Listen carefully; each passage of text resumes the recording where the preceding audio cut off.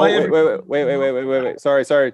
Take two. Here we go. In 5, 4, 3, 2, 1. Action. Hi, everybody, and welcome back to International PechaKucha Day. We're exactly 12 hours in to our 24-hour Zoomathon and our PechaKucha party that's traveling around the world, talking to all our presenters, because the 20th of February is PechaKucha's birthday. And what better way to celebrate it than having a PechaKucha Day and trying to talk to as many city organizers and presenters as we can. So it's a huge Mexican wave of creativity going around the world, and we will be going to Mexico later. I think hour 22 we'll be going to Mexico. So PechaKucha Day, this year's theme is love, because we really feel the world needs a lot of love right now. It's had a tough year, and we want everybody to sort of smile and be positive and tell us what they love. And so far it's been amazing hearing stories about how people love washing up. It was a bit of a but we've had some incredible love comes in many shapes and forms. Yeah, and that's so surprising and refreshing to hear. But it's been mainly charming and emotional, and good to know there's so much love out there. And we've had some amazing presentations by children too, from Tokyo International School. It's been the United School of Tokyo, I should say, but it's been really fantastic to hear all these different views about what love means. So we're really excited to get going for our next 12 hours. And I'd like to say a big thank you to the team here, which is led by Brian and Tomoko, and then our office, Klein-Dytham Architecture. Astrid and I are the founders of PechaKucha, and we've got our team here working through the night to make sure all these presentations slot into the schedule. So without further ado, because it is about 20 slides, 20 seconds, and keeping things concise, we'd like to welcome in our fantastic city of Dubai, who's been a big PechaKucha supporter over the years. And it's really great to hear from you guys. Hi, everyone. Hi, Maya. Hi, Maya. Thanks for being here. What time is it in Dubai? 6 on the dot. It's exactly 6 o'clock. So okay. PM, not AM. Good. Yeah, we're doing good. Well, are you watching any of the presentations, or have you just joined? We joined about half an hour ago. We got the last presentation. But the fire is quite intriguing. It's great. Yeah. Well, so Yuho loves barbecuing, and he's down in Osaka, and he went through a whole thing. You'll be able to see it on the replay about how he built his barbecue. He said, "Oh, it will still be burning." So we took him up on that, and he for 24 hours. Interesting. He's Finnish, so you could probably tell that. Anyway, he's been making us hungry. Anyway. Over to you. I won't talk too much. No worries. Thank you for having us. Is everything I just wanted to check that you guys have the content and that I don't need to share my screen. I think we're okay. I think we've got Marta, right? Yeah, I'll be introducing her. Yeah, I think that's the one that we have queued up, right? Are there other? That's the only one, right? Yeah, that's the only one. Yep. Deck should be on. Yeah, we're ready to go. We've got it queued up here. Awesome. Great. Okay. So yeah, give us a nice. Where's Marta? Is she here? Let me get her spot lit. Where is she? Here. Oh, she's with you. Wonderful. Okay, great. That's easy. We're trying to socially distance while we do this. So understood. Yeah. So I'll just be introducing Marta. Marta is a famed photographer. She has her studio here at El Cercal Avenue. Today she'll be describing the theme of love through the topic of the remembrance of the divine spirit within. She's a self-taught Yugoslavian-born creative and has worked with the world's most creative professionals and artists for over 20 years now. So she's most famous for her Icon Booth project, which is a transformational experience, as you'll see today. It really focuses on the idea of that really we are all one, and I thought this would be so in tune with the idea of how love is being translated in our world today. So she'll basically take you through how she sees love in our world today and how it's so significant today more than ever. She's a little bit nervous, I must say, but she's gonna do great. Her visuals are amazing. She'll take you through them all. She's actually doing our office photos, so it's gonna be an interesting project to see at the end. So I'll just transfer over to Marta if we can have the slides up. Thanks, Maya. Yep. Just Marta, when you're ready to go, tell me and I'll advance to the first slide. Hi, guys. Hello. I'm going to tell you, I have a very, very, very big dilemma. I am dyslexic, so I decided I will probably have my notes here to have them prepared for reading, if you don't mind. You're great. You're no problem. Thank you so much. All right, so I am ready whenever you are. As a visual artist, I'm aware that portraits carry powerful messages, and with that comes a responsibility that as an artist, I had to look deep in my heart and ask myself, what is going to be my message to the world? And my message is very simple. It's, we are all one. By the way, this is my first portrait I did with the man and the flower. And the first time that I break my comfort zone and ask a stranger on the street to take a portrait of him in a studio. And it was changed my life. So what I mean by, like, at the core of who we are as humanity, I believe, is love. And another thing that I really believe is that we are like not separated, and we are like branches from the same tree.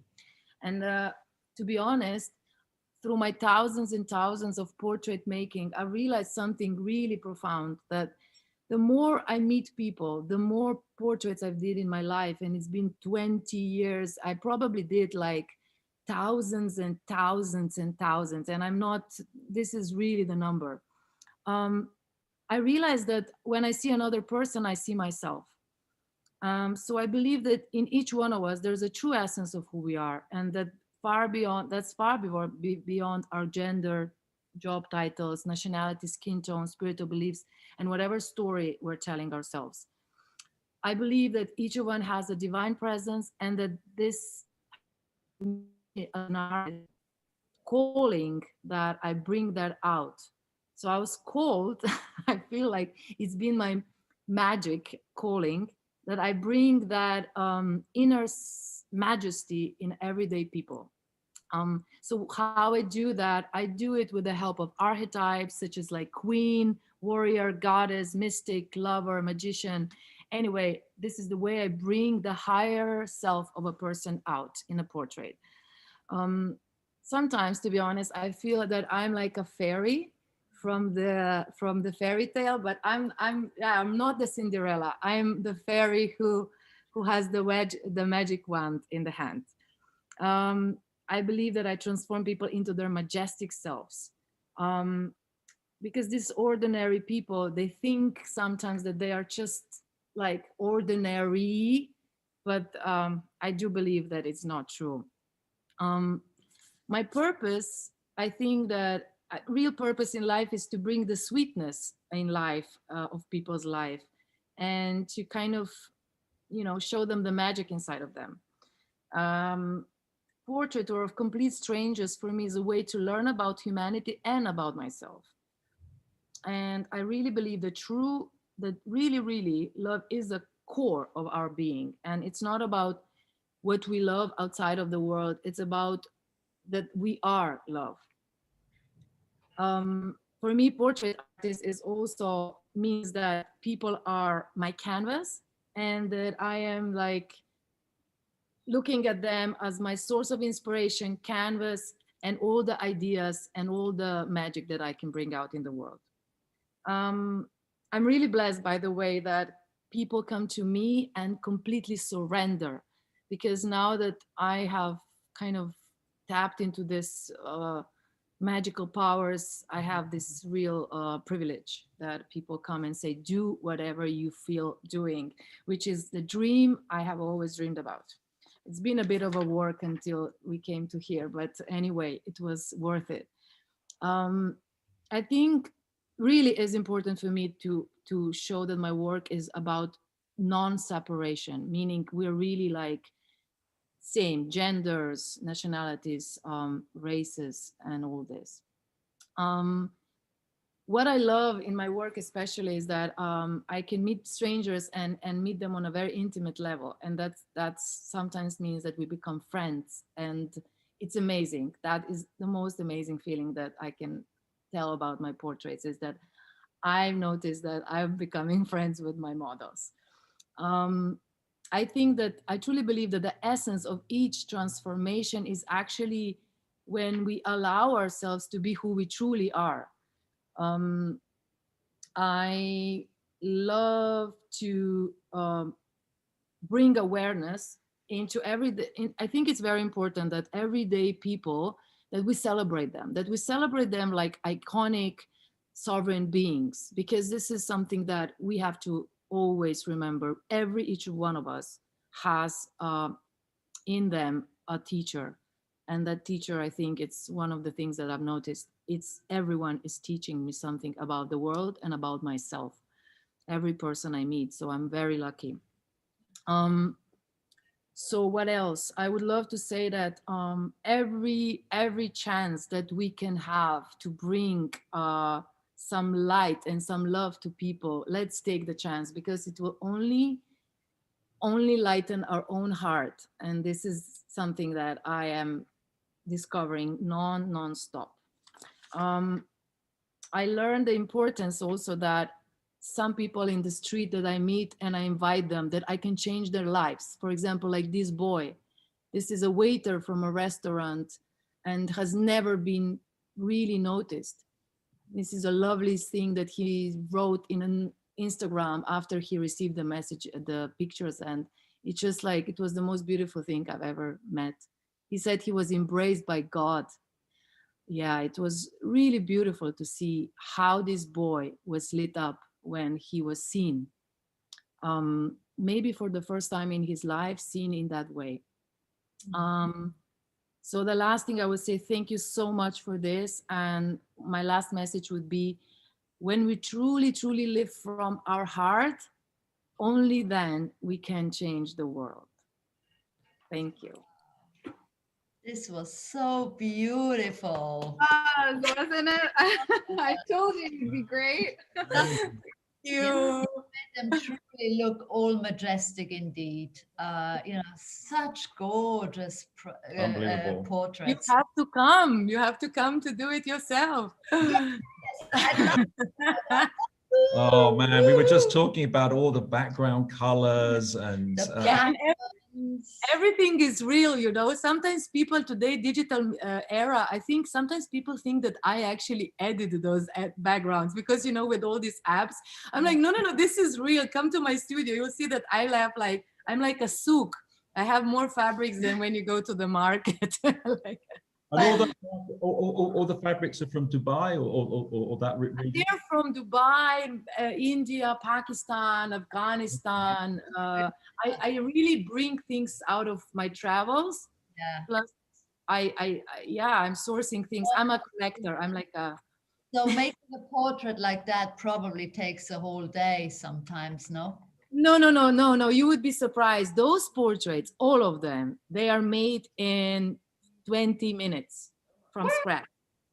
Marta did it. She can tell you. I was one of them. Yeah, it literally took 15 minutes. She just comes up with things on the spot. She doesn't even plan for it. It's like, and you transform. I can do 15 to 18 people in a day, or 20. I don't know. I just did one's record. It was 19 people. 19 was very tiring, but I can do that because I have this like energy from each person, energy, and then I collapse, and I'm Well, it was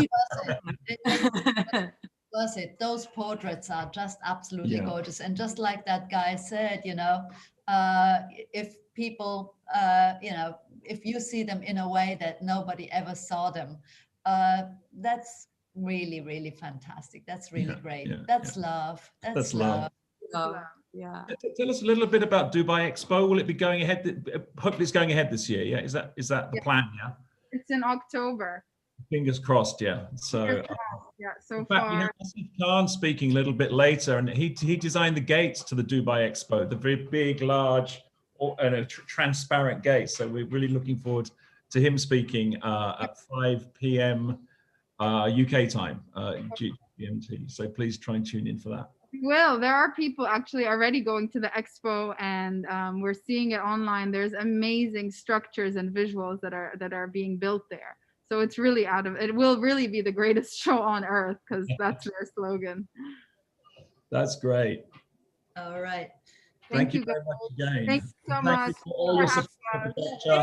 By the way, do you have a recorded this thing? Yeah. Maybe I wouldn't. Yeah, and we will, Marta, we will broadcast your presentation far and wide. This is a great, empowering presentation, and I think not only will photographers glean so much from what you've said tonight, but anybody who loves photos, or just anybody who loves people, will have something to take away from this. So thank you so much for sharing. I can't wait to share. I can't wait to blast this out on the broadcast it out on the global stage. So thanks again. Yeah, that was amazing.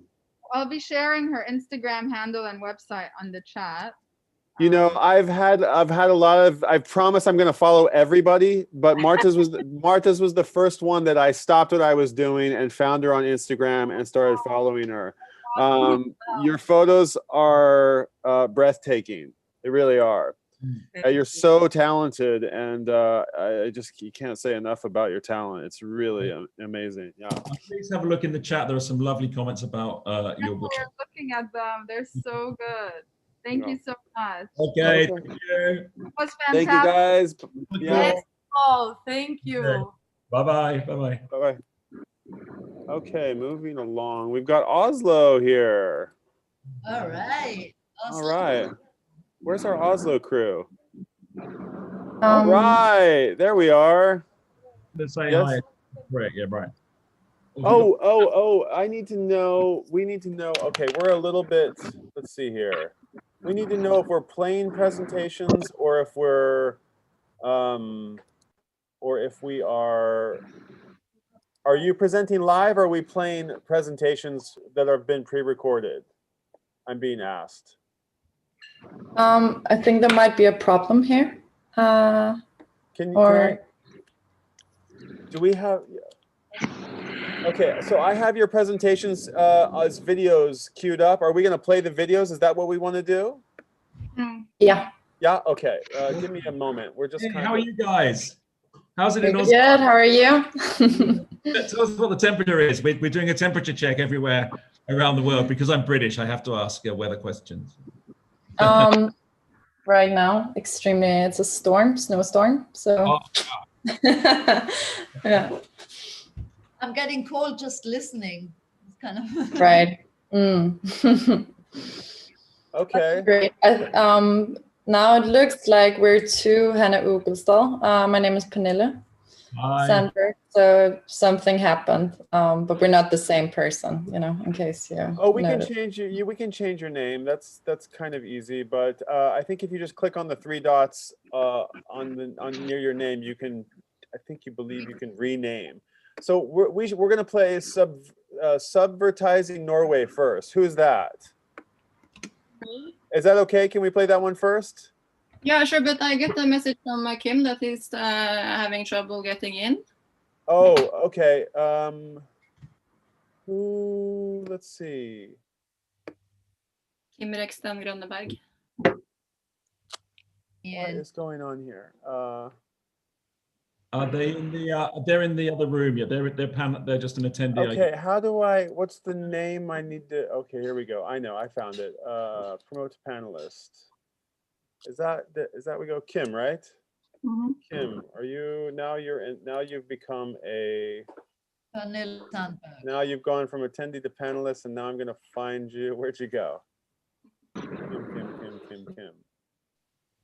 If you can start your video. There we go. Hi guys. All right, we're all here now. Hey. Yeah, thanks so much. Sorry about that. Sure, no worries. There we go. Nice photo. Hey. Nice photo. Wow. Oh yeah. Great to see you. Yay. Good to see you again. Sorry you got locked out a little bit there. Yeah, sorry, I was left out in the Oslo cold, but it's great that you let our speakers in first. That's very nice of you. Well, sorry, we're juggling here, but let's get going. You want to give us a little introduction? We're gonna play Hanna's presentation first. Sure, no worries. Yeah, I just want to say hi from Oslo, and we've been doing 53 PechaKuchas now, and amazing. Yeah, this is our regular venue here. So we're really looking forward to gather people again.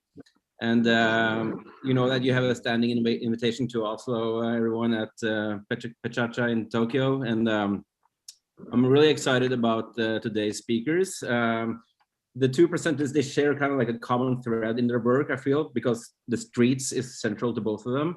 Hanne and Subvertising Norway, they challenge the roles of advertising in public space, while Pernille has documented some of those who spent a lot of time on the streets, namely those struggling with drug use. So unknowingly, we have a common thread in the talks today, and I'm super excited to have both Hanne and Pernille presenting for you. So yeah, take it away.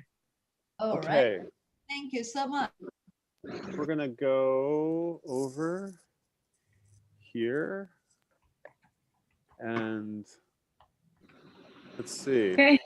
Let's hope this works. All right, here we go. We're gonna start playing right now. Okay, I'll start then. So I want to tell you about Subvertising Norway. We're a not-for-profit collective of people who are dedicated to questioning who has the power and authority to communicate and create meaning in the public space. And we do that. I'm sorry. I'm sorry to interrupt you, but are we playing your slides? Or are we going to play your pre-recorded presentation? You're playing my slides. Just playing the video and I will read. But not your voice. I'm talking, yes. I understand. I'm sorry. I misunderstood that. So we have your slides queued up here. I'm sorry. Take two. There's a little bit of confusion. Sorry about that. Let's get that. Well done, Brian. Okay. All right. Hold on. We're almost there. Sorry to interrupt you. I know that's startling, but we'll get it right. Ooh, almost. Come on. It's been 11 hours. Yeah. Plus many more preparations ahead of that. So okay, here we go. I'm sorry about that. And just tell me when to start and I'll start. Okay, sorry about that. No problem. No problem. Okay, take two. We got it this time, I promise. Here we go. In 3, 2, 1. The 20 slides are yours. Thank you. So I want to tell you about Subvertising Norway. We're a not-for-profit collective of people who are dedicated to questioning who has the power and authority to communicate and create meaning in public space. And we do that through acts of creative subversion and art-based activism. So advertisements are everywhere, both in the digital and physical environments. Sometimes they're easy to avoid, but outdoor advertising leaves us with little to no choice. Advertising only has value because we are there to see it, meaning that we are not only the audience, but also the commodity being sold. We believe in the basic principle that the visual realm in public space belongs to everyone. So no one should be able to own it or buy it. Public space should facilitate dialogue, debates, and the exchange of ideas. And everyone should be free to participate, not only companies and organizations that can afford to rent our attention. And the wider debate about what anyone should be able to claim ownership over when it comes to our shared resources, freedom of speech, and the place money has in all of this is also something that we hope to encourage. So we know we are in the midst of both ecological and humanitarian crisis. These problems are linked, caused by capitalism and consumerism, fueling the advertising industry, and that in turn is impacting our culture in a way that further enables this process to continue. And people will say that ads doesn't affect me. because we don't really want to buy that thing that we are trying to be sold by that particular ad. But the purpose of those ads isn't just to sell, it also normalizes and fuels the cycle of consumption. You might also say, I hardly ever notice adverts, so they don't work. But I'm pretty sure that the people in the ad industry would disagree with you. So we believe that the effects advertising has on our minds, our society, our culture, our biosphere is deeply concerning. The goal of advertising is not to create a genuine and lasting sense of happiness or fulfillment. That wouldn't be profitable. So you want to make people think about the relationship to advertising, and maybe more importantly, how we interact with and understand our shared public spaces. You want to give people a sense of agency, where they feel empowered to actively change their immediate surroundings. And we got keys for that. So when I say keys, I'm talking about the means to open and outdoor ad shells. And there are a few different ones. We here in Oslo normally use an 8mm square mail key. And I got mine at the local hardware store. We do workshops to teach people the method. The three most common ways to subvert is to remove, modify, or replace. And removing is the quickest, cheapest, and easiest. You can roll up the ad and leave it inside the ad shell. And then you just rearrange the part, leaving everything intact. Or you can hold on to it and create a new piece to put up later. And modifying ads, also known as culture jamming, is one of the oldest forms of ad busting. Modifying ads can be done by either painting directly on the billboard or pasting over the top, as in this example. It's simple but effective. Replacing ads is perhaps the most common form of ad busting today. Ad posters are pulled out and replaced with other work, and that way everyone gets an opportunity to work with the scale and visibility of advertising.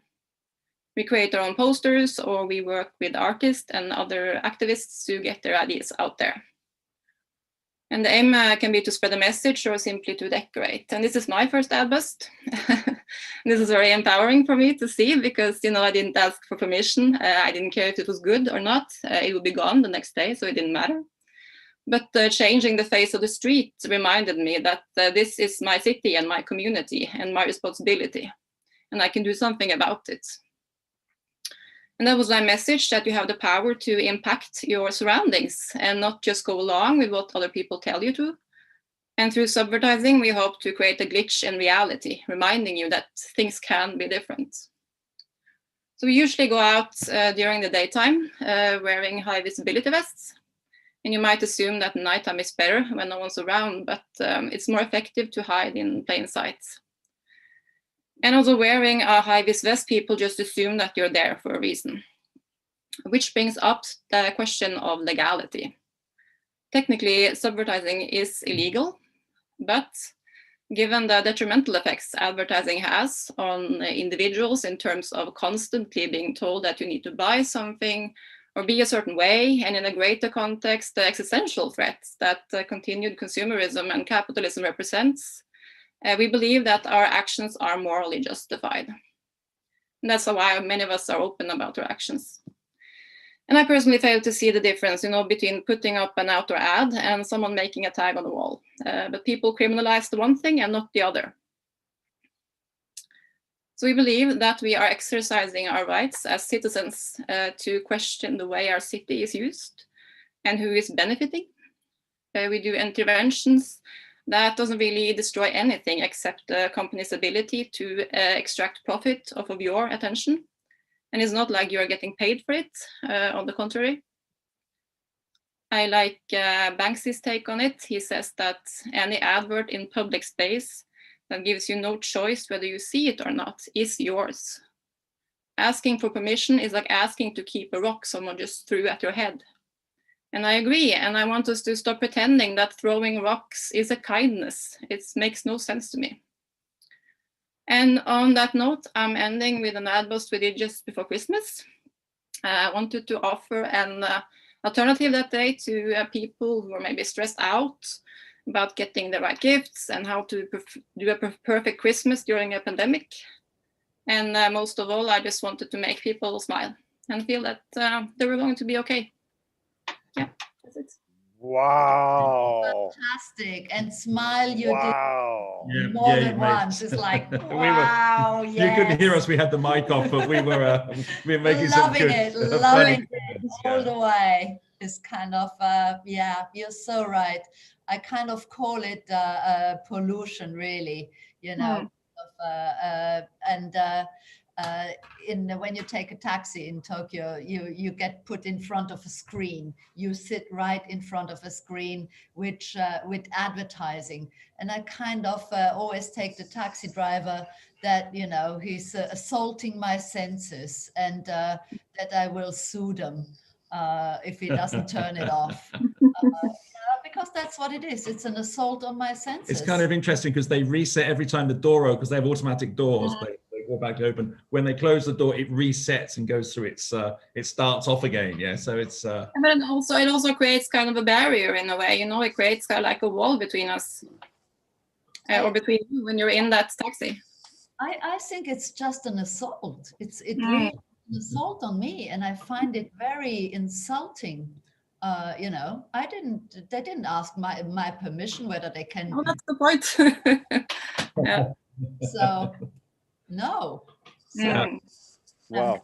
To just add on that, we had James, one of Hanne's colleagues from Subvertising Norway, attending one of our previous PechaKuchas, and they handed out keys for the ad shells to the Norwegian audience so that they could go immediately out into the streets and start acting. You handed out the master key, huh?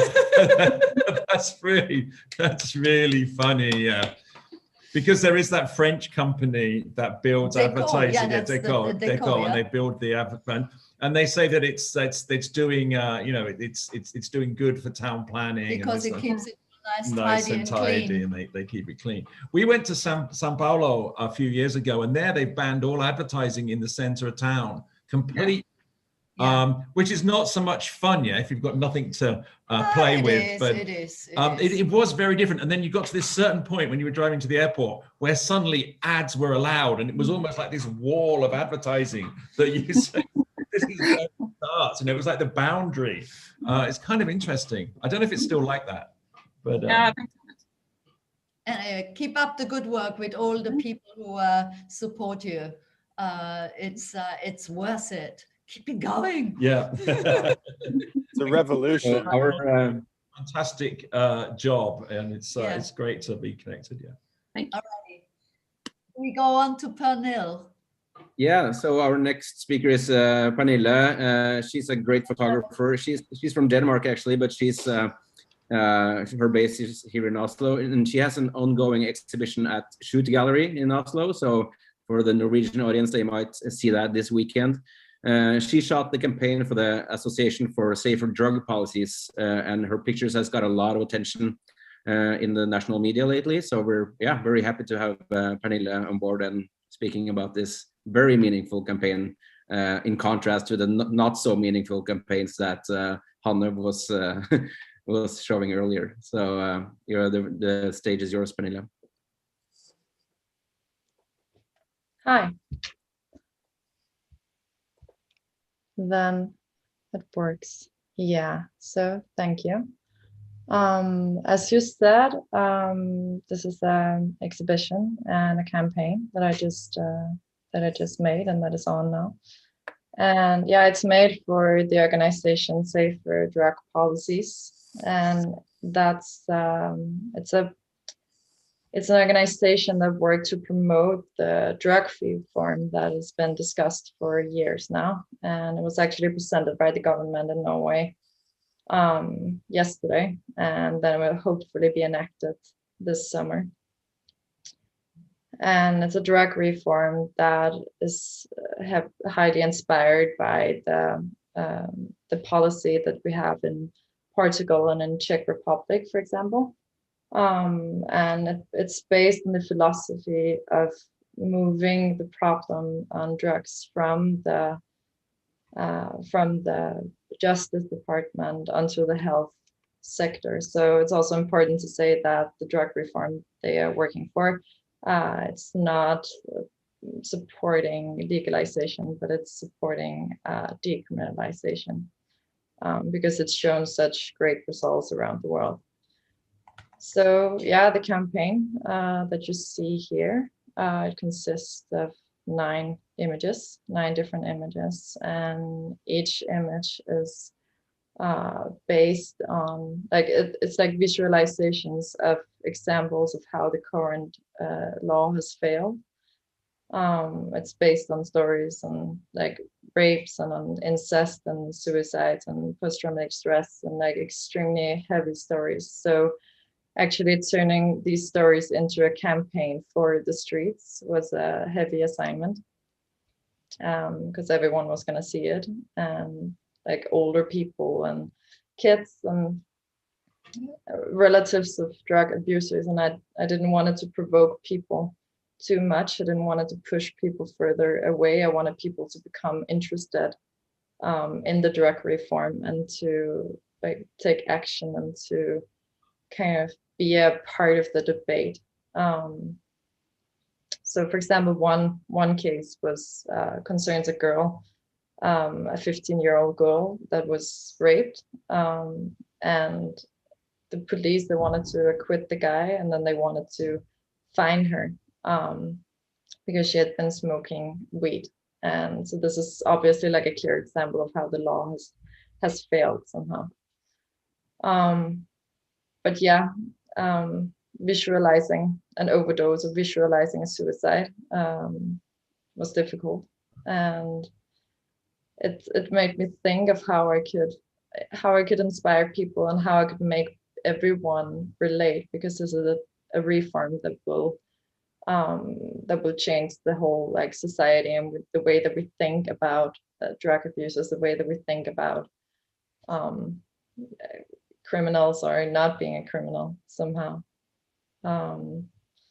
So I started to reflect on how we express pain and how we express like the stress that we're going through, or how we express how we express anxiety in general. And what happens is that we begin to sweat, and we begin to we tighten our muscles, and we like our whole body language change, and we hide. We want to disappear. And also one story in the campaign concerns the suicide, so that's how I wanted to capture the kind of emptiness of this. And I truly hope that the campaign and kind of the emotions of it, that it will inspire people to take action somehow, and think about how society could be changed like this. So luckily, it also turned into an art exhibition, which gave us a chance to expose it even more, and make even more people see it. And this art exhibition was sponsored by an investor called FAD, and then also the gallery and several other organizations. And like full proceeds goes to the organization Safer Drug Policy, so that they can continue their work for this drug reform. Because as I said before, the drug reform will hopefully get enacted this summer, but we don't know yet. So we'll just have to wait and see, and just keep fighting somehow. But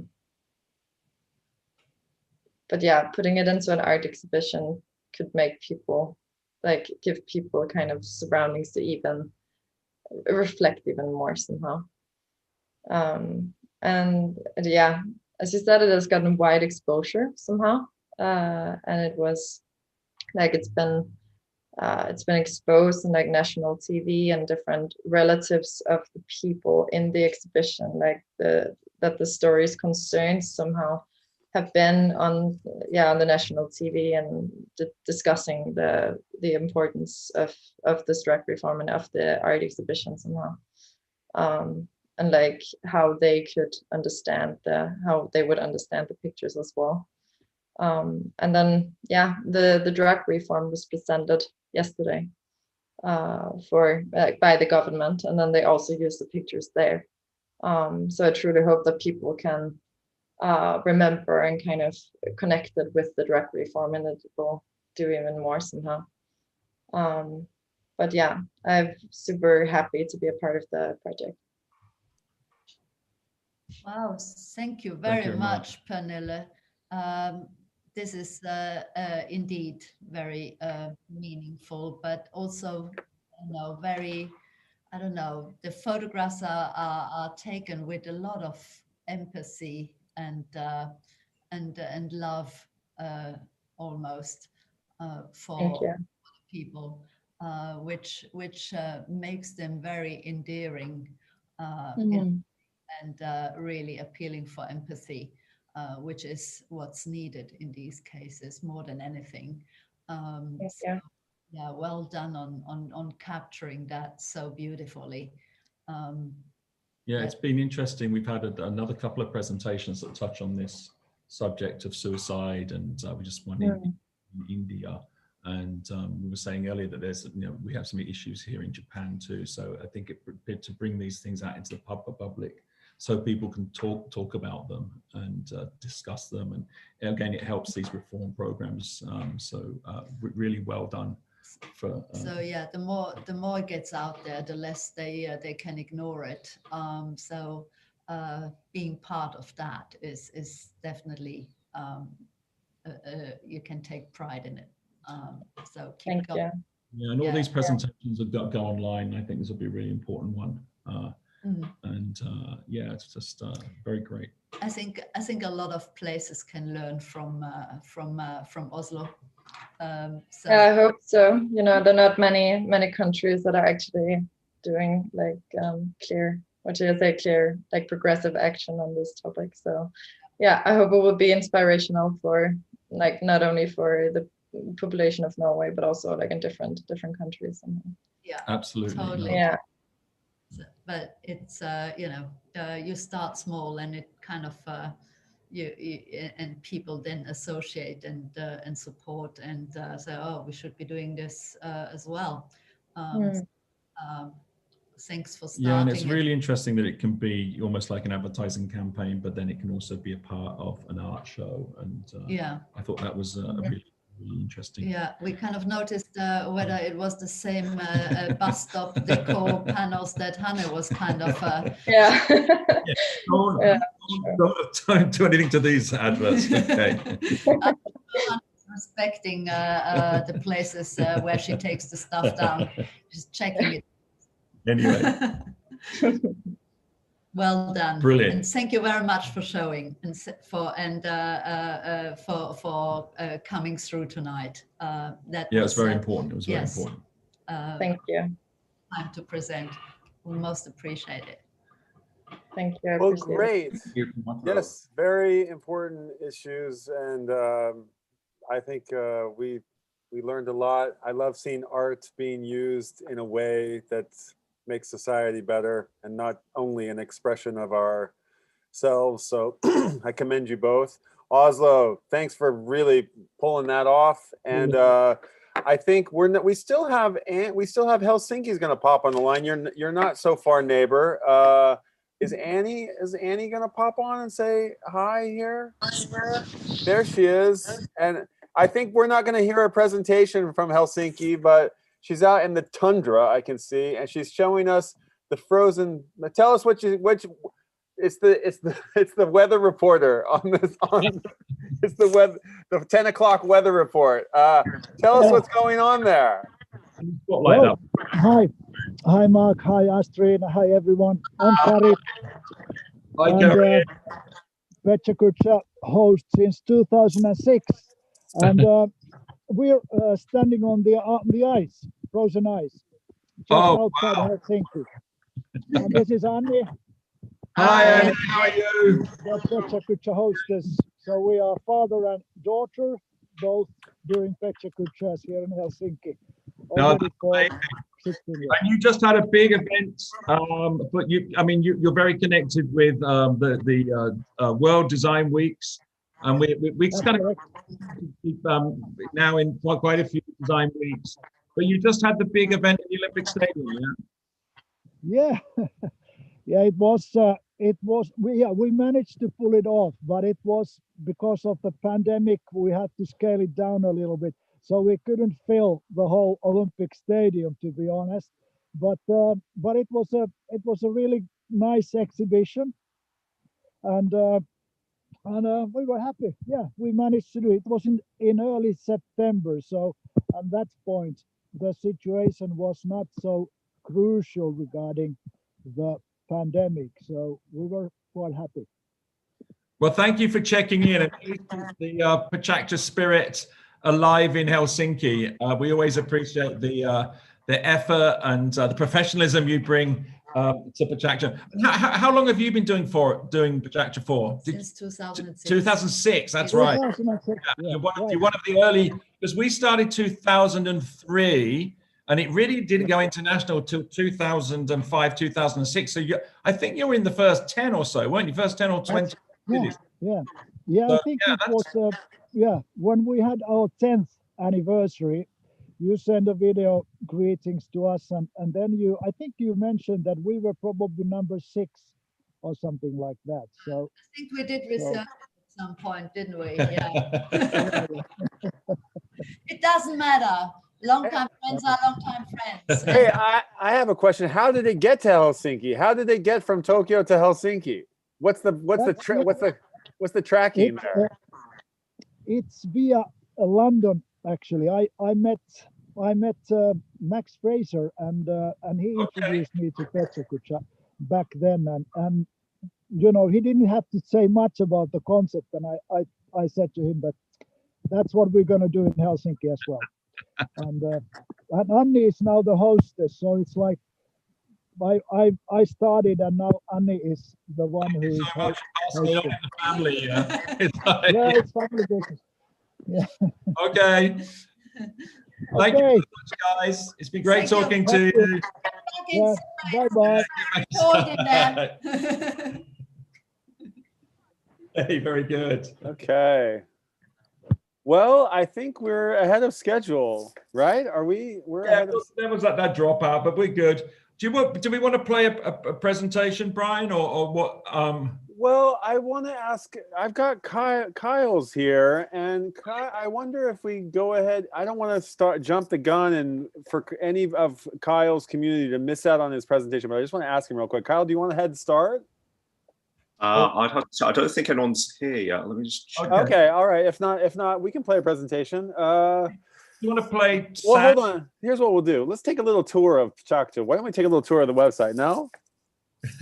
If you feel like it, Brian. Well. I was trying to give you a break, dude. Okay, that's a good call too. Actually, I like that idea. Let's play a presentation. Why not? What should we play, Mark? We've got Sam's will come through. Sam's musical one. Oh, that's a good one. Okay, you want me to find Sam's? All right. Bennett on earlier showing his fantastic photographs of rust in Tokyo. But Sam's a musician and quite an accomplished photographer. And it fits in with the advertising theme quite well, because advertising is, as Astrid said, is totally pervasive in Tokyo. And these are shots he's taken of people across platforms, and he sort of wrote a poem about 20 shots of people he saw, and he performed it live in our space in Tokyo in Super Lux. It was pretty. Are you finding it there, Brian? I got it. It's queued up. Yep, it's here. Hold on.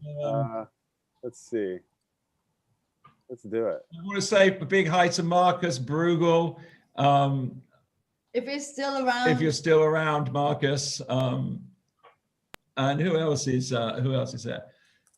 Mark, yeah. This is the one, right? No, it's no, it's the one on your. This one. This one, yeah. Okay. All right. Here we go. Tokyo. Oh, whoops. It might need a little adjustment. Give me a second. You told me you had no time for me, baby. Ouch. But that. Ouch, ouch, ouch. Yeah, it's a bit overmodulated. What do we do about that? I think you just turn it down, everybody. I can't. Yeah, maybe I can't. I don't know if. Oh, maybe I can turn it down here. There we go. I'll turn it down there. All right, let's see here. Ooh, 13. Brian. Okay. Say again. Brian, sorry to gate crash. I just some of my speakers are turning up. Can I just give them a message to put themselves on mute? I forgot to tell you. Yeah, to do sure. That. Cool. So you're asking your attendees to mute themselves when they come in. Yes, thank you, Kyle. Yeah, just done it. No worries. Yeah, thank you for your best Zoom etiquette, Kyle, and thank you for everybody who's been on their best Zoom etiquette. And it's been amazing, actually. People coming in quietly, sitting there. Mostly, yeah, we've done pretty good. Everybody's pros at this. Yeah, as we say, if we'd have done it a year ago, I don't think anybody knew what Zoom was. I don't think so. All right, here we go. We're going to play this presentation by Sam. Okay. That was a lie. All right. Yes, that was a lie. That was a lie.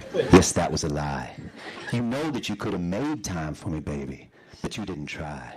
No, you didn't try. I waited and waited for far too long. Now you're finally coming around. Listen now to my footsteps walking away. You'll have to get used to that sound. A toast to your workaday soul, you long toiling salary man. Let's all raise a glass in your honor. You're doing the can. Ebisu, Sapporo, Suntory Mots, Kirin, Asahi, or Zero. You deserve these and more when your long day is done. You worker, you warrior, you hero. Hey babe, I'm in a hurry. No time for your guitar. You go ahead and leap around like you're some big rock star. It's 9 p.m. I'm just off work. I'm heading for the bar. Hey babe, I'm in a hurry. No time for your guitar. Been climbing these stairs all my life, little darling. Climbing, and now I've grown old. And there's just one thing I'd like to ask you, my darling. I'll ask, if I may be so bold. One simple gesture, one simple act, one wish that I have, I won't lie. Please kiss me just once on the forehead, my darling. Kiss me just once before I die. I look at you, baby, you just look away. It happens like that just about every day. It's killing me, babe, I don't know what to do. Can't you see, baby? You're making me blue. Oh, can't you see, baby? You're making me blue. We're marching, yes, we're marching. We're all marching off to war. Don't know when it started or when it'll end. Don't know what we're fighting for. But they told us to go kill the enemy. And our fingers are firm on the trigger. And if life's like a Hollywood movie, we'll win. Because, you know, our guns are much bigger. Honey, where'd you get that umbrella hat? Been looking all over for one like that. I could walk in the rain and my head would stay dry. That's exactly the one that I'm looking to buy. Yes, I'm looking for something like that. I need me an umbrella hat. You try, yes you do, to tempt me, sweet woman. All decked out in silk and in lace. But there's something about you that smells like a lie. It's as clear as the paint on your face. So dangle your undies above me, my dear. But I will not be swayed by such charms. Got a woman at home and she loves me just right. And I'll soon be wrapped up in her arms. I'm such a lucky fellow. I'm such a lucky chap. For I'm the newest member of the aging boy band SMAP. I'll do TV commercials, stupid songs, and all that crap. For I'm the newest member of the aging boy band SMAP. I know that I could never be your man. But baby, there's just one thing that I hope you'll understand. Just one request I have of you, my dear, if you'll allow. I'll come right out and say it. I'll say it to you now. Let me put my phone on your collarbone. Let me put my phone on your collarbone. Honey, and then I wouldn't feel so sad and alone. Let me put my phone on your collarbone. You wonder why I look so weirdly gleeful. Well, the answer's plain to see if you look here. I'm a psychopathic killer, and I'll soon crush this guy's head. I'll crush his head with these 2 cans of beer. I fell fast asleep on the train, and I dreamed about 2 groovy chicks. They ate ice cream sandwiches. Then in the dream, the sandwiches turned into bricks. They bit into the bricks and their teeth started crumbling, and then I woke up with a fright. I'd missed my stop. I was on the last train. I stayed Kunitachi that night. Your girlfriend? She's okay, man, but it's you I want to touch. It's you I want to touch. It's you I want to touch. She's pretty, yeah, I guess, but am I interested? Not much. It's you I want to touch. It's you I want to touch. You see that gal with the mischievous grin? She moves objects by will, and she's at it again. She can open your door, she can open your window. She's about to spill beer on that poor fool's Nintendo. I just want a job on the pit crew. It'll be real exciting, I bet.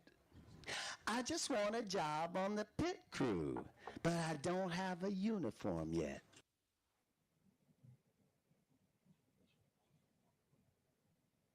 What are we watching? What are we watching? At the bank. 'Twas a typical morning, you see, when I found myself in a bright new world with a young lady beckoning me.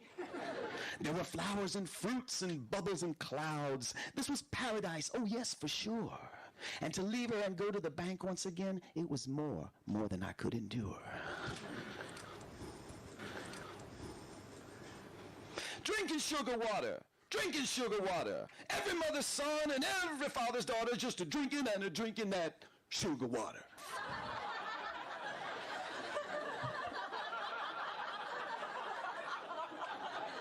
I am an exile from the sparkling life.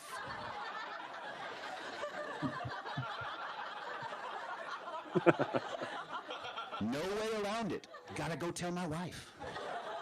Gotta go tell my friends. Gotta go tell my child. From the sparkling life, I've been exiled.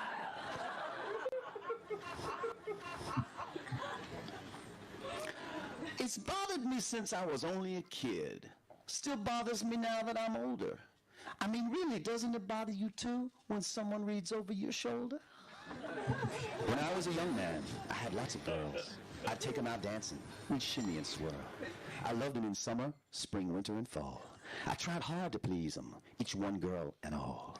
And now that I'm old, their faces I see. I look at the girls, and the girls look at me. Yes, friends, I'm old now, and my song's almost sung. But in my mind's eye, the girls are still young. Thank you, Sam Bennett. So he's obviously was going to work each morning and probably on the Yamanote line, and was shooting across the platform when all these people were standing there. And as the ads changed over the year, he got these absolutely fabulous shots of people in front of them. And as you can see, he's quite a poet, and he actually gave a presentation earlier on in the second hour. And I thought it was just worth showing that as a little bit of a give Brian a break on the video deck. So back to you, Brian. How are things? Okay, I think we're here. Let's just I guess let's make an official.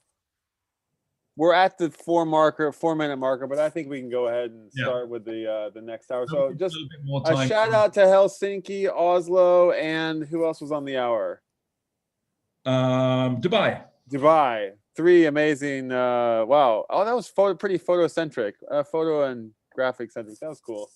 And let's go ahead and head to British time and go to hour 13 in dun, dun, dun, dun. Oh no, is it 13? I keep getting these wrong. No, we're out. Yeah, it should be 13, Brian. Is it 13 or not? Have we got them in the wrong? See. Dun, dun, dun, dun, 13. Yeah, we're not seeing that. Oh, whoops. That's because I've moved this thing over here. Shall we try it again? Here, I'll see if I can go back one. I wish I could go. It won't work. Sorry, I haven't got my video on either. So there we go. Okay, hold on. Very good. Mark made these lovely sparkly transitions, so you gotta let me play them again. I should have had that queued up. Mark, you gonna get your drum roll ready? All right. Hold on. She'll do it again. She'll do it again, Brian. Go back. All right. Hold on. How many hours did you spend on this? Was it a 10-minute job, or was it like was it an hour-long job? It was a 10-minute job. Okay. Dun, dun, dun, dun. Welcome Hour to 13. 13. Wow, we're getting there. We're past halfway, Brian. So yeah, welcome PechaKucha Manchester and Kyle, who's been a long time supporter of PechaKucha and was instrumental in getting us online. I think we'd all got roughly the same idea that we should, in March, we had no events on that. We'd gone from 100 events, 150 events a month. Then it was, it was 80, and then suddenly there were no events in March. And we'd had a little meeting online, and then Kyle pulled together a really great event on April the 9th. I remember that because it was my birthday, and we had our first online event. And since then we've pivoted and held over 300 events online. This is definitely the longest one. So great to be here. I was up at 2:30 this morning because I thought I'm going to be here for the start. I kind of wanted to like show solidarity, and I was like sat on my sofa and I conked out and woke up at 3:45 a.m. So I missed it. So I was there kind of in spirit, but I was also snoring. But yeah, thank you so much for the support. But yeah, 300 events, it's incredible. I can't believe you're all still awake. It's your passion. It's the fiery spirit of all the organizers' PechaKucha passion that's keeping us going. Okay. That's cool. Kyle, do you want to tell us what number, what's going on in Manchester? What volume are you guys on? What's the spirit of PechaKucha in Manchester? Well, this one's now 32 for us, so we're up to 33. We took a bit of a break for the tail end of 2020 just to recuperate because we've just been on it solidly since September 2016. But yeah, we're back. Our next event's in April, so volume 33. The theme is the power of colour. So we're going to be looking at colour from all sorts of perspectives. We've got people talking about how it could be used in organisations. We've got kind of like a zoologist, botanist talking about colour in the animal kingdom. But also we really want to celebrate people of colour and creators of colour as well, because that's part of our mission, is to kind of use the platform to celebrate the incredible diversity of creators in Manchester and around the country as well. So looking forward to that. So we're pulling the lineup together. So we'll probably be announcing that in a couple of weeks' time. Nice. Yeah. Groovy. I'm gonna bring your activity in the back of your room as well. I can see. It's like, wow, it's a treasure trove. I'm definitely a maximalist. I'd like to be a minimalist, but it's not going to happen. But I wanted to celebrate. That's my Gundam collection there. That's Japan there. So. Nice. But yeah, it's great. So yeah, we've got 4 speakers today. So I think I might have to shut up very soon so we can sort of get along. Shall I bring them all on stage, or should we just jump right into it? What shall we do here? Whatever's easiest for you. I think our Cotonou guy is maybe MIA, so we're kind of playing it by ear here. But let's dive right in. Let me go ahead and do this. We've got Chris, we've got Rob. I think there's Manchester. Let's see here. We've got Rob, Chris, and Robin, and queued up. Can we get? I don't. Rob's got a new name, but. Did somebody get the spelling on that incorrect? I think he's. It was. I'll go with that. I'll go with that. Yeah, that might have been a non-native somebody who maybe that name wasn't familiar with them. So our deepest apologies for that. That's fine. It's fine. I get called Ron all the time, so it's close enough. And people manage to call me Ingrid. I know they mean me.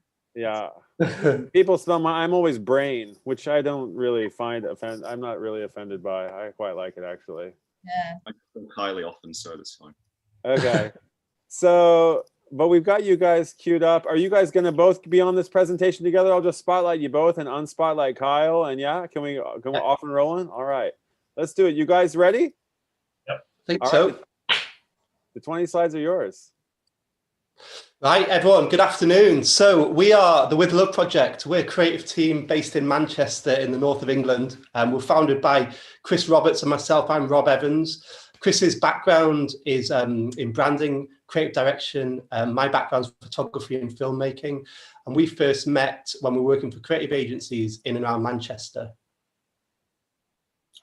Yeah, in the past, we both worked for global giants and startups, and we kind of both with helping faceless brands push shitty products into the world. So we decided just to work with people and brands that are actually making positive change, and our focus became game changers, free things and goodies. Go. So we specialize in photography, film and creative direction for purpose-driven brands. We've decided that we're only going to take 6 projects on a year. So it means we can really immerse ourselves into each project and really stand behind the brands that we're working with.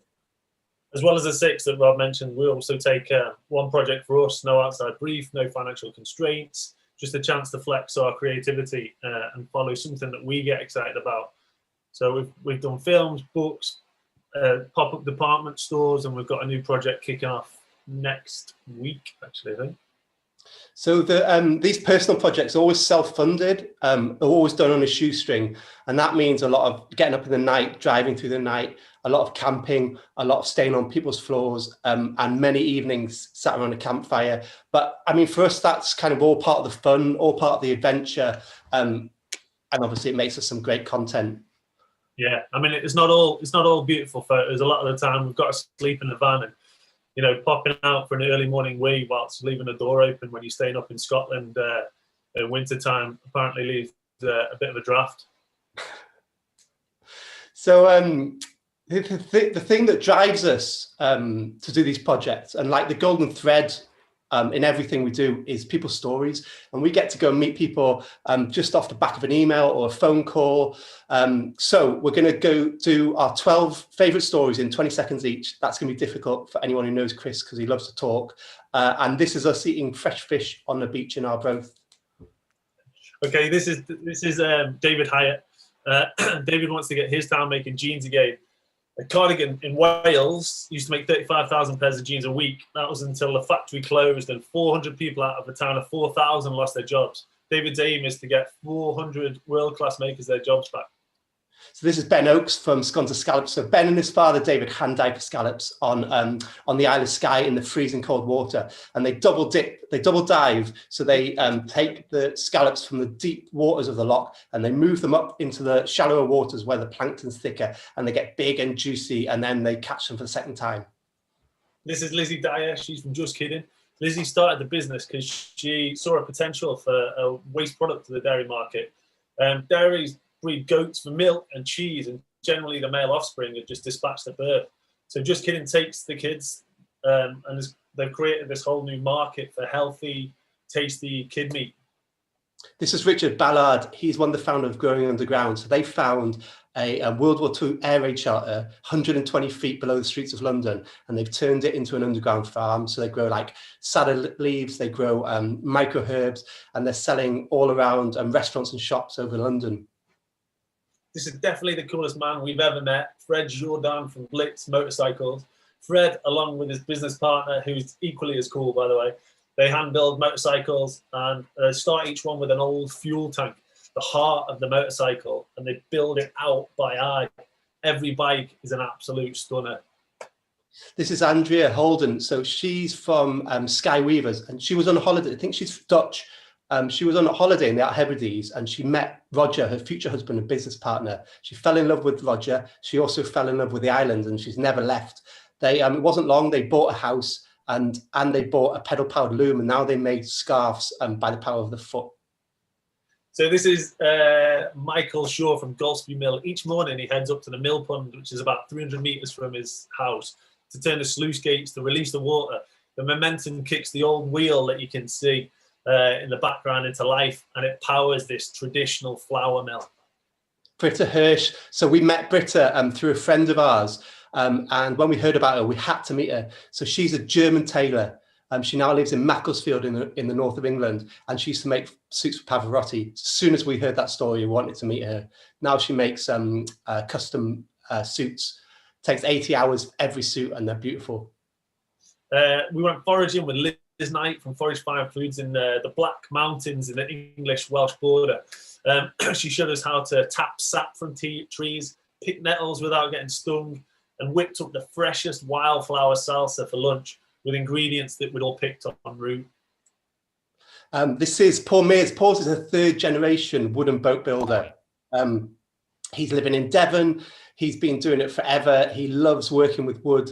Paul's only problem is he's incredibly seasick, and he's actually never been out in one of the boats that he builds. Caught up. Down in Devon, Dave Smith showed us around his workshop, and it's filled with stunning hand-painted finished signs.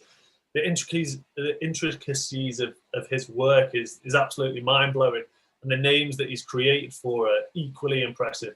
It was a real treat for me from a design point of view to get in and just spend time with him. This is James. James builds wooden surfboards in Cornwall, of all places. We've met him loads of times and have never once seen him wearing any shoes, which is weird.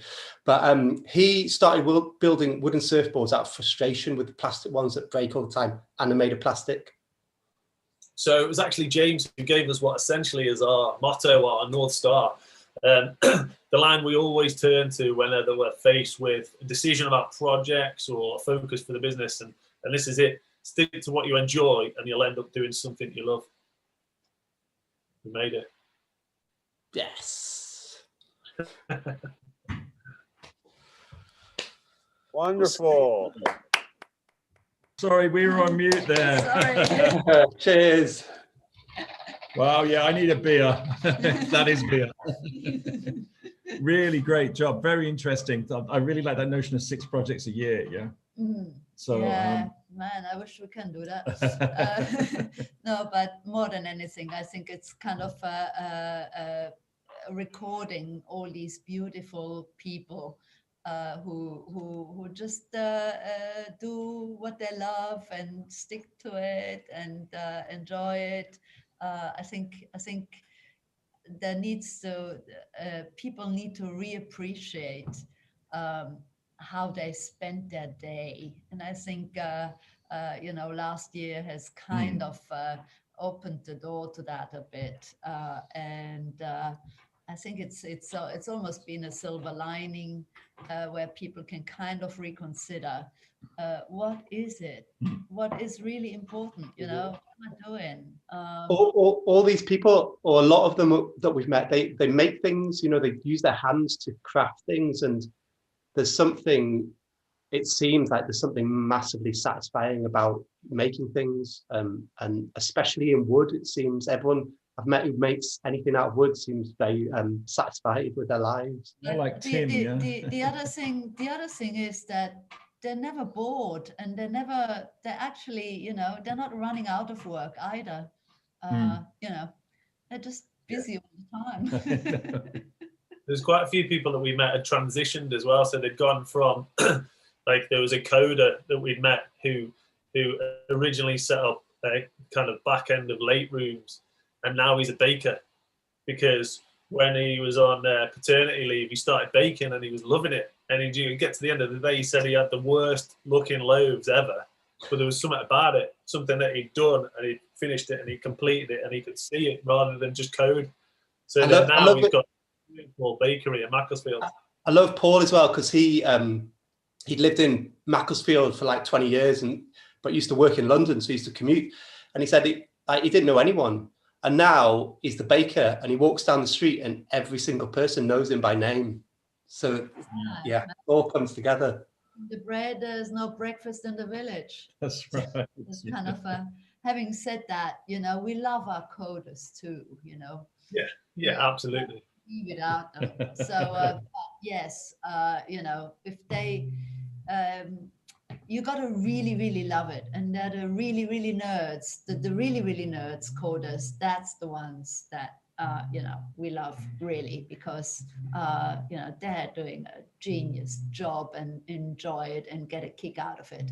It's like magic, though, isn't it? If you don't understand it, it's mind blowing. Yeah. But we need all brains. It's the funky combination of the baker and the coder, which is so cool. Anyway, great job and lovely presentation. So thank you. Thank you. Thank you so much. And yeah, I've got your book for the With Love project. It's beautiful. You can pick up and have a flick through. It's definitely worth doing it. But yeah, we're going to keep going. So Julie, are you ready? Hi. Hi, Julie.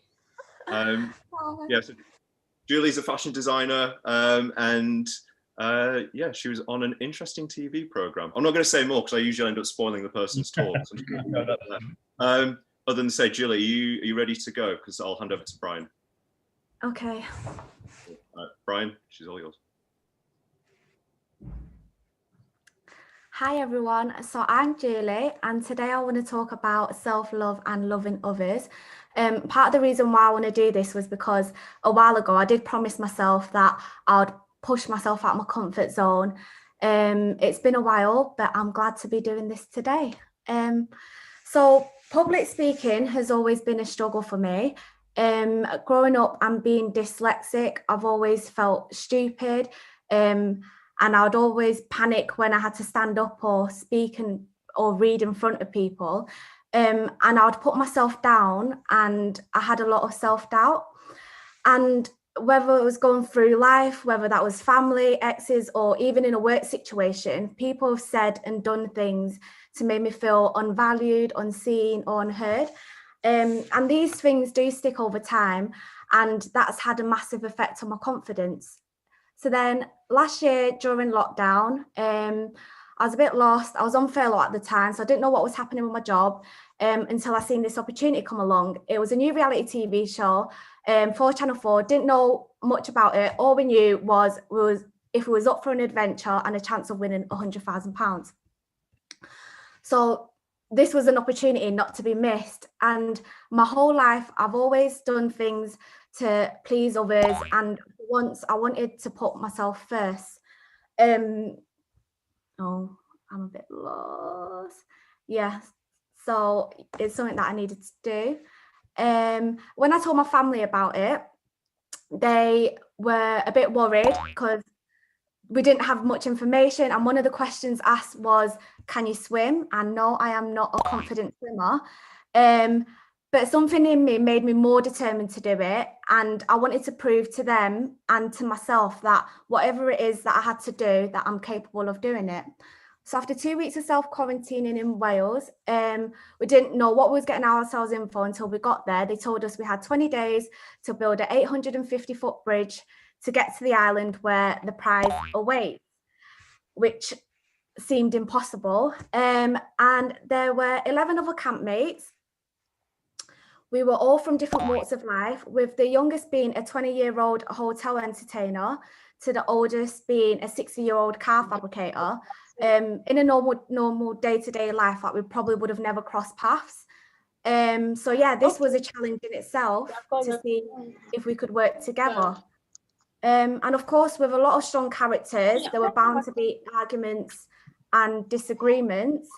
And then with one person in particular was Sly. At first I thought, who is this man? Why is he kicking off with everyone? I just didn't get him, but I knew deep down he wasn't as bad as what he made out to be. So after taking my time getting to know him, we had a heart-to-heart with one another, and we both found out that we've been through similar hardships. He told me he also once struggled with his self-confidence when he was younger. And in life, I believe that you should take your time to get to know people. You never know what someone's going through, and everyone's fighting their own battles, and you'll be surprised that you're probably more connected in more ways than others. And then halfway through the bridge build, there was a moment in there where we all had to stand up and pitch why we deserve to be here. And this was my worst fear. Like, I could just feel myself panicking more and more as it got closer to me. I didn't know what to say. I didn't know how to say it, and I just couldn't do it. And then Sly stood up for me, and he spoke up for me when I couldn't speak for myself. And that was something that he didn't have to do. And it really did mean a lot to me. It just showed his character and our friendship. And this was when I realized how much of an issue it was. So usually I'd run away from these situations, but it was something where I realized that I had to face my fears. And then Sly said something to me. He said, you could be the most articulate person using all the fancy words, but that doesn't mean anything as long as what you say comes from your heart. And that really stuck with me. As hard as it was for me, it helped me with my development and my self-acceptance. I may get my words muddled up all the time, or I might not pronounce things right, but that's what makes me me. And I just need to embrace it and stop being so hard on myself. So then 20 days of many ups and downs and twists and turns, we managed to get the bridge built. It wasn't the prettiest of bridges, but it was our bridge. And not only did we build the bridge to the island, we managed to build the bridge with each other too. And we all had lessons to learn, not only with ourselves, but with each other too. And it just goes to show that we could all be different, but if we all come together, we could achieve great things. And so the final plot twist was at the end, everyone had to vote who they deserve to be the winner. And I was shocked when they announced that I was the winner, and I just couldn't believe it. It was such an incredible feeling to have that recognition from my campmates, and they appreciated me for my hard work and for my friendship and valued me for who I am. And I am forever grateful for this experience because it was the start of my self-love journey. So yeah, to finish this talk, my message to you all is to do more of what you love, be kind to those around you, whether it's your friends, your family, or even to a complete stranger. You never know what someone's going through.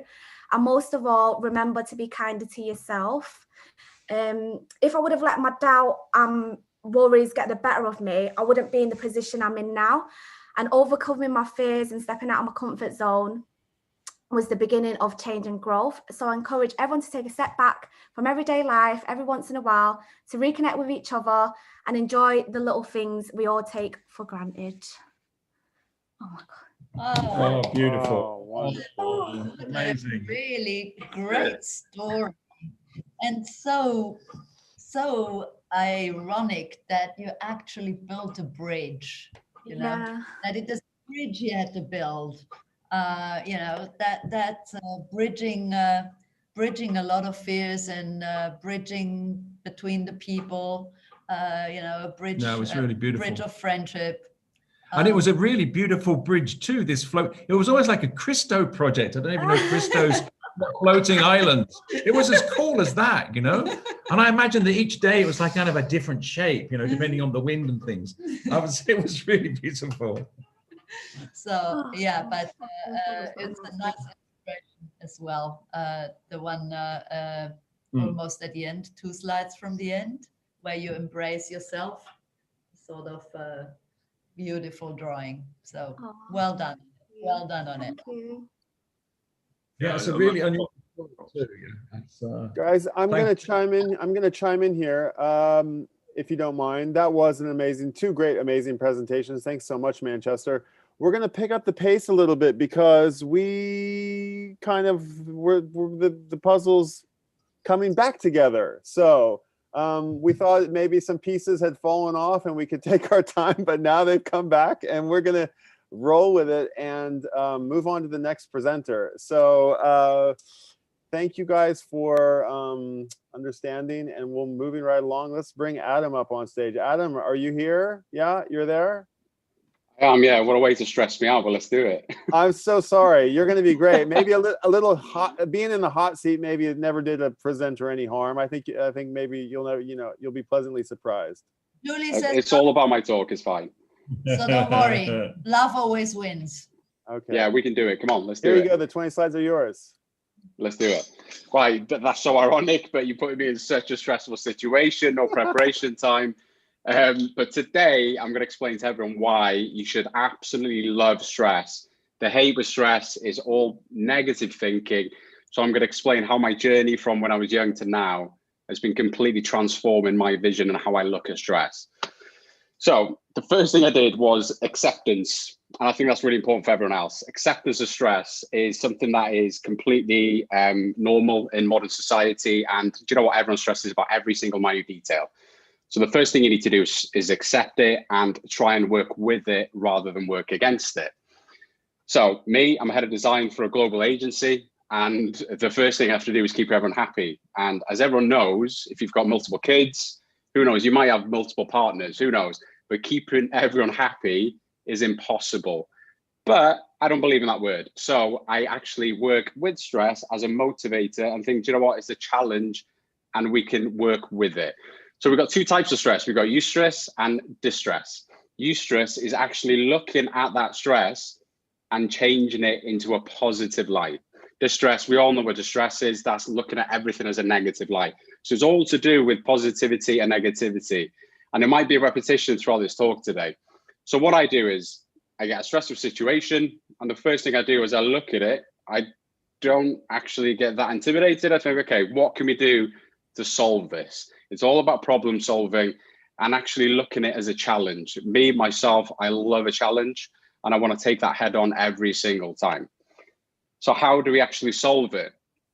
So we need to obviously look at it as a positive mindset, hopeful, and actually look at that as something we can change and solve, but also grow your mindset as well. That's something I'm going to be talking a lot about today, is actually becoming a much stronger person in your mind, which again follows on to this one. So this is, for me, since I was a very young child, worrying about everything. My parents, I was raised by my mum and two sisters, just women around me worrying about everything. And then that just went inside me and I used to worry about every single detail. And that just can't work. It doesn't solve anything. What does it solve? So there are two types of things that actually cause stress, which is worrying and anxiety. And I generally don't believe they do nothing for anyone but negative thinking. It doesn't solve anything. You worry about things and actually after you've done that thing or whatever it is, you think, why was I worried? There was no reason to be worried in the first place, including this talk today. So what I do is I focus on what I can actually change. If there's anything I can't change, it's out. Don't even worry about it. I'm a problem solver as well. I look at problems, I look at ways to solve it, and I don't actually get worried about those problems. And I've been in many dark places and those positive thinking actually gets me out. And that comes on to this one. So you live in the present. A lot of people actually stress and worry. And even those drunk moments when you've said or done things and think, oh God, what did I do? Just don't worry about it. It's done. You know, we can't change it. So why worry about those things? And again, with the future, I'm actually bad for that. I plan things to minute detail. So looking at the future, looking ahead and making sure I've got a really strict plan is something I worry about, but I have to stop myself. Just stop looking at the future, stop looking at the past, live for now and make sure you're happy right now and things are going really well right now. And then that follows on to the next one. There we go.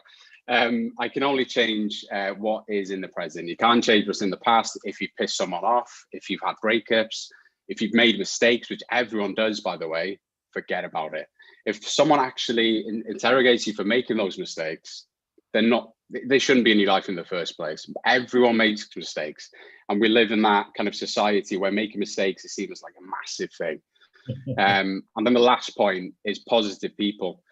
Over the last 5 years, I'd say I've lost contact with a lot of people, and that's because there were negative influences on my life. So I've got a really small group of friends and family that I stick to, and that's because they influence my positive mindset. It's all about my mind, and it's just making sure that they don't affect my positive thinking. And if they do, if there's a negative influence in my life, honestly, it's ruthless, but they're out. I just will not talk to them. I will not allow them into my life again unless I have to. So it's important that you actually put yourself in positive environments. Negative people in positive environments just will naturally tend to go away. And the more positive you become, the stronger you become as well, which again follows on from Julie's talk. A lot of things comes into this. We're naturally, as British people as well, we naturally think negatively.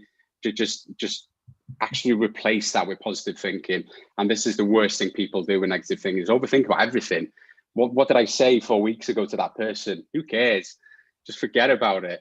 And those people don't actually think about it anyway. So you're overthinking in your head and you're just making it a lot worse. And it's just a waste of thought. And just rather than talk about how stressed you are, just do something about it. Because doing something about the stress will actually remove it. If you don't do anything about it, it'll keep lingering and you'll probably prolong it as well, make it worse. So just do something about it and actually tackle it head on. And no one likes a headless chicken, do they? If there are plenty of leaders on this call, who wants a headless chicken to lead their team? Because those people looking at the leader and think they stress about everything, but you need to keep calm and actually have a plan and just sort things out with a positive mindset, and everything will be absolutely fine. And then finally, so if you manage stress correctly, you can actually become a stronger person. It's something that, you know, stress is a natural thing in life. It's all, everyone's mindset, everyone's brains will actually have to deal with stress. So it's absolutely important that you look at it as a challenge and just face it head on, and then you get rid of it. And then there's this next stress that comes on with it. So I've been working on this over the past few years, and it's changed everything. The way I've progressed, the way I've actually become happier over the last few years. It's crazy how quickly that's just gone through the roof. And I challenged everyone today with, look at that I, it's not capitalized. The kerning, the line spacing, everything has been challenging today to stress people out. But that's it. Thank you, everyone. That was so quick. That's crazy. Yes, thank you very much, Adam. No problem. I keep trying to tell my daughter, she's 19, to look at the bright side, you know, and that negativity, you know, that it's a downward spiral the more you think about it, and not to do that.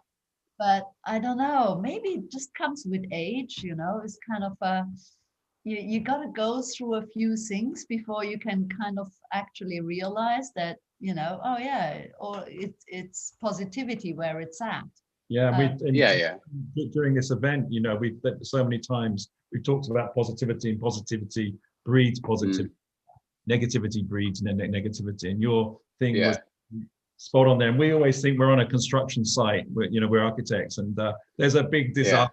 Something is like a nightmare, and it is every day there's some, but we've had some big issues, and you just have to take a deep breath, as you say, try and be calm, and know that in 6 months' time it's going to be a great story at a dinner table, you know, and you're all going to laugh about it, and you will always laugh about it, because there's momentum to projects, there's momentum to things you do, and that momentum drives you through the tough times, and you come out positive at the end. Having said that, Max sometimes screams at the meeting table anyway.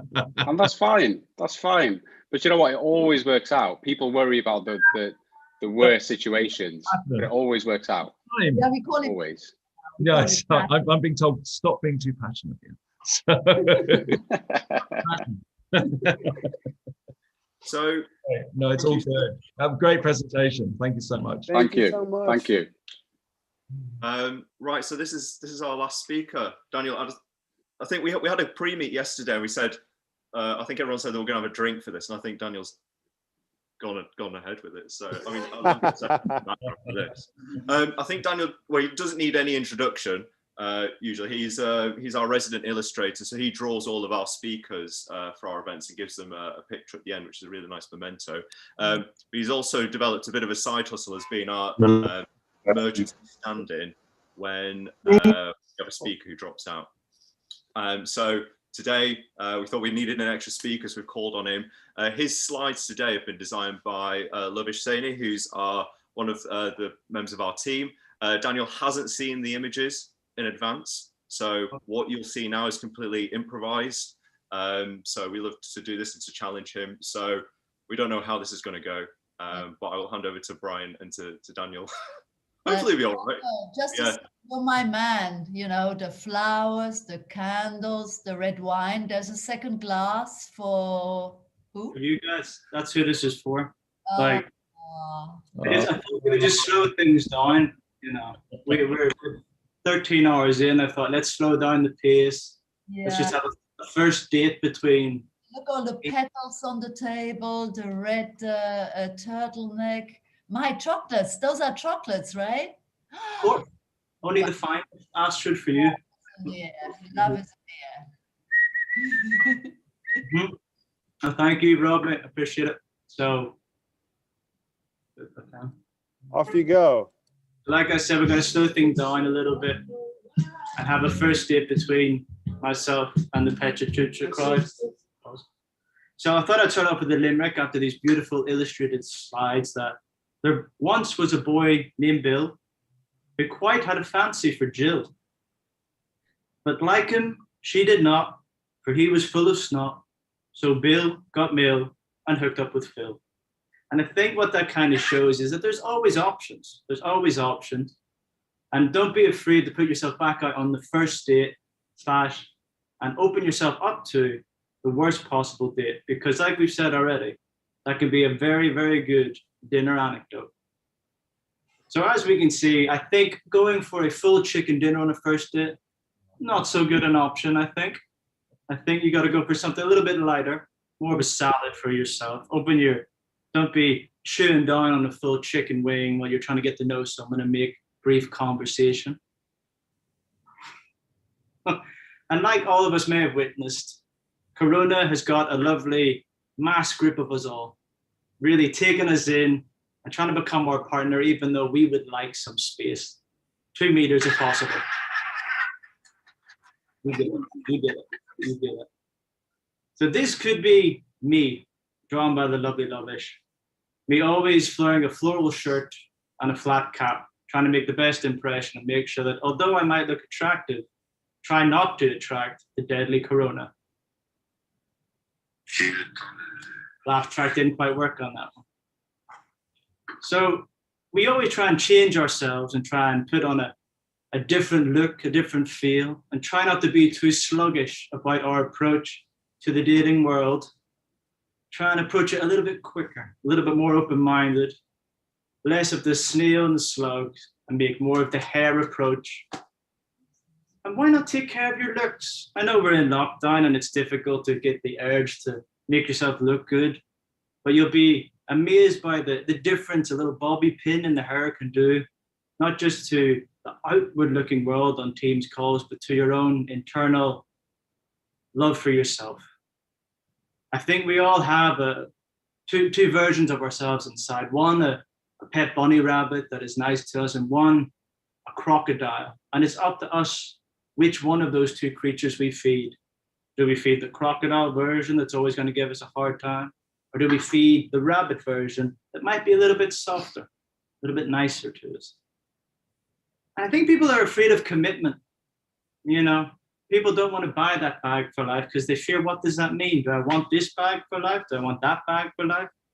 The choices seem a little bit overwhelming. But let I say this, you should commit. Commit to that bag for life.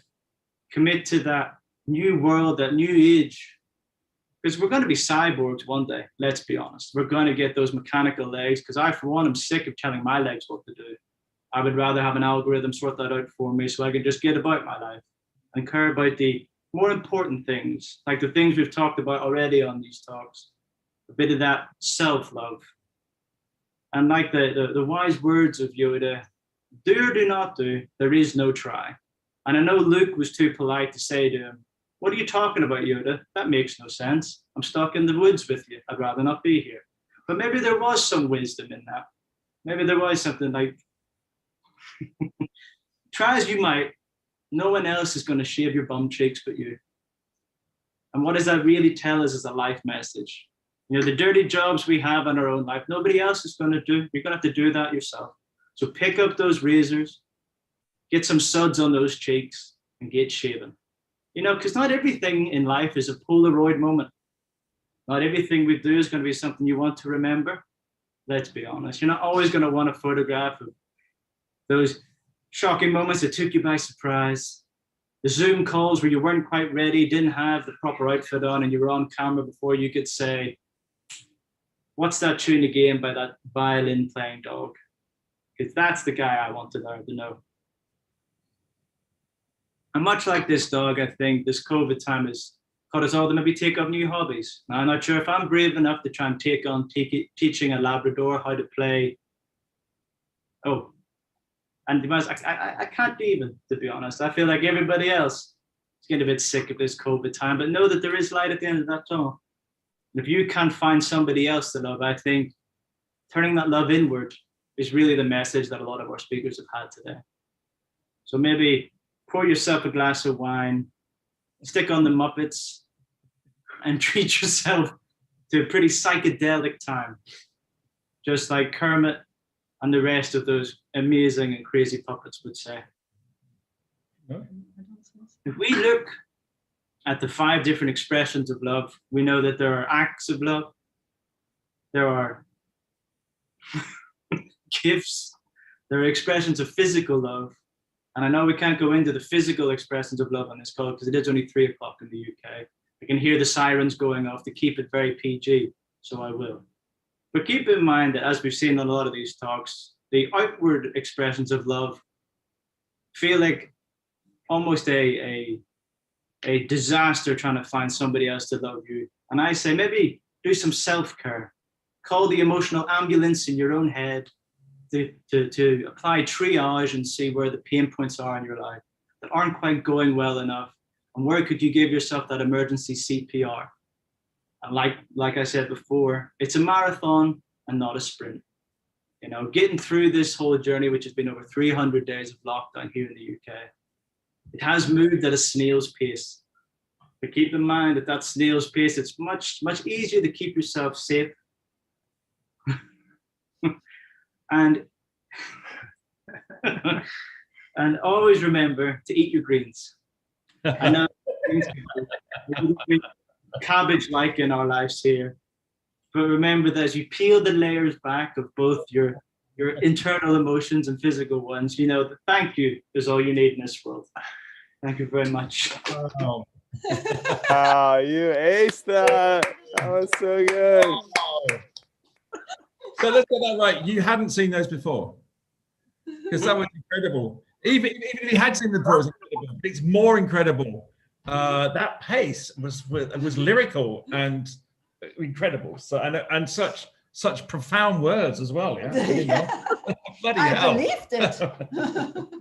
At that speed, I don't think I would ever do this type of thing outside of this lovely community of PechaKucha. I have to admit, I wouldn't take this risk to have 20 random slides and risk making a fool of myself. But in the bio, I feel like everyone's kind of had to close the world a little bit, and like these risks aren't always as freely available. So I have to. I do think people should put themselves in embarrassing positions from time to time, because I think resilience and learning those things of resilience are so vital, not just in, you know, say love or your professional life, but, you know, people try to avoid problems, I think, instead of building resilience against them, because problems won't ever disappear. So, you know, face them head on with a red turtleneck and a glass of wine, and, you know, see what happens.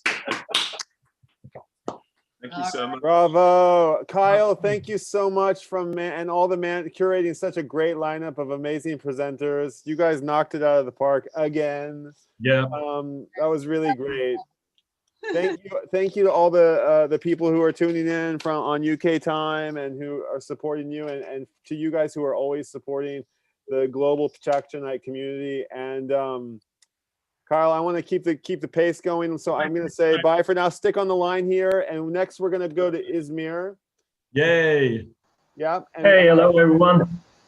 We've got fantastic.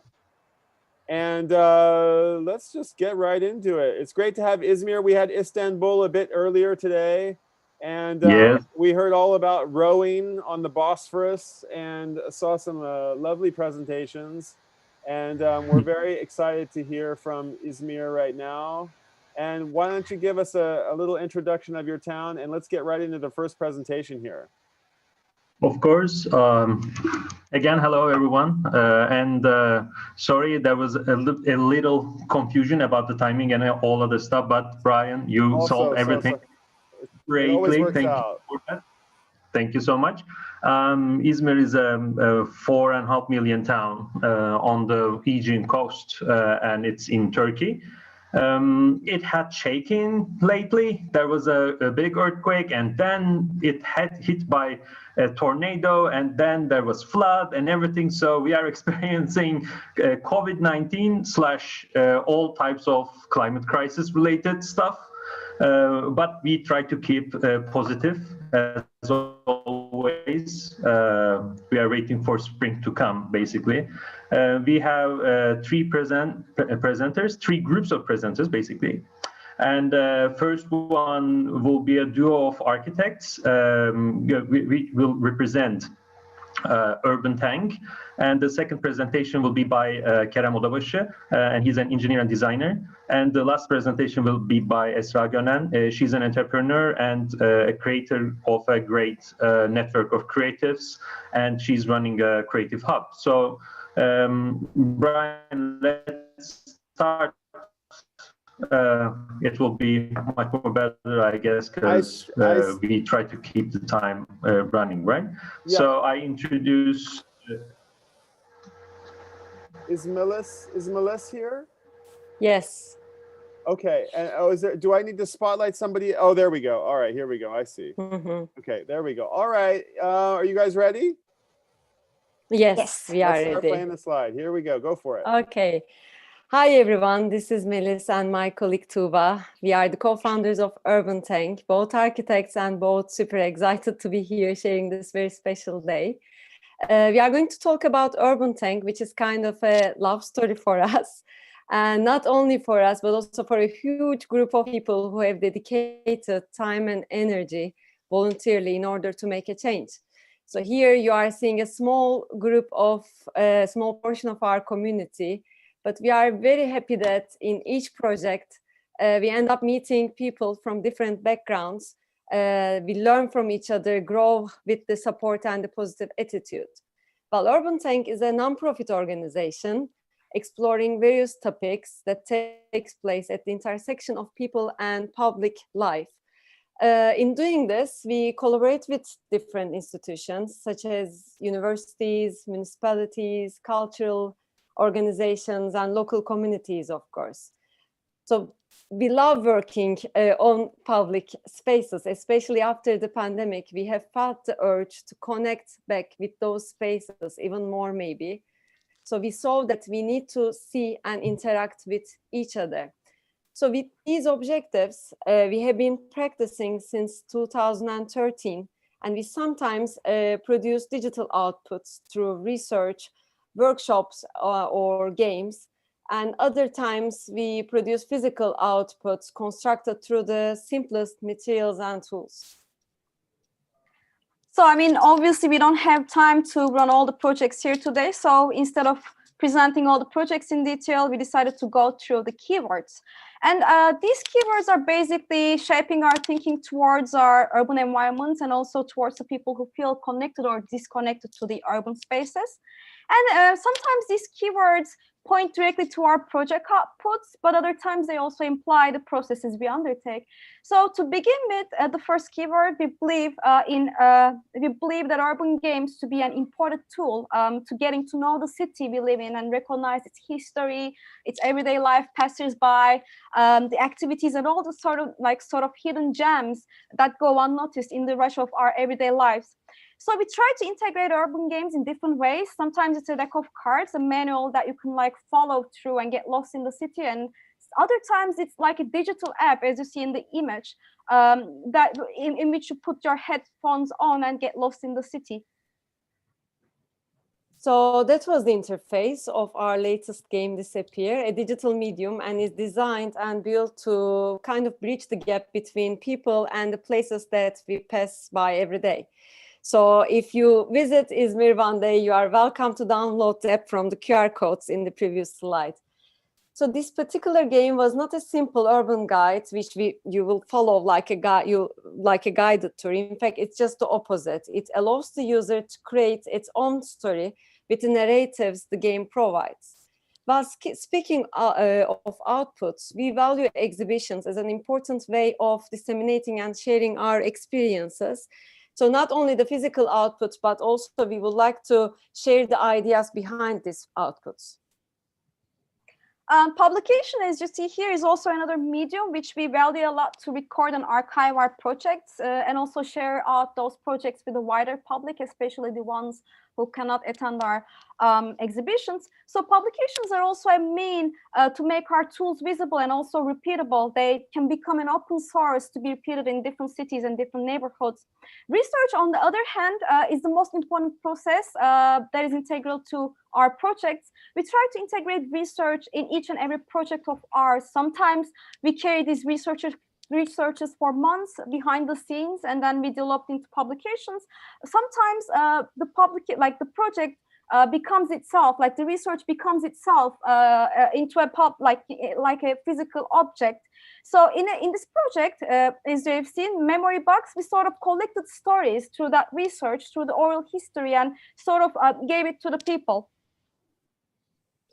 Or sometimes we just hope to hear communities telling their ideas about their neighborhoods loud.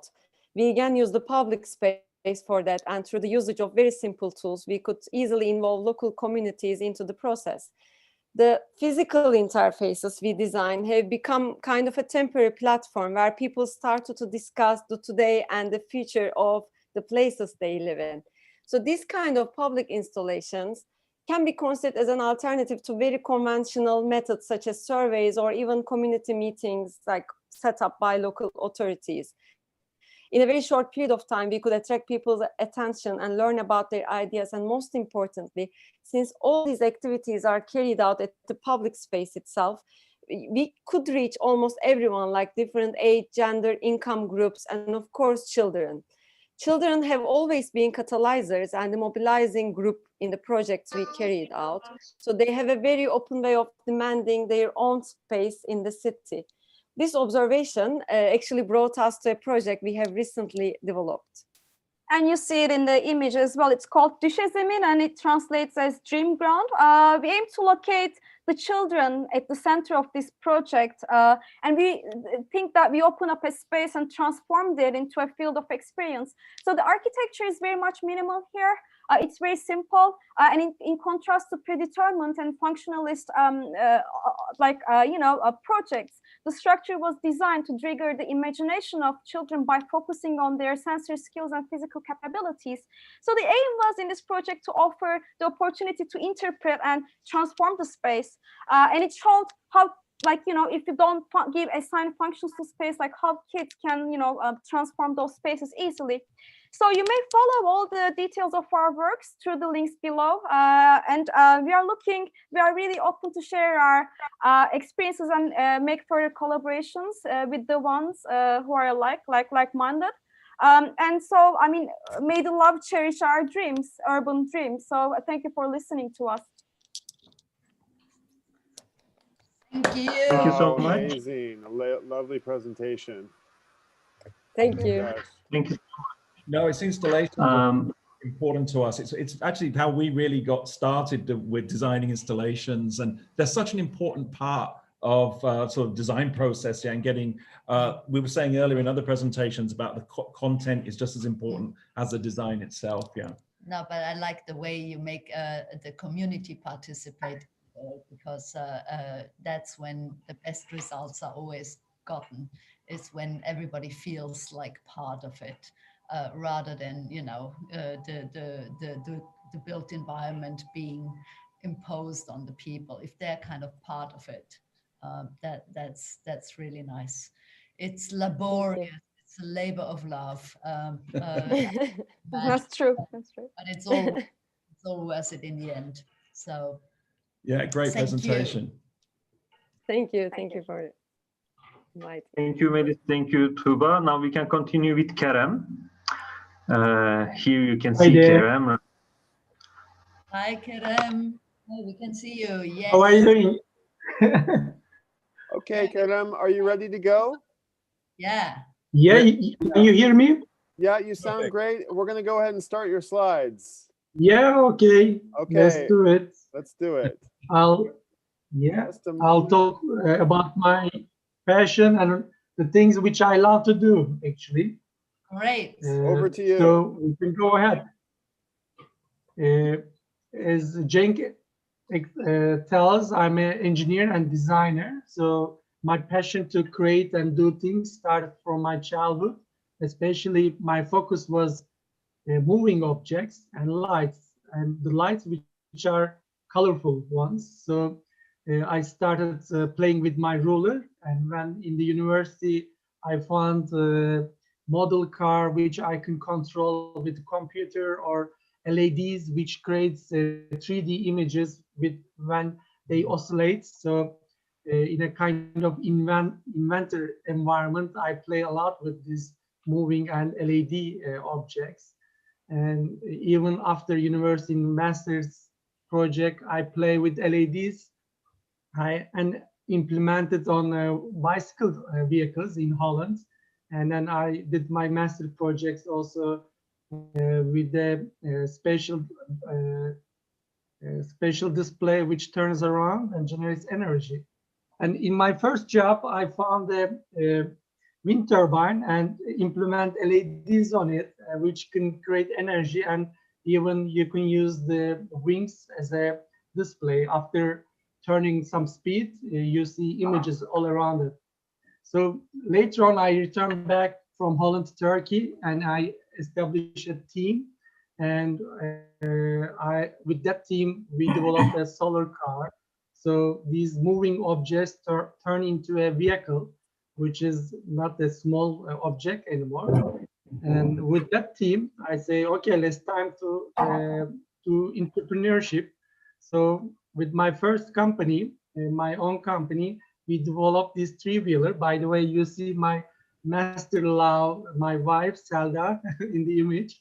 So, so these small objects, as you see, turn into mobility vehicles. And also, I realized that I cannot do these big objects with myself. So I developed a team, a strong team, which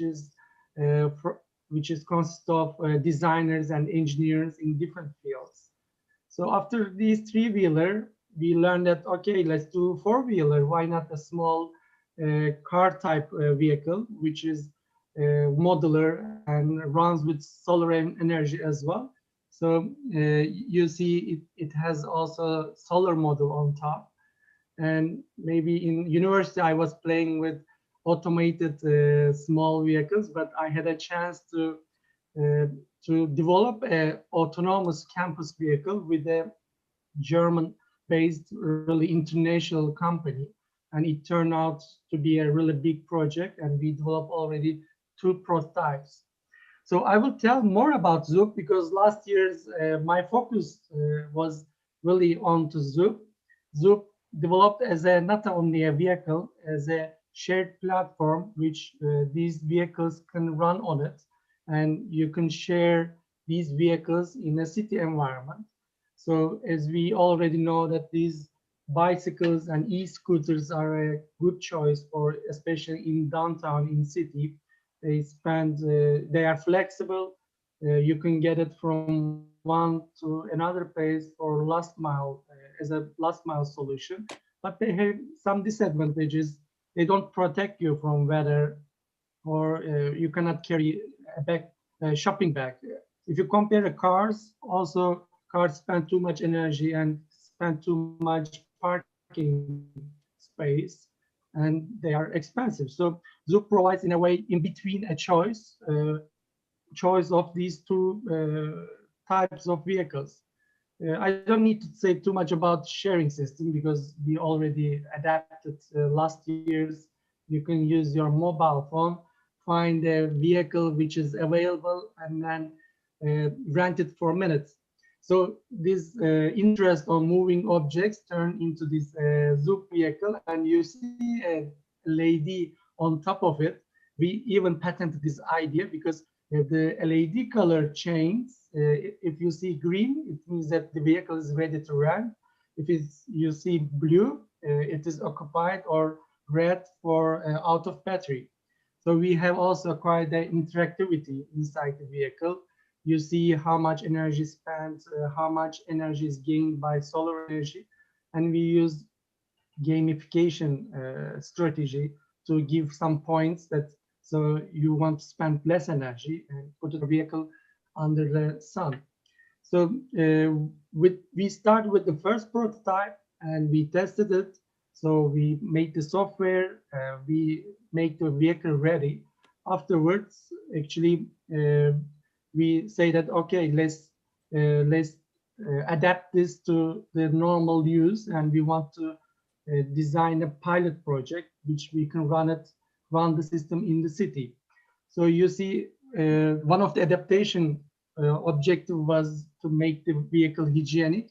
So we use ultralights, ultraviolet lights, again lights.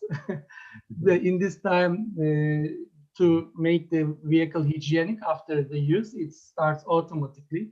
And we did some testing with some potential users in Istanbul, and we see that okay, even in Istanbul traffic, they can provide a quite attractive solution. And after that, we developed 5 vehicles, and we started testing in a pilot project area in Izmir. And last couple of months, in the wintertime environment, as Cenk said, it was not only pandemic, but floods and also earthquakes. We tested it, and we see that it's turned out to be a really good feedbacks from the users. And I'm happy that my love of doing things turned into these kind of projects. Thank you very much. Hey, Kareem, thank you, man.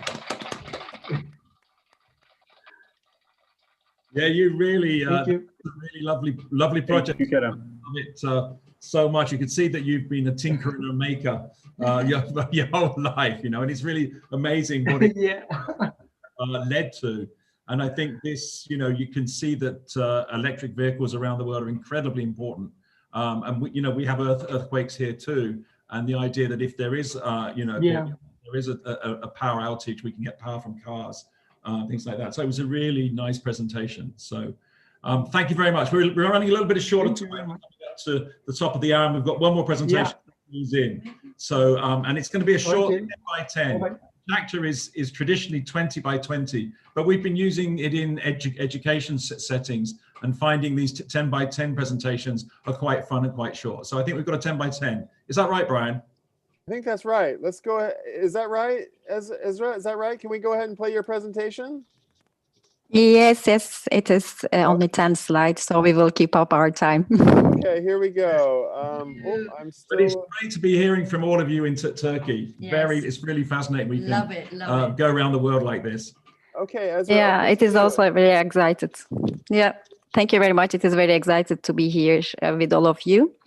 So actually, it is about my love, my love to what I do. So at the very first day of my career, my manager told me that, okay, so you don't need to love people here, but you just need to do the way of what you are doing in a very professional way. And this was one of the most scariest things I have ever heard, because indeed I love the solidarity of communities, and I love actually to ideate together with the people I work.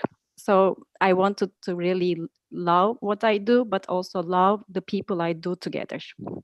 So instead of staying in that environment and instead of complaining, as 3 friends, we decided to establish so-called our own professional environments where people will not hesitate to love each other while they are working together.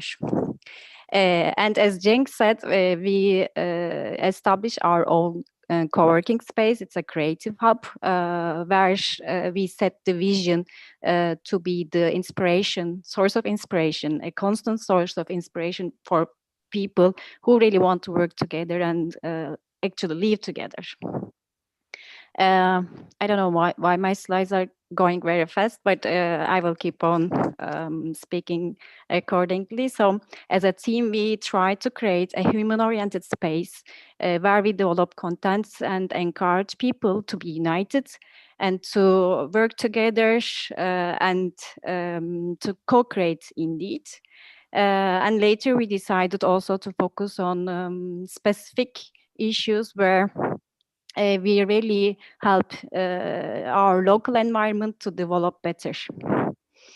I'm a bit confused because it was 10 by 20, but I see it is coming, slides are coming 10 by 10. So it's already finished. We got a really good feeling for what you're doing, yeah. So do you want to say something? Yeah. We've got a really great feeling for what you're doing. And I think one of the things that's come across during PechaKucha and all of the presentations we've had is that working together and community is as important as sort of design in a way. That content and the people-centric, the person-centric, people-centric I like content was amazing. The name of Origination. Thank you. Yeah, that's pretty cool. But yes, you know, if we don't love the people we work together, nothing good can come from it. And so we might as well get along really well. Right? So thank you. I'm sorry if we messed that up a little bit there, but thank you thank you again. Yeah, thank you very much. It's awesome. Thank you. I know it's not easy because I tried to do a 10 by 10 myself, and yes, it is short. Actually, the option was 10 by 20. So I thought 10 slides for 20 seconds. That was the problem, but anyway. Great anyway. All right. So, okay, we've hit top of the hour, I think, Brian, yeah? Yeah. And so we're going to go to, we'll just run our hour marker if we can, Brian. Yes. I think we're going to skip the hour marker and go right into it. Thank you very much to Izmir. And where have we been? And a big thank you to Manchester for amazing presentation from Manchester. We're going to be going to London now and to meet a good friend, Dara. We met at a color event, didn't we? At a Dulux, at a design event in London. And we've been online friends ever since. And you know, Dara's based in London, and she has an office in Hong Kong. We're both working in China. In fact, we're both working in Selfridges. We did the Wonder Room, and I'm seeing you've just got a project for Selfridges upstairs. So do say hello to the crew there. But I wanted to say thank you for joining us. I know you're a very busy mom and fantastic designer. Dara runs her own practice called DH Liberty in London and has projects all around the world for brands like Cartier and most of the big developers and hotel chains around the, I shouldn't say chain, should I? I should say the boutique hotel around the world. So I'm going to keep it going fast. I know you're busy. Are we good with the slides, Brian? Let's go. Here we go. Dara, are you ready? You okay, Dara? You good to go? Can you hear me? Yes. You can hear me, right? Okay, I'm definitely not ready. But just to understand, so I have 10 seconds, is that right? Or 20 seconds, or was it 10 minutes? You get 20 seconds, 20 slides, and they auto forward, and you 20 chat. seconds. Yeah, 20 seconds, you good. Each slide. Each slide. Okay, I just want to preface and say that I didn't follow directions because I literally, I'm showing you 20 things that I love because I thought that's what I was supposed to do. They were the directions. Okay, but it's not very educational. So I figured there's enough about my work. So I wanted to show you 20 things that are very personal to me. So fantastic. Okay, so this is my son, and he's my greatest piece of work. His name's Wolfie. He's now looks like the image on the left. Oh, I can go a little slower than that. Yeah. I'm a co-parent, you guys. I'm a working mom. It's a real thing. It's very difficult. I juggle homeschooling and Wolfie and life. This is a project we do. So I love architecture. I think that's obvious. I'm an architect. This was a new build house we did in Lago Maggiore. We also do a lot of interiors and we do furniture now. So I obviously love design. Okay, again, very personal. I love fashion. I try not to, Instagram about it too much because I don't want to be like a fashion blogger by any means. But I think when you're a designer, it's kind of natural that you like the design of everything, whether it's like clothes or shoes or accessories or I love food, guys. It's like, I don't know, I'm Asian. You guys live in Japan. You know how it goes. Like, I'm obsessed. It makes me happy. I love the textures. I love the colors. I love the simplicities. This is my good friend, Alex. I think arguably one of the best chefs in the world. And luckily he comes over and cooks sometimes. I love furniture design. So this is one of our projects. It's a combination of some bespoke design furniture and some furniture we buy from other designers. We're not biased. We buy from all and we get inspiration from everywhere. This is like a tech office, financial office on the right. This was a house on the left, and I love Hong Kong. As Mark said, I have an office in Hong Kong, and it's, you know, every time I go there, it's something new, it's something different. The food, the energy, the lights, the, you know, horizontal travelators. It just feels like you're living in the future. It's full of exciting things. I miss it so much. I love my family. So my parents are still together. They've been married for, you know, 40 plus years now. They're immigrants from Taiwan. My dad was very big on education. And now it's me and Wolfie and my sister and her kids. So yeah, I'm very big on family. They've supported me on my ups and downs, and it's a never-ending roller coaster sometimes.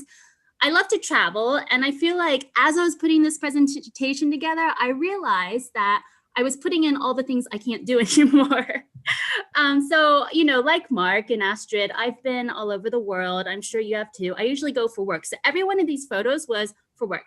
I love a good conversation, and honestly, I didn't know what photo to put for this, but this was a photo of me and Tom Dixon making fun of each other. We're pure opposites in personality. He is a freaking Grinch, and I am like, I don't know, I'm like Christmas Day. And so we had this dinner, and we're just making each other smile and frown, and it was funny. I love spas and hotels. So every time I travel for work, I always use the spa and hotels. And funny enough, we design a lot of spas and hotels, and questions I get asked is like, how do you know a good spa and hotel? I'm like, well, I've been to hundreds, and I'll keep going to them. And I don't relax a lot, and I don't have time to. So yeah, when I'm traveling, I try to relax. I love my team. I love my colleagues. I felt like with lockdown, I felt very isolated sometimes, but I would get on a Zoom, which is how I see them now. And it would just bring all this energy and life to me and what we do. And I'm very grateful for them. We're an all-woman run team. Woohoo! Not a lot of people know that, but the management team is all women. And then the team at large, of course, is equal men and women. In fact, I think more men. I love the completion of the project. So for me, I love the beginning of the project, which is like acquiring it, the vision, that the whole like, you know, talking to the client. And I love the end when I walk in and it's done. And I'm like, ah. And I hate the middle. I'm just kidding. I love the middle. If my clients are watching, I love the middle. I love new company ideas. So over COVID, I decided to start a furniture line. I know, someone shoot me, right? But people are focusing on the home, and I'm an entrepreneur at heart. So we're about to launch our new furniture range. And I love my home. And I think as an architect for a long time, I'm like, ooh, interior design. Like, I don't want to call my, you know, like there's this stigma, let's, you know, admit it. But the truth is, I am obsessed with interior design. We actually, most of our work is interiors. And after my furniture, I'd love to do a homeware line, obsessed with interiors, love my home. Sleeping. So this is so important. For all you designers that don't sleep, guess what? You should sleep. It is an incredibly important thing to do. I couldn't find a photo of me sleeping because I was sleeping, but this is the largest penthouse in Milan that we've designed. And this would be my idea of the room I'd like to sleep in. But I don't sleep in that room, unfortunately. I love to paint, so I don't have any time to do it. I grew up as a painter before I decided to become an architect. And now I'm a designer architect, but every now and then I still paint, and I love kind of a wet on wet wash. And I do it with a giant mop. You guys, I'm not kidding. I actually take a mop and okay, this is not a narcissistic photo, but I couldn't find a photo of me working out. And funny enough, because I Instagram story all the time, I found photos of me working out around the world in hotels or different cities, wherever they had a gym.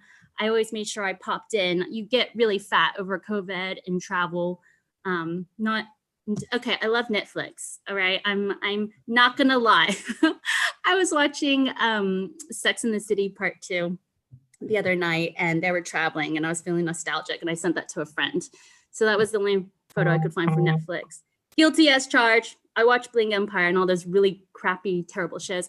I love eating out. This is a restaurant by Pierre Yanovich.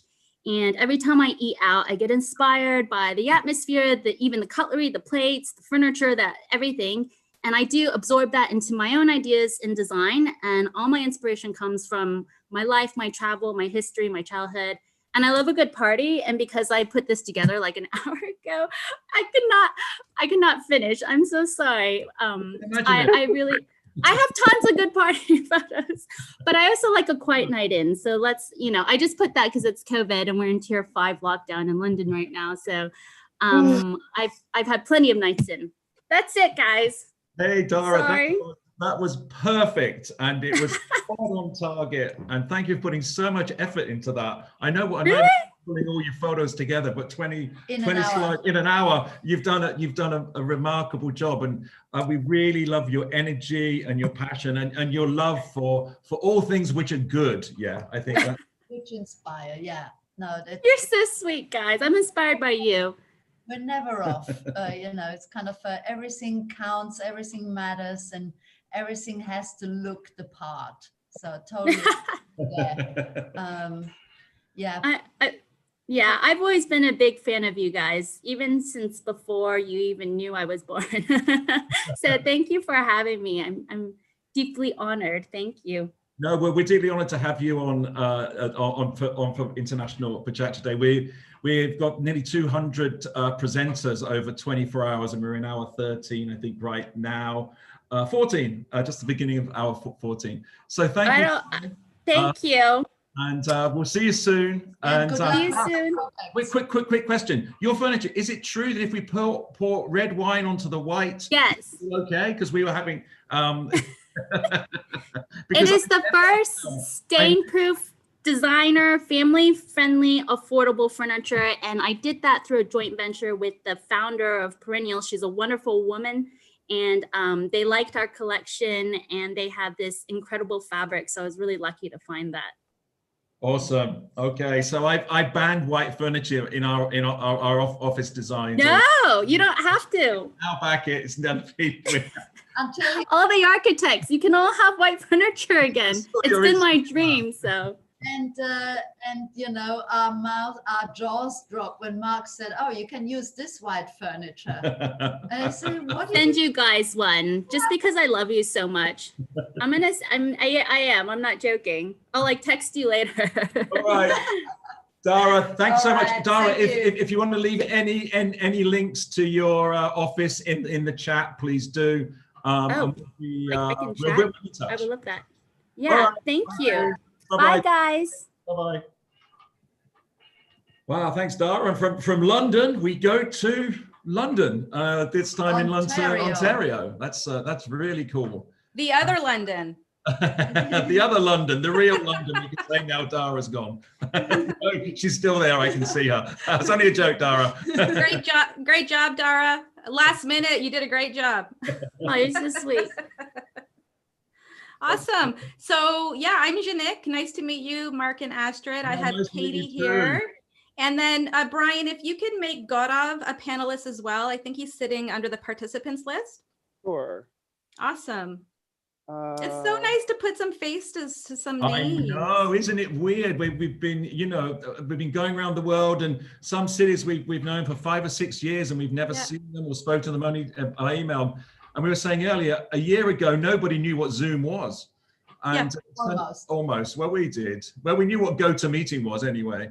And it's amazing how we connect and people can drop in and drop out. And it's incredible. We're going for 24 hours, hopefully. I'm going to take my hour nap in a minute. Well, yeah, I mean, we're all impressed with how much you guys have kept it on schedule. So congratulations, because I know there's 200 or so presenters. Yeah. Speaking of on schedule, I'm going to move this along. And also I want to say, I know we're all doing our best here. Cotonou in Benin, who wrote our catchy PechaKucha song, just got their slides to us. And if we can squeeze them in the next 40 minutes or so, we'd love to. So we just want to make it an all in the family kind of thing, not to rush too quickly through anybody, but let's see if we can manage. And Katie, I've got you queued up here. Are you ready to present? Yeah? Yeah, I'm ready to go. I'll do a quick introduction, Brian. Please do, by all means. Awesome. Hi, Katie. Thanks for joining us. Katie, thanks for having me. I think this is Katie's third PechaKucha presentation. Whoa. And she's a communications professional. Katie loves telling stories that disrupt, make impact, and encourage meaningful connections. She currently works as a communications specialist at Libro Credit Union. Katie recently stumbled upon a Japanese podcast and was shocked at how much that she could understand.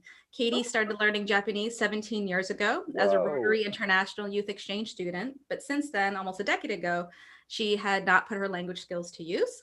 So Katie is going to share 5 principles she believes contributed to her success in learning a second language and challenge the use it or lose it theory.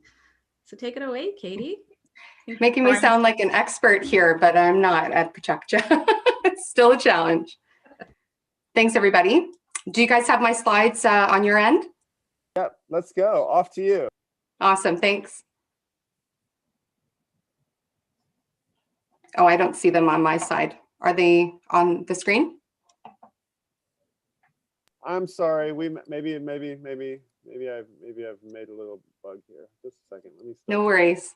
We'll try that one more time. Let's try that one more time. Sorry about that. All right. And all right. Off you go. Thanks so much. So since COVID hit, I've been spending a lot of time at home. To stay active, I started to go for more walks, and when I had spare time, began looking for opportunities to rediscover interests that I hadn't made time for in a long while. I stumbled upon a podcast called Let's Learn Japanese from Small Talk and decided to test the use it or lose it theory. The podcast is produced by 2 young women who are 20-something. They discuss various topics and based on their personal experiences. The first episode I listened to was about Japanese exam culture, and the 2 hosts had a lively discussion about the origins of why Japanese students eat Kit Kat chocolate bars for good luck before writing their entrance exams. What? Wait a minute, did I understand what they were talking about? I was blown away. Not only did I estimate understanding about 75% of the podcast content, but after so many years of wondering, I finally understood the obsession with Kit Kat in Japan. Now, I'm not a linguist, a psychologist, or neurologist, but as a person who has studied a second language, I'd like to dive deeper into the use it or lose it theory. It all started 17 years ago. I was 17 and preparing for an experience of a lifetime. I had applied, was interviewed, and accepted as an outbound student for an international youth exchange with Rotary Club District 7080. Now, this district selects which countries the students will go to, and I was surprised when a white envelope marked with my name would reveal that I would spend the next 12 months in Japan. The opportunity to go to Japan tipped a domino effect of happy accidents and curated decisions that would ultimately shape who I am today. I was born and raised in Canada in a small town in Southern Ontario.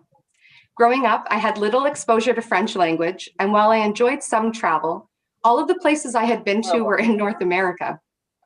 Still, I had a very rich childhood. I was athletic and played a lot of sports. I completed Royal Conservatory grade 8 in piano, and I was very active in other extracurriculars. I didn't know it at the time, but it was through these experiences that I learned the skills I would need to master a second language. I'd like to call them my 5 principles of success. Discipline, to show up on time, be a good team player, and learn which rules could be bent and which could be broken. Perseverance, to keep going, challenge myself, and never stop trying. Practice, that I could improve my skills over time with effort. Spaced repetition, going over what you've learned again and again with breaks in between. And lastly, immersing myself, engaging, being curious, diving in with both feet with the willingness to try and giving it my all. Immersion, I think, may be the most complex of the 5, because to really engage and be curious through this way of learning, I believe it's also dependent on 2 key factors: interaction and imitation. I had to learn Japanese purely through memorization, and in the beginning relied heavily on facial expressions, gestures, and an English-Japanese dictionary to get by. Learning grammar and having some structure obviously helped, but I didn't spend my time poring over textbooks. I discovered the best way for me to learn was to immerse myself in social settings where it's easier to remember words and phrases associated to the experiences and activities you're taking part in, because context is everything. Imitation was my best friend, and when I couldn't understand or invite conversation, I turned my focus to pronunciation, phonetics. I would also copy mannerisms and body language as I attempted to repeat everything that was said to me. Over time, I became more capable and confident in Japanese. and I completely fell in love with Japan. The juxtaposition of tradition and technology, beautifully manicured gardens, unbelievable architecture, undeniably delicious food, forward fashion, captivating art, hilarious game shows, pride for national sports, the fascinating beauty of each season, and of course, the people. I'm so thankful for the amazing people who welcomed me into their homes, befriended me, and supported me through those 12 months. I would eventually return to Japan in my 3rd year of university and completed my degree with a minor in Japanese. Ironically, I returned back to Canada, still wondering why Japan sold so many different flavors of Kit Kat. Over the years, though, my Japanese began to slip, and it was harder to answer random questions from my mom or friends asking me to say words or phrases in Japanese. And when I had the opportunity to interact with Japanese tourists, I became more and more shy. The use it or lose it theory was proving true, until that fateful day, a podcast would resurrect my long-lost Japanese and finally put to rest something unknown to me for years. Kit Kat, which is pronounced in Japanese as Kitto Katto, is easily the most popular chocolate bar brand in Japan, for the simple reason that the name sounds like Kitto Katsu. Kitto meaning surely, and Katsu meaning to win. In the Kyushu region, where this tradition apparently began, the local dialect shortens Katsu to Katto. This little good luck charm embodies the message win for sure, and which is why Kit Kat is a commonly gift to school children taking their exams or anyone really needing a boost of luck. Findings from a study conducted at the University of Bristol, which appeared in an issue of Psychological Science, suggest that exposing young people to foreign languages, even if they do not continue to speak them, can have a lasting impact on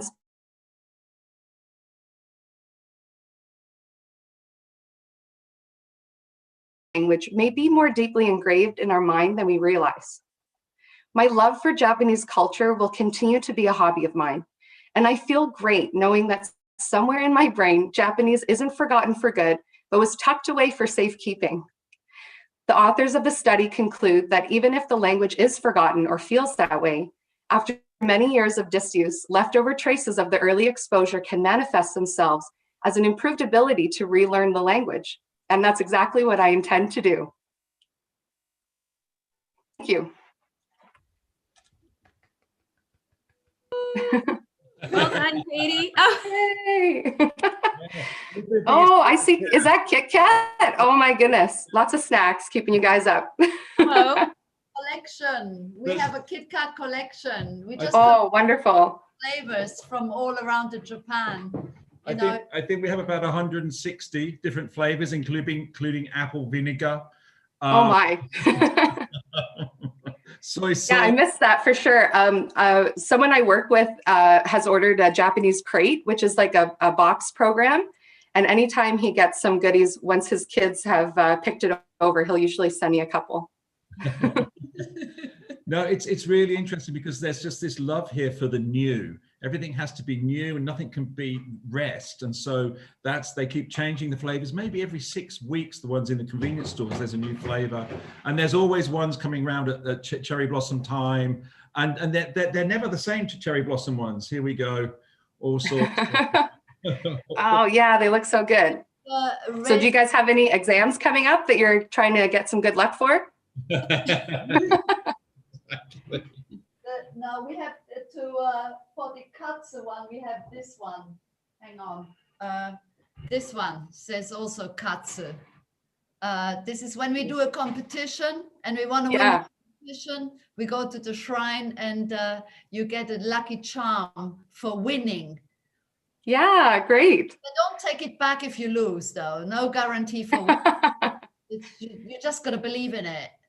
Very cool. Yeah, I definitely miss those aspects when I was in Japan. So I'll have to look at ways of introducing that in London, Ontario. Katie, I have to say, Katie, Katie, I have to say I'm terribly sorry about the audio issue. No problem. I decided to keep going. I stepped away from the computer, and of course, the 30 seconds I step away, this happens. I'm terribly sorry to everybody who listened. And Katie, if you record your presentations on our website, I will promise to put them in a prominent place and broadcast your amazing presentation Thank you. And please accept my sincerest apologies. We'll be more no worries at all. In my experience with this format, you just have to keep going. Yeah. And I actually pre-recorded this presentation, so a clean version can go up on the website, which is great. I'll find it and I'll put it in the link. I'll put it in the chat room right now. And Katie, we'll laugh about this at next year's PechaKucha night. We'll laugh about it. Remember the sirens? No worries at all. No worries at all. I'm so sorry. I'm terribly sorry. Do you know what? Actually, one of my past presentations was honored on the homepage for International Adoption Day.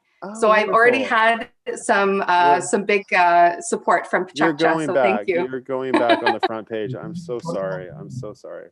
Thank you for being so understanding. No worries. Thank you very much. Okay. Arigatou gozaimashita. Arigatou gozaimasu. I love this. You know, I've known Katie for a few years, and I didn't know this part of your life, Katie. So this is super awesome. This is why I love PechaKucha so much, because we get to learn so many new things about people, even the people in our lives. So thank you, thank you, thank you. I will go ahead and introduce Gaurav. Gaurav started sailing at the age of 11 after joining the Sea Cadet Corps training ship Jahawar in Mumbai, India. Gaurav made a name for himself by winning 2 consecutive offshore championships in India. Inspired by India's first solo circumnavigator Dilip Dhond and Sir Robin Knox-Johnston, Gaurav joined the 2013-2014 Clipper Round the World Yacht Race. In 2013, he received the Admiral Ramdas Trophy for offshore sailing from the Yachting Association of India, becoming the only civilian winner of the award. Gaurav has more than 20,000 miles of ocean racing experience, and his next big challenge is the Golden Globe race in 2022. Not only is Gaurav the youngest entrant in the race, but he's also the only person of color in the race.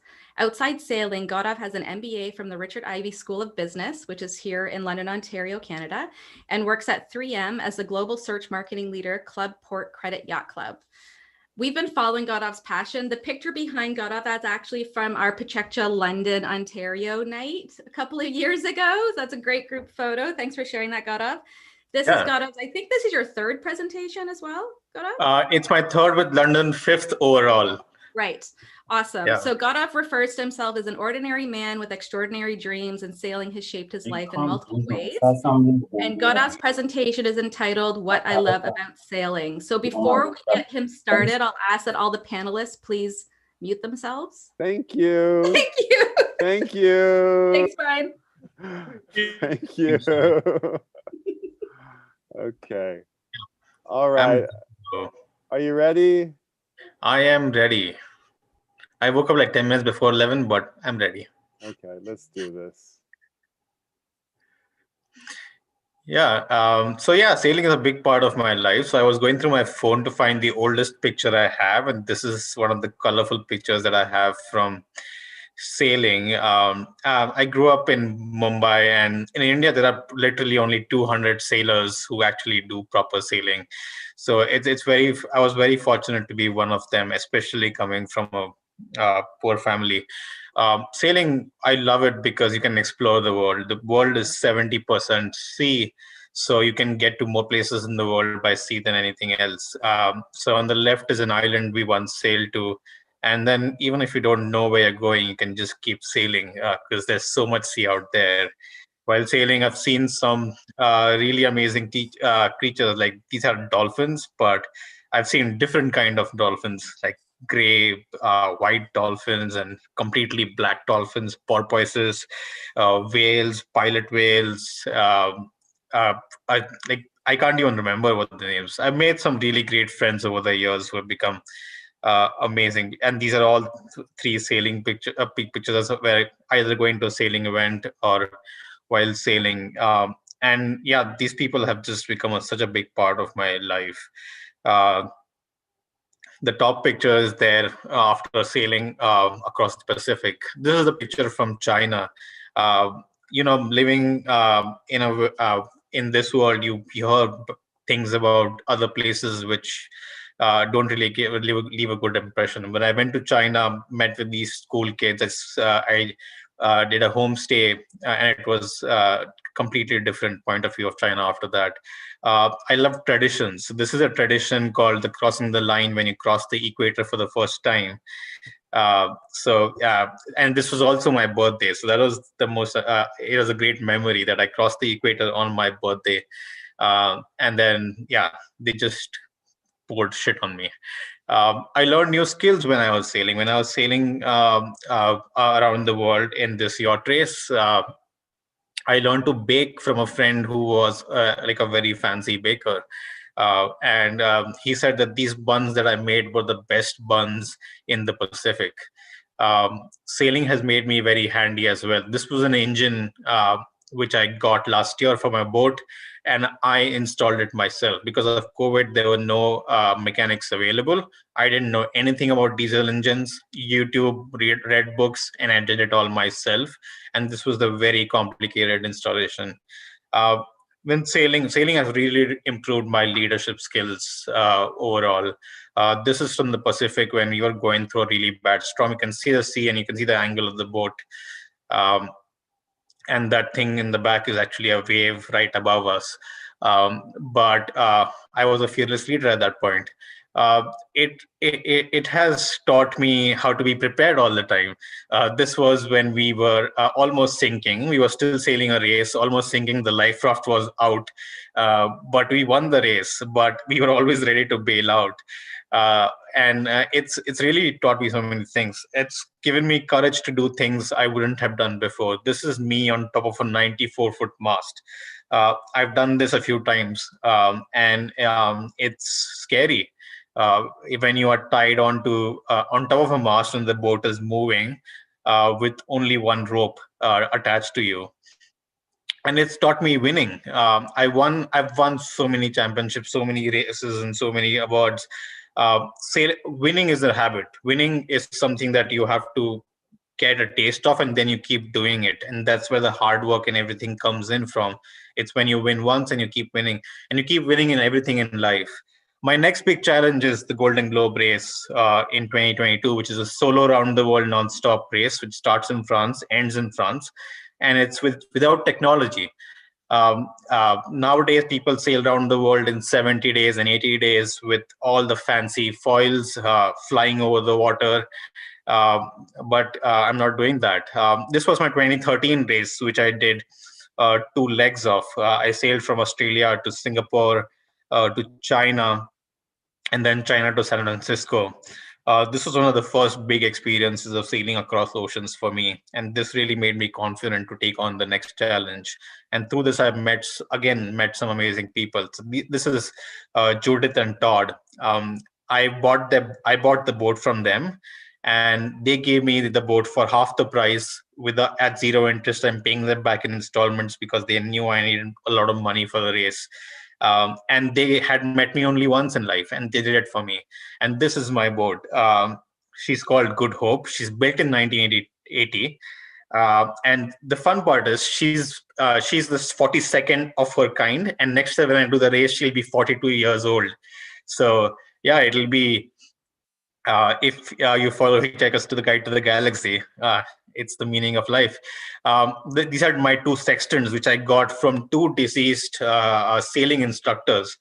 And their families donated them to me for doing this race, because this race you don't navigate by GPS, but navigate by sextant the old way. So it's meaningfully, a lot of people are coming together. The race starts next year on the 4th of September in Les Sables in France. And on the right, the picture is the people who have come out to cheer the people who are going out or coming back from the race. And this is even during COVID. People really cheer for people. So this is a picture of the 12 people who have stepped on the moon. But if you should ask for a picture of people of color who have sailed around the world solo nonstop in a round the world yacht race, there is no picture, because there has been none. Leave aside winning, there have been very few people who participated or finished the race. And most importantly, sailing has got me speaking at PechaKucha. It really gave me confidence in life.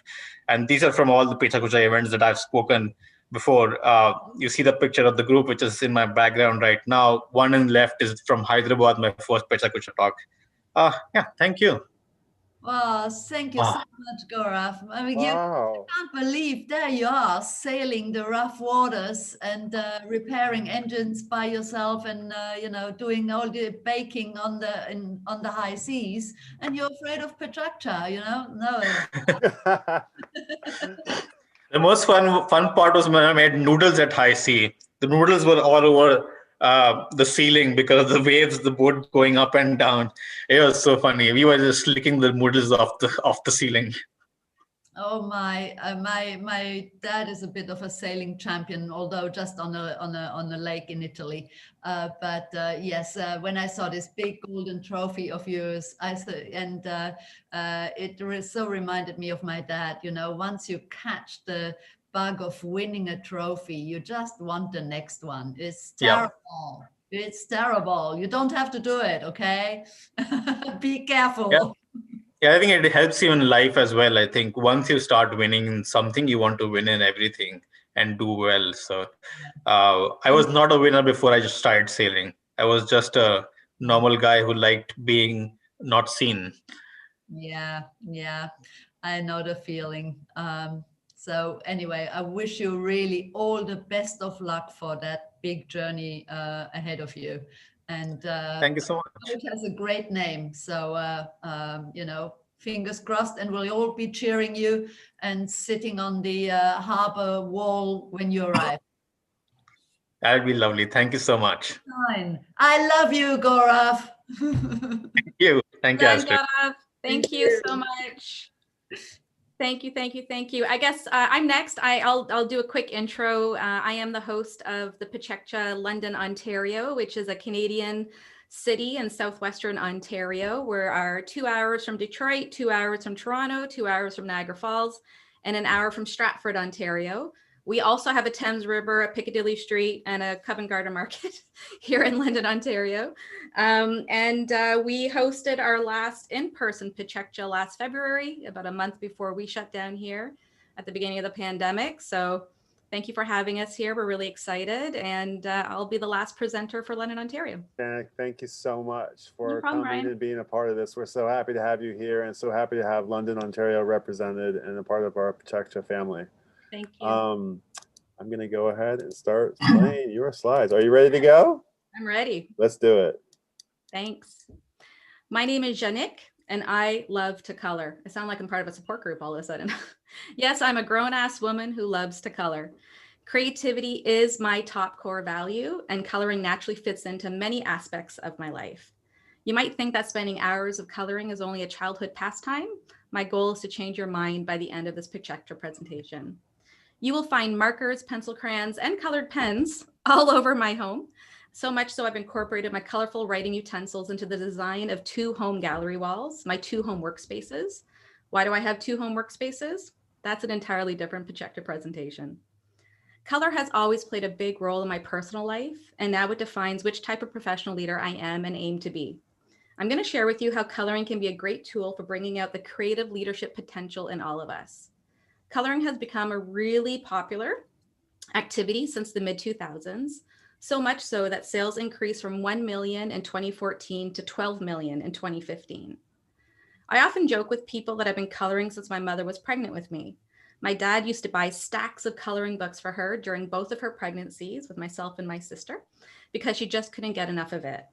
To this day, my mom, my sister, and I all have our own sets of coloring books, crayons, and markers, all of which are well loved and very well used. I guess I can say that my passion for putting a pencil crayon to paper started through osmosis. Coloring to me elicits a relaxing mindset and is considered a form of active meditation. This activity allows me to switch my brain off from all my to-do lists and focus on the task at hand. For me, it's a sense of calming creative accomplishment, and God, it just feels so good when I finish that coloring page. I'm sure you figured out as well that I love hummingbirds, so much so that I did a PechaKucha presentation on why I love hummingbirds a couple of years ago. I do love hummingbirds because they force us to pause, to kind of be in the moment, just like coloring does. So through the work that I do with Ripple Effect Leadership, I create workshops and resources for organizations that focuses on both personal leadership and creative leadership. And I've been advocating for a long time that incorporating coloring or any other kind of creative activity into the workplace really does promote team building. You could have a coloring contest between employees, or you can just pass around a coloring sheet during a meeting for employees to add color to, creating one unified coloring masterpiece. Of course, once we're done in the pandemic, no sharing of coloring utensils in the meantime. Coloring helps increase focus and concentration because you're dedicated to completing a specific design. Actually, people who fidget find that coloring helps with concentration during group discussions or team meetings. And research also tells us that coloring helps decrease stress and is good for our overall health. Incorporating a break midday to color allows people to de-stress and reduces anxiety. This process of repetition and attention to patterns and details associated with coloring also calms our heart rate. And one other benefit is that it sparks creativity. I think it's really easy for us to get bogged down by the day-to-day tasks when our creativity kind of gets forced aside, whereas coloring helps with overcoming creative blocks and can lead to new ideas and projects. When people are more creative in their life and work, they will produce more original ideas. And sometimes you just need a quick de-stressing activity after a long day at work or after a long day of video meetings, or just need a break from the pandemic. On those days, I like to reach for coloring sheets like these that have a little extra inspiration and motivation, and just makes you laugh as well. I mentioned earlier that coloring helps with focus. I like coloring as a creative outlet because it requires me to focus, but not in a stressful way. I've worked for many brain-related organizations in my 20-year career, and I know and I've learned that the frontal lobe controls organizing and problem solving. Coloring helps to open and awaken this part of our brain and allows us to put everything else aside and live in the moment, generating that focus. Coloring also can relax the fear center of our brains thanks to the amygdala. That's a great word. It induces the same state as meditating by reducing the thoughts of a restless mind. I just want to remind people that we don't have to be an expert artist to color. If you're looking for any kind of way to unwind after a stressful day, coloring will surely do the trick. So find something that you like, that you gravitate towards, color it however you like. Try not to think too much about what colors you're choosing. Just don't worry about staying in the lines, just color, just enjoy the process. Now, I am a little bit picky when it comes to the style and design of which adult coloring books I gravitate to. It's very rare that I'll use a coloring sheet that is super, super detailed. That would stress me out. But, like these are true adult coloring sheets as I'm showing you right now. So, after a bad breakup or a bad day at work or something really annoying that's happening in your life, if you really want to de-stress, go for these types of sheets. They are quite funny and you will definitely laugh. So regardless of your own style, your sense of humor, or your creative process, there are many unique coloring books out there, and I encourage you to find your own style that you like that won't cause you extra stress. You name it, there's a coloring book for it, and there's a version of it somewhere out there, whether it's the type of animals you like, the hobbies you love, the industry that you work in, you'll find it. And if coloring isn't your thing, consider doodling. Doodling fires up the brain's executive resources, which allows us to multitask and concentrate and plan. So the next time you see somebody doodling during a meeting or a class or a conference, they are more than likely paying attention and concentrating on what's being said during the meeting. I'm personally really fascinated by how people color and their creative process. I will personally physically rip out a page of a coloring book, put it on a clipboard, and color from there. My mom will start a coloring book on the very first page and do it in complete order. And my sister will choose one color, sprinkle it all over the page, take a different color, and sprinkle the rest all over the page, similar to my process. But this coloring sheet, which you can see also here on my wall, is my favorite because it has a lot of meaning to me.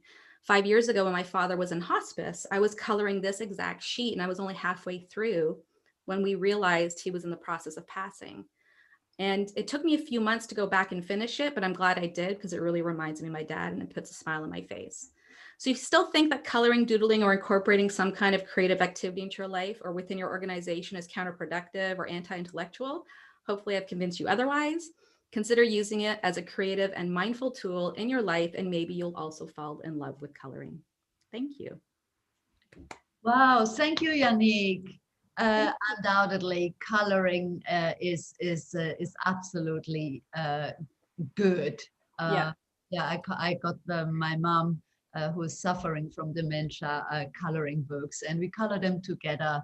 And it is all those things you said, but even for anybody any day.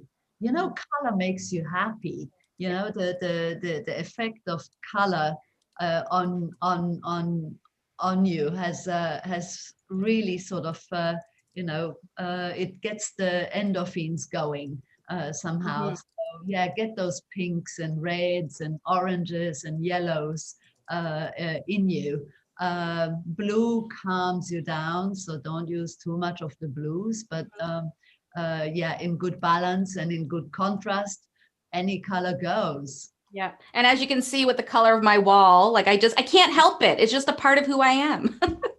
I totally suggest when we do interiors, or when we have clients who just we built a house for them, and said to go for color, you know, go for a wild wallpaper you love, you know. Don't worry about this timeless and neutral setting, because your emotions will be just as flat and neutral, you know. And it's just a wallpaper. You can change it when you're tired of it. You change the color. It's not a big deal, but you gotta enjoy it full time, you know. Absolutely. And you don't have to paint an entire room. You could just this is just one accent wall in this room to see if you like it, right? Hey, we have a brown one right now. Yeah. Well, thank you, everyone. This has been super fun. Thank you so much. Thank you, Brian. Thank you, Astrid and Mark. Thank you, Katie. Thank you, Gaurav. Yes, amazing. Was it London, Ontario? Really rocked the Casbah. Again, Katie, we're going to get you sorted. We've got your link in the chat here, but it was a great collection of presentations. Thanks so much. I need to call it out. We've got so far behind. We're going to end up having to get creative here. I know that Cotonou is on the is waiting on standby to present. They've got passed, and I don't know where exactly we're going to fit them back in, but I'm going to, Gijo, if you could just have a little chat with me in the chat room. We're going to try to figure this out. But Jason, can I just go ahead and cue you up and just get you going? Are you ready to go? Yeah, I'm fine. Yeah, but are you just going to play my presentation, or? I'm going to let you present over it. Do you want me to play it? Just if you could maybe just play it. Okay. Maybe. Okay. Okay. Yes. I will pull it up here just a moment. I didn't realize we were doing that. Okay. I think I probably did, but I just didn't. It's a great go.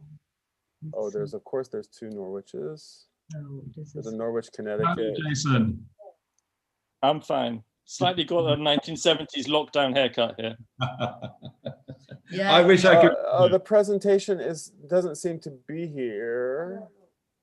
Okay. Okay, I can talk to if you want. Can you do it? Can you? If you can, it would be if you can. What do you think? I'm sorry, it's not queued up. There was a miscommunication, and let's do it. Let's do it live. Do it live. Do it live. I don't know if you know that reference, but there is a. I'm here to do it live, so it's all good. Okay, Jason, I'm gonna owe you one. I'm gonna have to get you a beer on your next visit to Tokyo. Over to you, Jason. Here you go. The 20 slides are yours. Okay, so I'm the PechaKucha organizer from Norwich. These are just little slides taking me through a little bit of my journey in life. As a student, I studied in England, but I traveled in summers to work in Haarlem and the Netherlands and a little tiny island, Schmoel, and this was the view from my bedroom window here when I got to travel around and see different bits of architecture from around the world.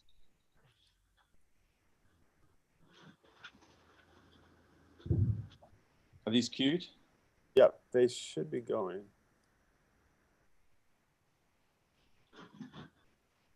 And after finishing university, I started studying, researching for a PhD at the University of East Anglia. I studied Max Bill, who's sort of very distantly connected to me. And this is myself in Max Bill's living room with his sort of beautiful sculptures and things scattered around me.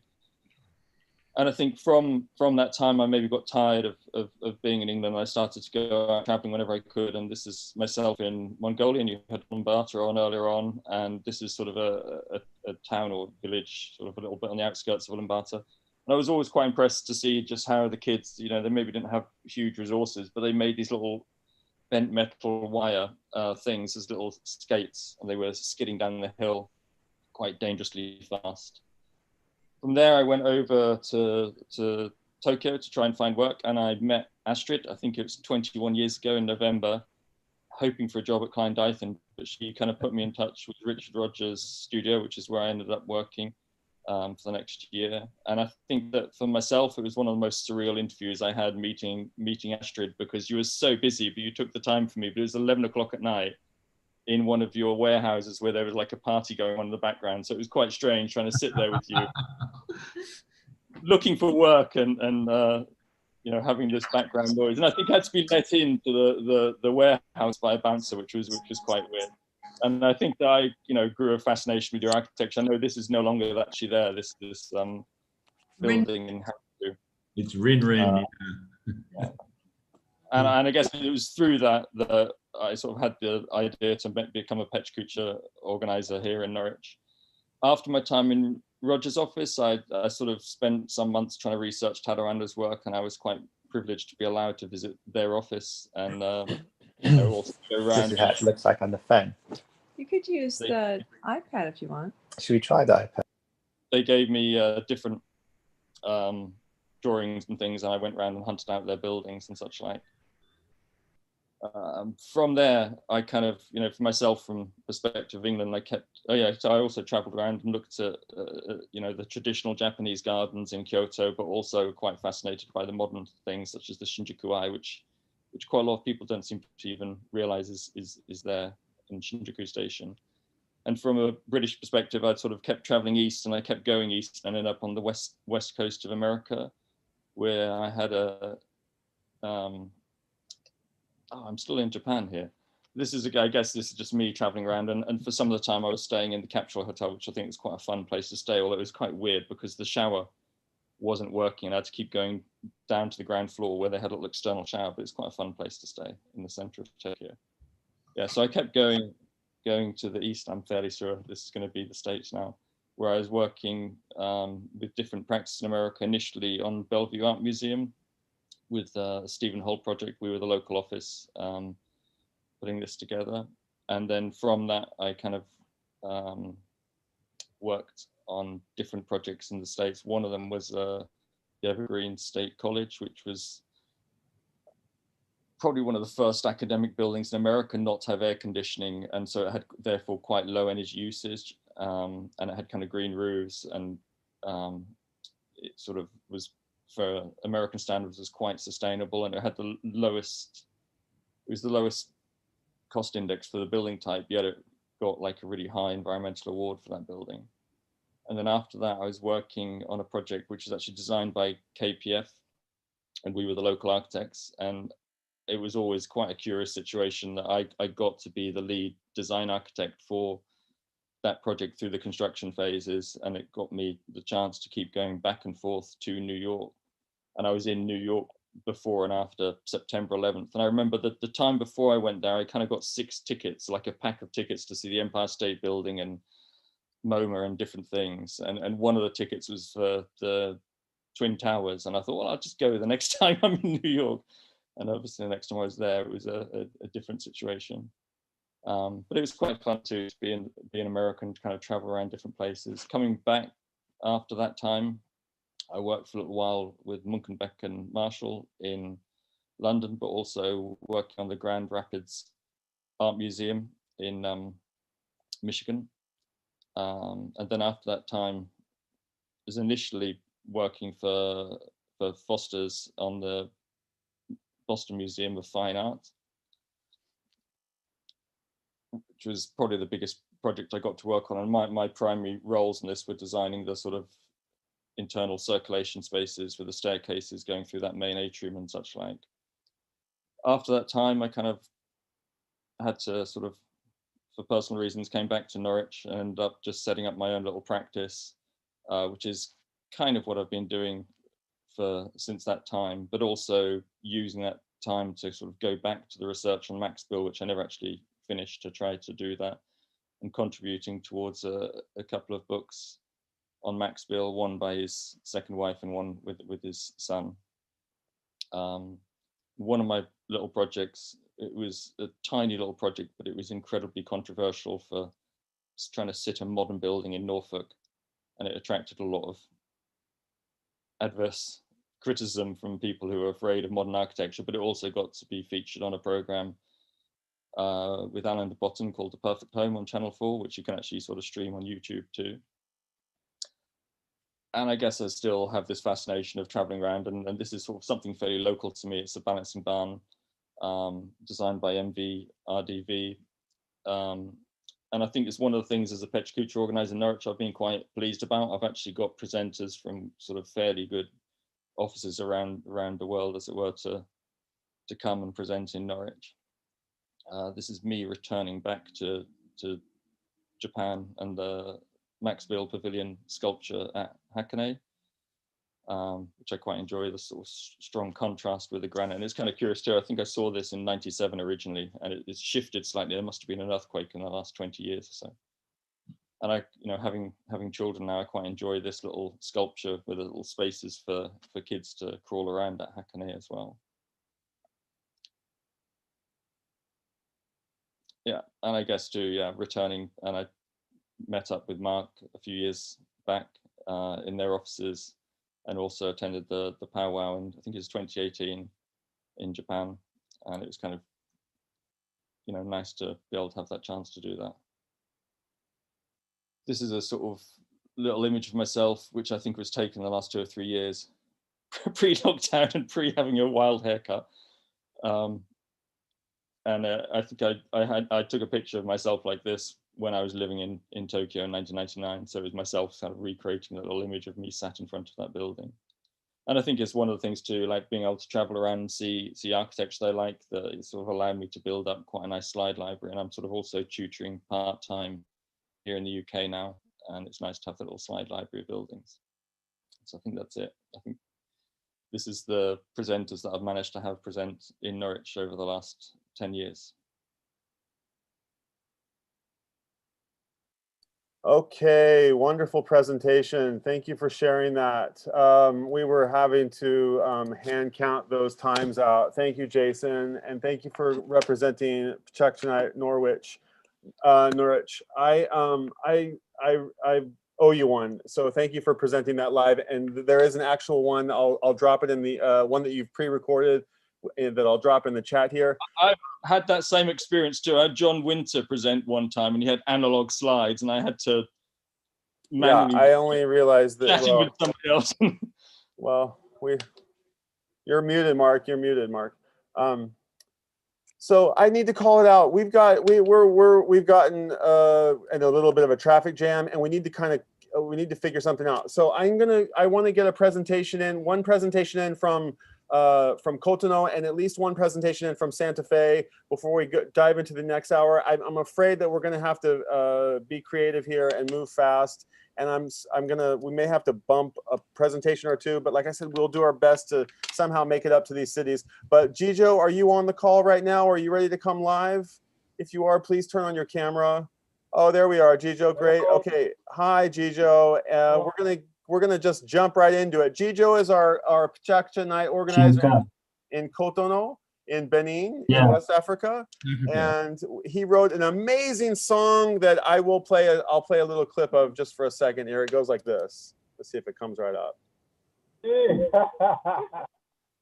gonna do that. Let's see. Can you hear this? Can you guys hear this? No. No? Okay. Well, we'll have to get to it here in a bit. And Gijo, who's your first presenter? All right, thank you so much, Mark. Hello to everyone over there. Oh my gosh. I'm here in Benin Republic from Cotonou. So my first presenter is Chris Domingo. He's actually an illustrator and motion designer. He will be actually letting you know about what he does and what he loves, and I think that will be really interesting to you guys to cover. Oh, Gijo, I'm so sorry. We're having a little bit of a train wreck here. I've got your song playing, and I can't get rid of it. I can't hear. I'm so sorry, guys. Hey, Gijo, good to see you, man. Yeah, you guys take it over here for a second. Hey, Gijo, we love your shirt as well, man. I'm a big shirt person. There we go. I'm not sure if you have my size though. That's the only problem. But you've always got fantastic fashions in your photographs you send over. You're one of the most stylish city organizers and presenters. Thank you so much. So, Gijo, we can't hear you very well. Is Gilka ready to present? Yeah, are you on standby, Gilka? Yeah, I'm here. Okay, all right. I'm ready. We're going to cue your slides up. I really thank you for squeezing in. And Santa Fe, I will pop on here and have a chat with you here in just a second. And Lionel, we may have to find another spot for you a little bit later in the evening. We'll do our best here to make it work. And I just want to thank everybody for their patience while we roll with this.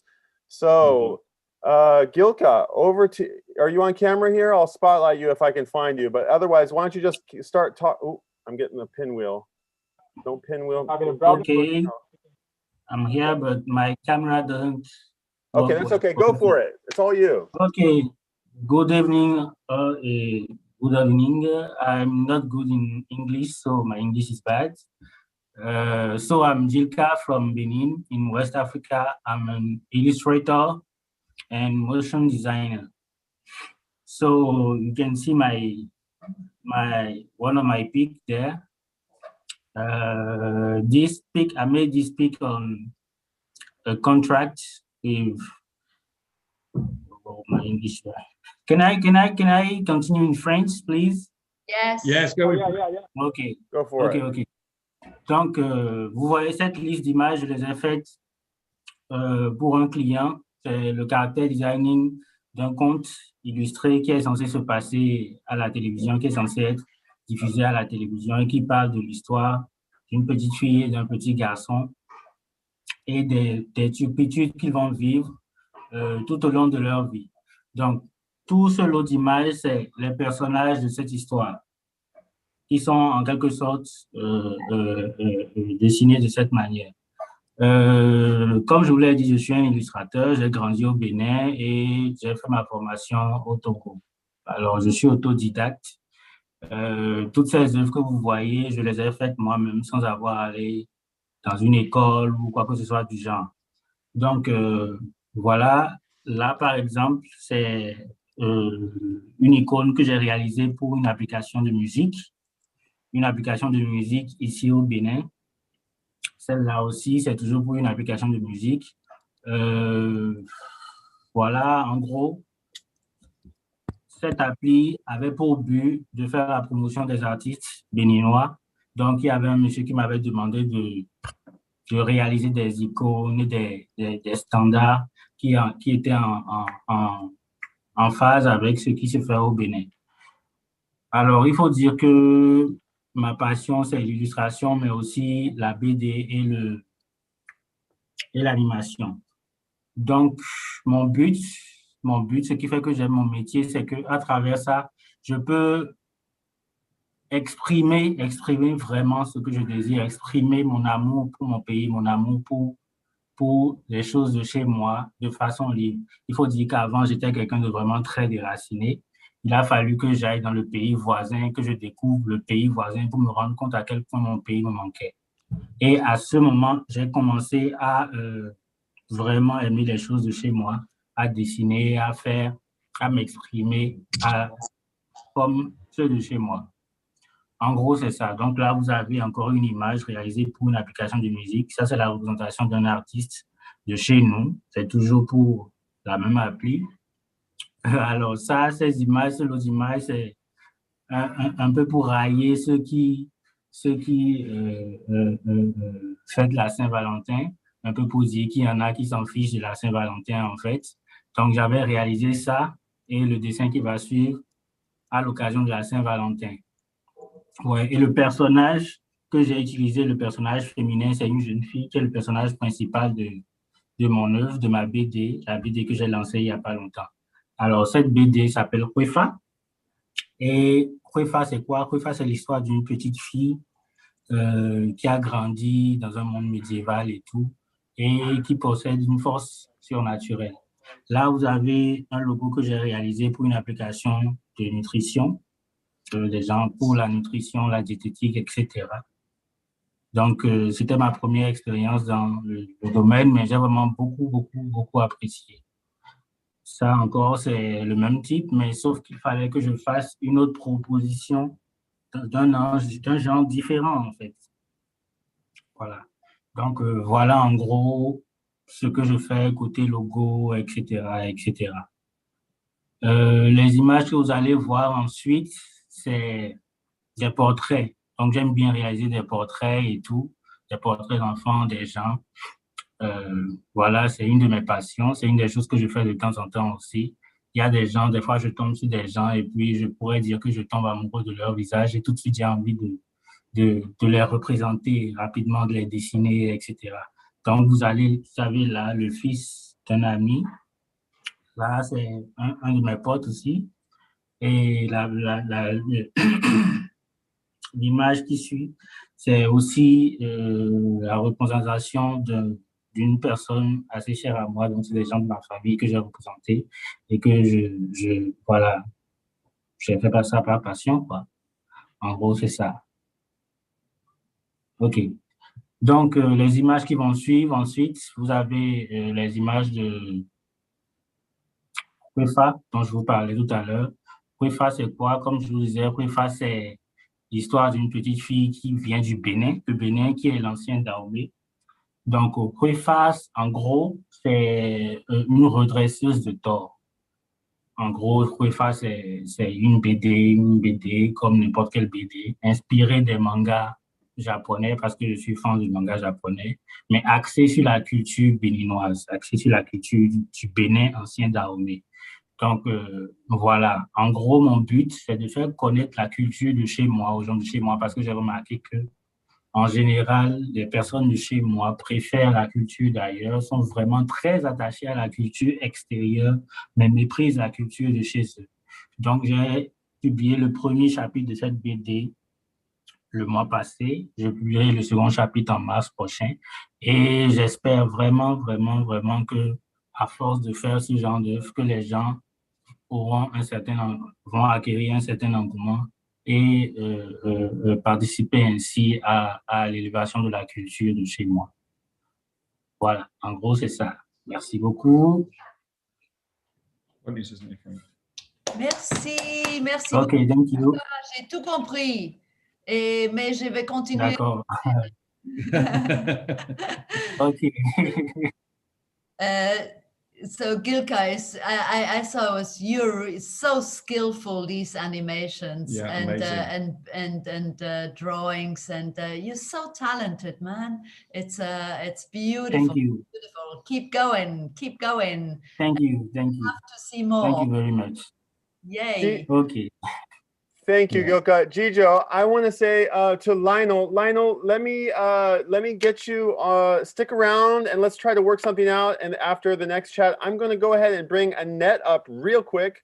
Annette's from Santa Fe, and Annette had a great event with us or she had an online event not too long ago. I think it was not only your first online event, it was your first event, and she's just here to. Was it not your first event? Hello. Oh, I was mistaken. Then you were one of the first online events. That was the deal, and we kind of did it together, which was the big deal. So I'm very happy to have you on board. So I just want to say, Brian, I want to just pop on and say hello and shower you all with love here from Santa Fe, New Mexico. And we have been so packed. The contract that you guys creating 4 events per year in order to be a city organizer is so intense. I want to just admit it, because the level in which our OCD team needs to have everything perfected. We polish every slides for our presenters, make sure their sound file is exactly 6 minutes and 40 seconds. But this has been an amazing journey for me as being an organizer for our city. I started in 2019. An architect friend kind of win me over, and now my original team has disseminated, and I'm carrying on with a new team. And it's been truly a gift to just be here and not having to do anything except to watch other people do the work. I envy you. So I don't want to take any more time, but Astrid, I haven't met you. I met Mark. He came and co-hosted our you know, the Inspire series that we were picked. And thank you so much, Brian, for, you know, featuring our city. This has been quite a journey, and it definitely has helped me grow connected with my community. It's strange because I'm a brand designer, and it's much easier. My business has grown because of PechaKucha, because instead of worrying about talking to people and worrying that they're going to think that I'm approaching them for business, I'm just like, okay, what kind of love and talent and inspiration? What is your journey? Tell me all about it. Let's get you on some of our events. So it's been a gift. So thank you so much. Thank you. Thank you so much, Annette. Thank you so much. And thank you for being like, I know how polished your event is. And I promise you, we had a pretty smooth, we had a almost flawless first 12 hours. And I think you just popped on right when the sirens started going, and they're still going a little bit. But thank you for the little chiming me and for the encouraging words. And yeah, so thanks so much. You guys. The love and the rock love. on, guys. Okay, we'll talk to you soon, Annette. Bye. Thanks for stopping by. And next up, I think we're gonna. Oh, is Sam here? We've got Sam queued up. Sam is not, but Edmund is. Can we go Edmund and then Asif? Sure. Let's do that. Okay, Edmund, you're coming up next here. Give me a second.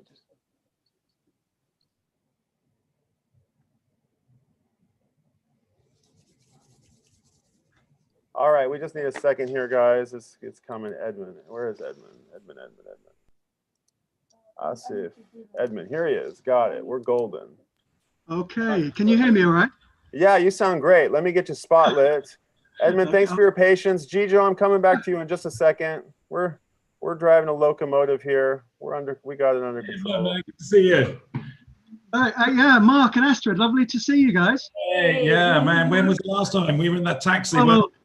I think I took one of the best portraits I think I've ever taken of you. You just looked amazing, lit up in a taxi. I think there was some sort of street light, sort of like creating a halo effect. It was brilliant. And then everything went weird. I went off to Thailand and India, and things started to get strange. So. That's right. It went sideways from there. Yeah, yeah. Anyway, thanks for joining International PechaKucha Day. It's really great of you. We've got three presentations, presenters from London. The order's a little bit different to what we thought. We'll let you go first, and then we're just sorting Asif's putting Asif's presentation into the deck.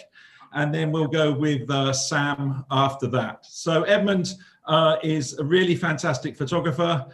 His wife is Japanese, so he's bicultural. And I'll hand it over to you because we're short of time. The 20 slides are yours. They automatically forward. So off you go, man. Good luck. Yeah, wonderful. I think, well, first of all, I just love the idea about talking about what it is I love. I love photography. Can you get a bit closer to the mic? Sorry, Brian, can we start again? Just get him a little closer to the mic. Sure. Went very quiet then. Sorry, man. Sorry, can you hear me? Not quite. It was better before. Something changed. It seems we can't hear your audio very well. Okay, did you have headphones on, or did you have you didn't have headphones on or a microphone plugged in or anything? No? No, nothing like that. Can you hear me now? It's really muty. That's weird.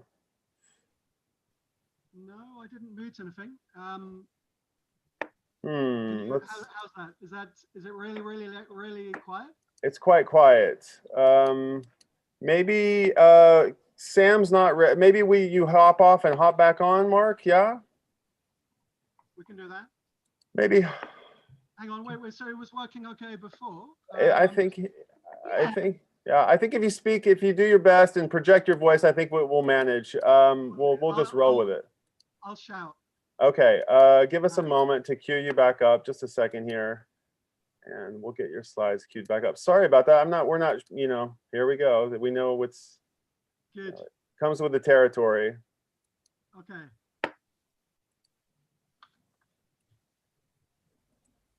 Okay, over to you, Edmund. Good. So I wanted to talk a little bit about the things that I love, and one of the things I love the most is photography. I started in photography at around 1999, and I was doing a lot of traveling around the world, photographing spaces. And in around 2005, Cosmo turned up, and this became wonderful. And he started coming on trips with me. This is a picture in 2008 in Japan. We're photographing a project for Kengo Kuma. And as it kind of went on, I thought it'd be interesting to take pictures of the children in architecture. And I've actually got a hashtag on Instagram, My Kids in Architecture. There's a wonderful picture here of Cosmo at the wonderful house in the outskirts of Tokyo. And I think he must have been about 5 here. This was 2008. So it's a very sweet little picture. The next one.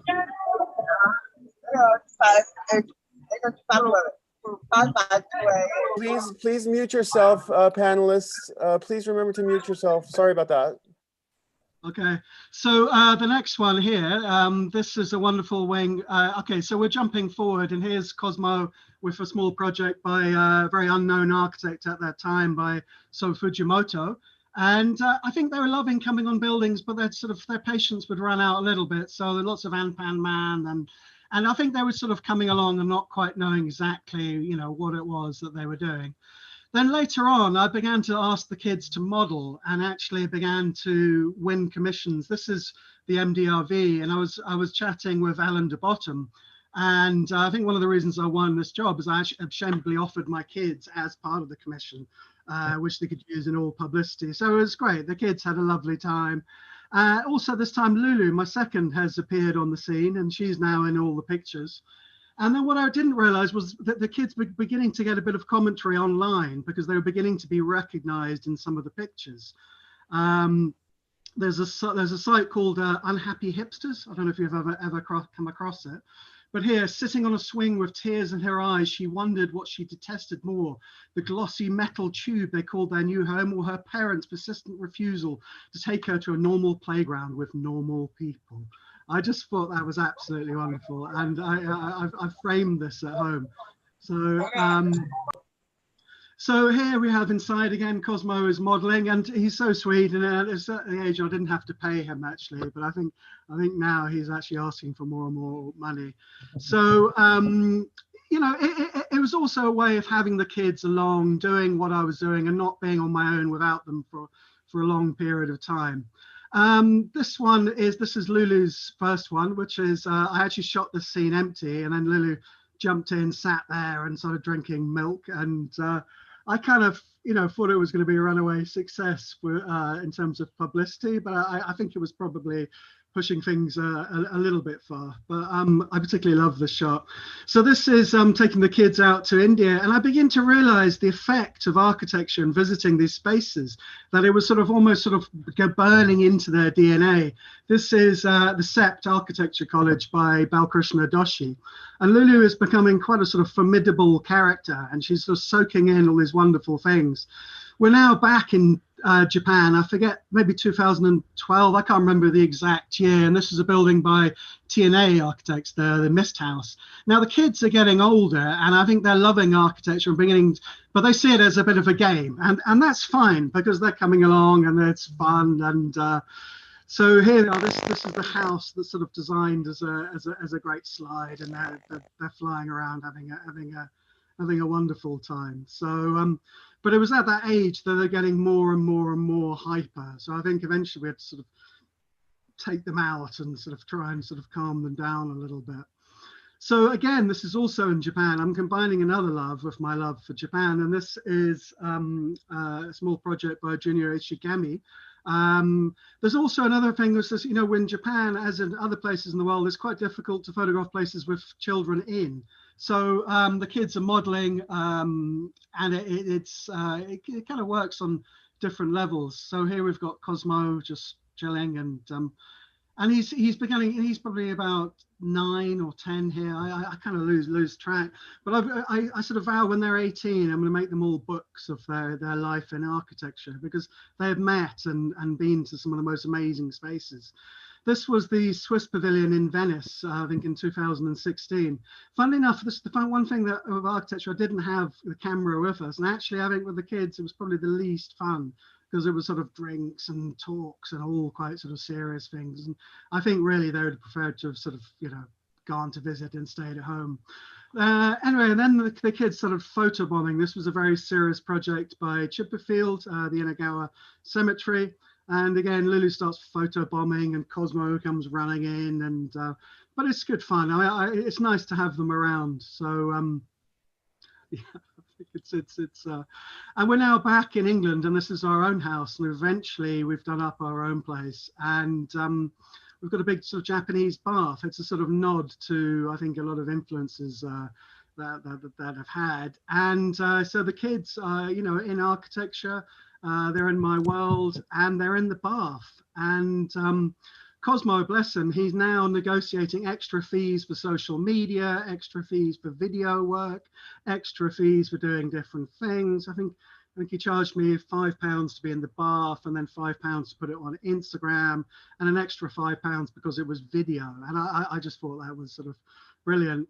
And here we all are, the Sumners, on the bed, chilling out. And so there it is. As the children are, and architecture and photography is my love, and I feel truly honoured to be able to combine it all in this sort of way, really.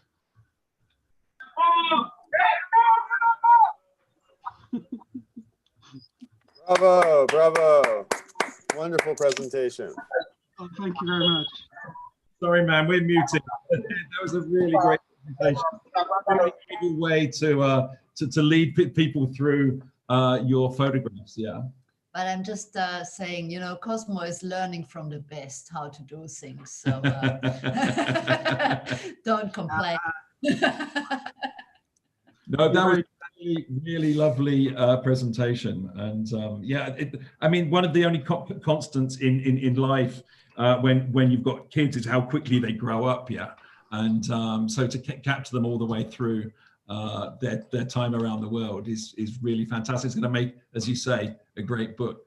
So Edmund, yeah. thank you very, very much. I'm sorry we're having to push along a bit. That's fine. So please hang in there and watch the presentations. I don't know if Sam is around yet. Is Sam on the call? If not, we do Asif. Sam, are you there? I see. Sam is a panelist, and I've just promoted, or excuse me, Sam's an attendee, and I've just promoted him to panelist. He came in as a panelist. Are you okay for time? There he is. Hello. Hey, Sam. Hi. Hi, Sam. I was just to see if it was okay for time because he wanted to go at the top of the hour, but oh, no worries, whatever. I'm good for time. Okay. Sam, go ahead. Hi. So Sam, good to see you, man. Hey, you're the BBC. The BBC I am. Background. I have been for a year non-stop. That proves how long. Anyway, thank you for joining us from the UK again. Great friend and collaborator, and we were always we've been stuck in Japan for 30 years now, Jesus. And it was really funny because Fat was working in London.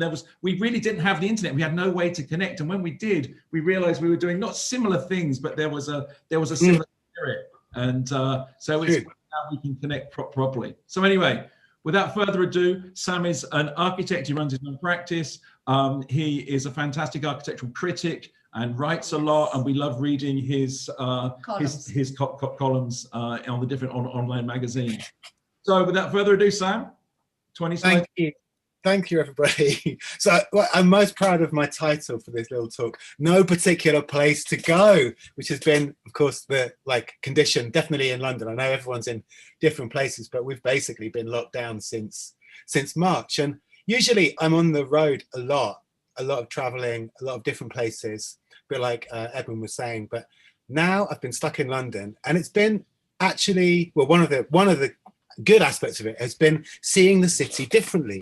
So I've spent a lot of time every weekend running or walking, just looking at the city. So this is just some of the things that I've seen. Here we are right in the center of London at the monuments, but also looking at just weird bits of London, this beautiful half-timbered minicab office on the commercial road not long for this life, no doubt ready to be demolished. But there's been something about seeing the city in this way, which I think has been really remarkable. Like, firstly, emptier.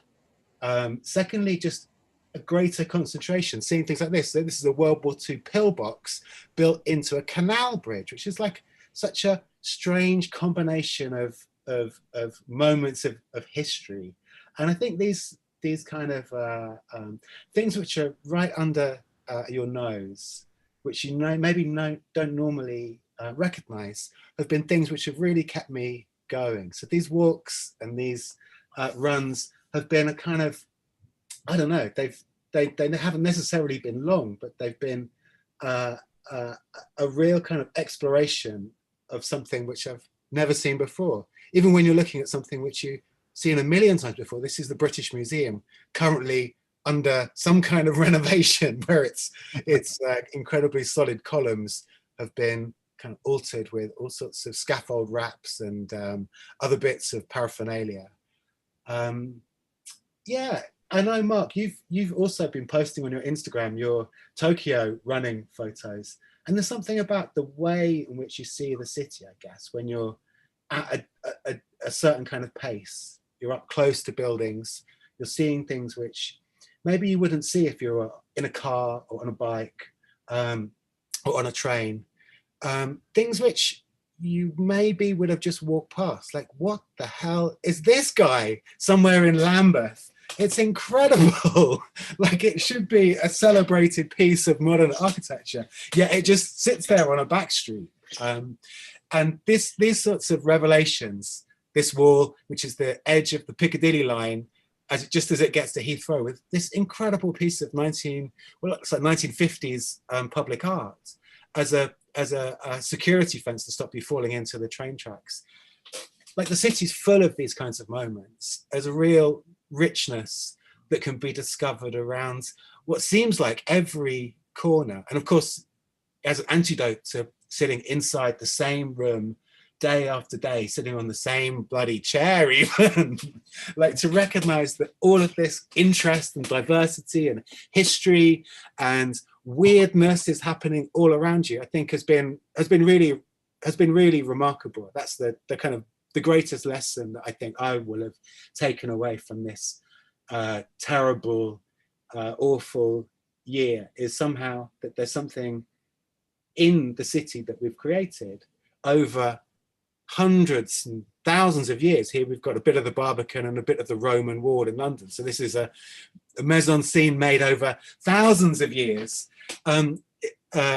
It's an incredible tapestry, really wild juxtapositions that as a designer, you could never even begin to think about how you might put them together. Looking at things in different ways. So this is the back of the Soane Museum, the back of John Soane's house. Remarkable. I'd never been down that street. I'd never had time. I was always on my way somewhere, but with nowhere to go, no destinations, no people to see, because you're not allowed to see anyone, you can start to look maybe in different ways. Maybe when your eyes have started looking in a different way, you also reveal things to yourself which you could never see before. Like, here's a strange piece of advertising that's embedded in a house. If you're going to go to a vet, definitely go to that one. Another strange back. This is the back of Sterling's claw gallery at the Tate Britain. Normally, I'd be running around the front, going to see a great show, really enjoying myself, rather than poking around, like sneaking past the security guard to go and have a look at the car park, or finding elements like this. Like, what on earth is this? It's like a kind of monumental obelisk slash ventilation shaft. And these things I find so inspiring as a designer. You think, like, oh my God, the imagination, which is possible. There's so many things which are still able to surprise us, still able to make us think. Look at the ingenuity here. A radiator attached to outdoor seating on the Edgware Road. Absolute genius. You know, like, this is a sort of ad hoc adaptation of something on a kind of pretty average street. And suddenly it makes you think, oh my God, how come all of the legions of designers have never been able to think of something quite so remarkable? and it's just, I don't know, I find it a lovely thing that you can find these things lying around on a street uncelebrated, and maybe they should remain uncelebrated. But it's just lovely to see, even juxtapositions like this. I don't even know why I like this. Hit screens not being used on the roof of a petrol station. It's like a kind of ad hoc Barcelona pavilion, you could say. This is out near Cockfosters, right on the edge of London. And when you get to the edge of London, which I'm walking around the edge of London at the moment, I'm about 3/4 of the way around, you get sometimes these amazing 1930s tube stations. This is Cockfosters tube station by Charles Holden, an absolute gem of a modernist masterpiece in the service of everyday life of London.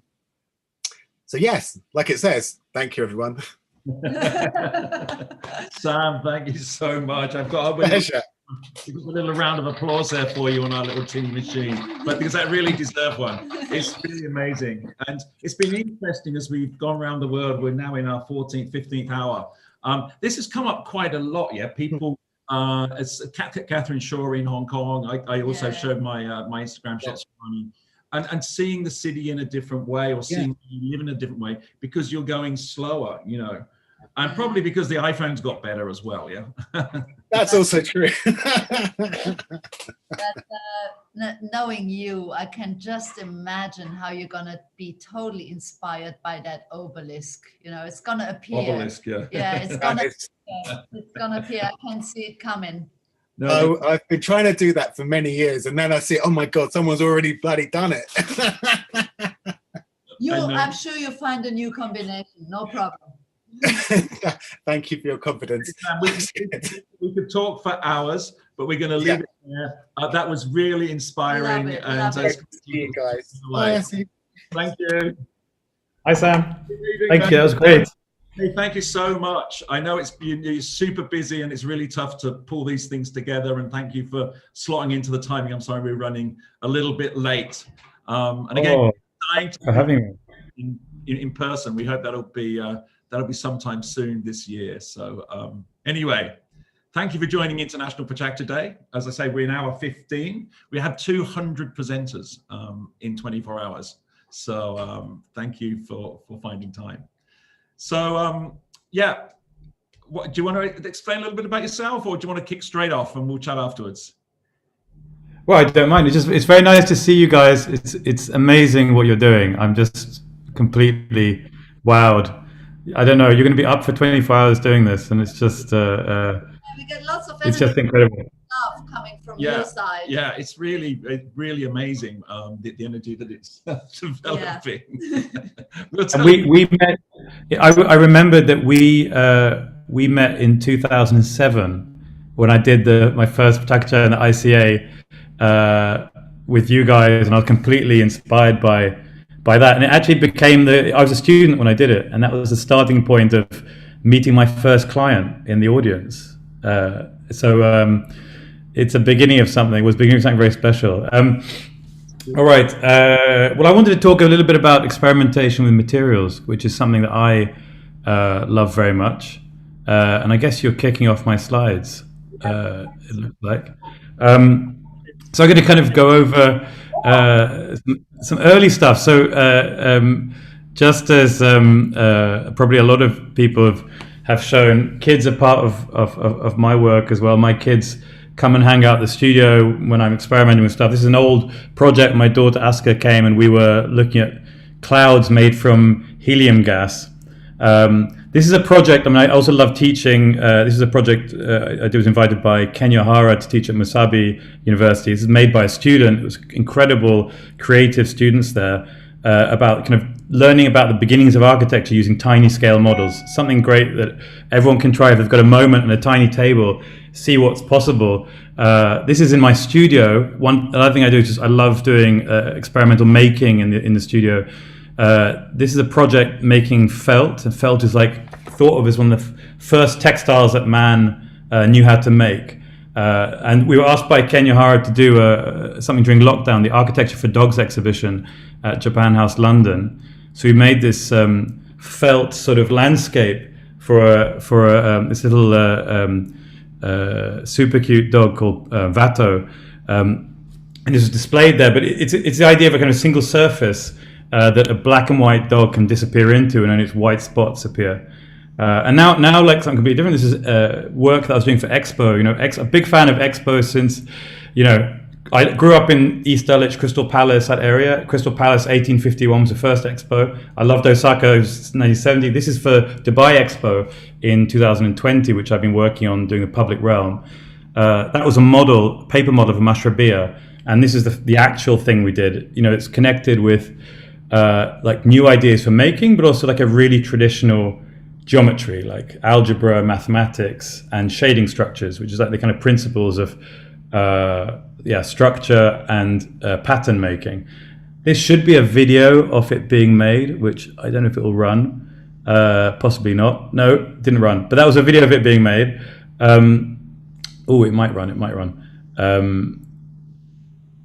It's completely made from carbon fiber, which some of you may know is like used in Formula One cars. It's used in airplanes and so on. But using a kind of weaving technique, we were able to, you would have seen the video, like the whole structure being woven as though it was a piece of knitwear. And every line of pattern you see there is a line of structure. This is a photo of our kind of experiments with the maker. They were based down in near Munich, in south of Germany. The bit that I'm holding there weighs 6 kilograms. So just to give you an idea of the future of architecture, the future of architecture can be extremely lightweight. It can be almost cloud-like, like that image I was showing at the beginning. And we also, the last 4 years at Dubai Expo, we've been doing the public realm. And I kind of, as you see through these projects, I love kind of pattern work and detail. So this whole public realm, like 6 kilometers of walkways and landscaping, it's all like a interweaving of patterns based on kind of traditional weaving. And this is something I also really love. Like, architecture comes to life when the architect hangs it over to the people. So this is like the first few days now they've opened, and this pattern work, which was abstract in a way, it now becomes meaningful, that people inhabit it, and the juxtaposition between a person and the landscape is what the architecture really is.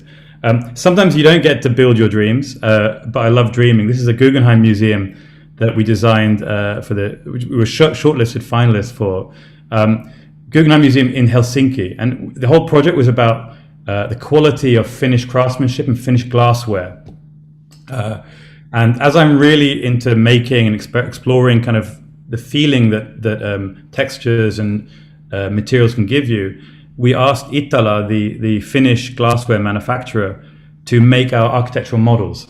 So what you see here is the Itala guys casting the model of the Guggenheim Helsinki.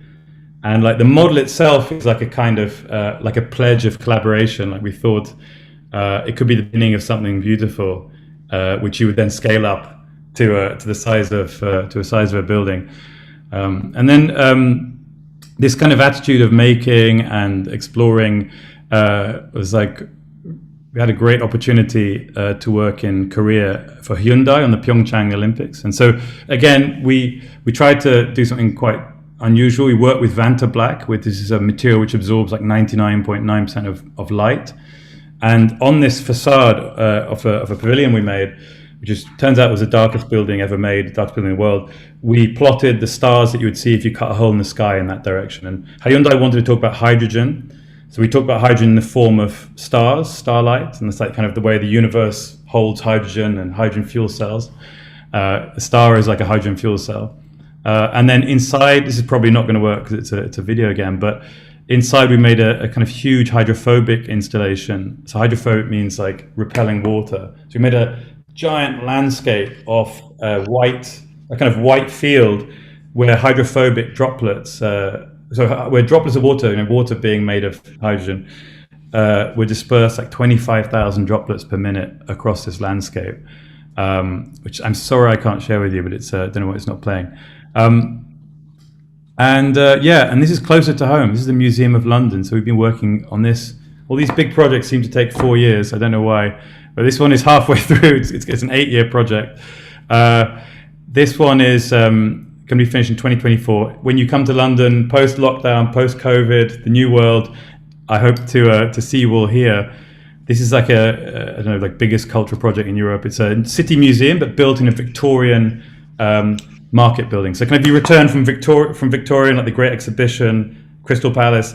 This is another Victorian great building of the era that we're transforming with like innovative materials and this is one of, there's like an experiment about one of the things we're doing to the facade, which you unfortunately won't play, but what we're looking at is kind of volumetric windows, basically like glassware that refracts light in interesting ways. So the whole facade of the building comes to life during the day, and then refracts and diffracts light at nighttime. So yeah, that's one to look forward to for the future. But if you're in Dubai, please, if anyone's listening from Dubai, please go down to Dubai Expo and have a look. And then hope to see you somewhere, Tokyo, London, wherever you are in the world. I see. We were just in Dubai a few hours ago, and they were talking.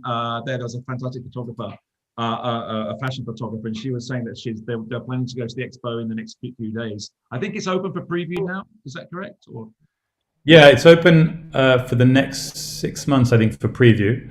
Okay. And I think slowly it's quite clever. They kind of rather than just wait till the whole thing's kind of solved, they're incrementally opening it. So I think getting people used to it and experimenting and doing test events, and I mean, they get like a year's worth of expo instead of the standard 6 months, which is really which is nice. I can't get there, which is like at the moment because it's on our red list or whatever it is.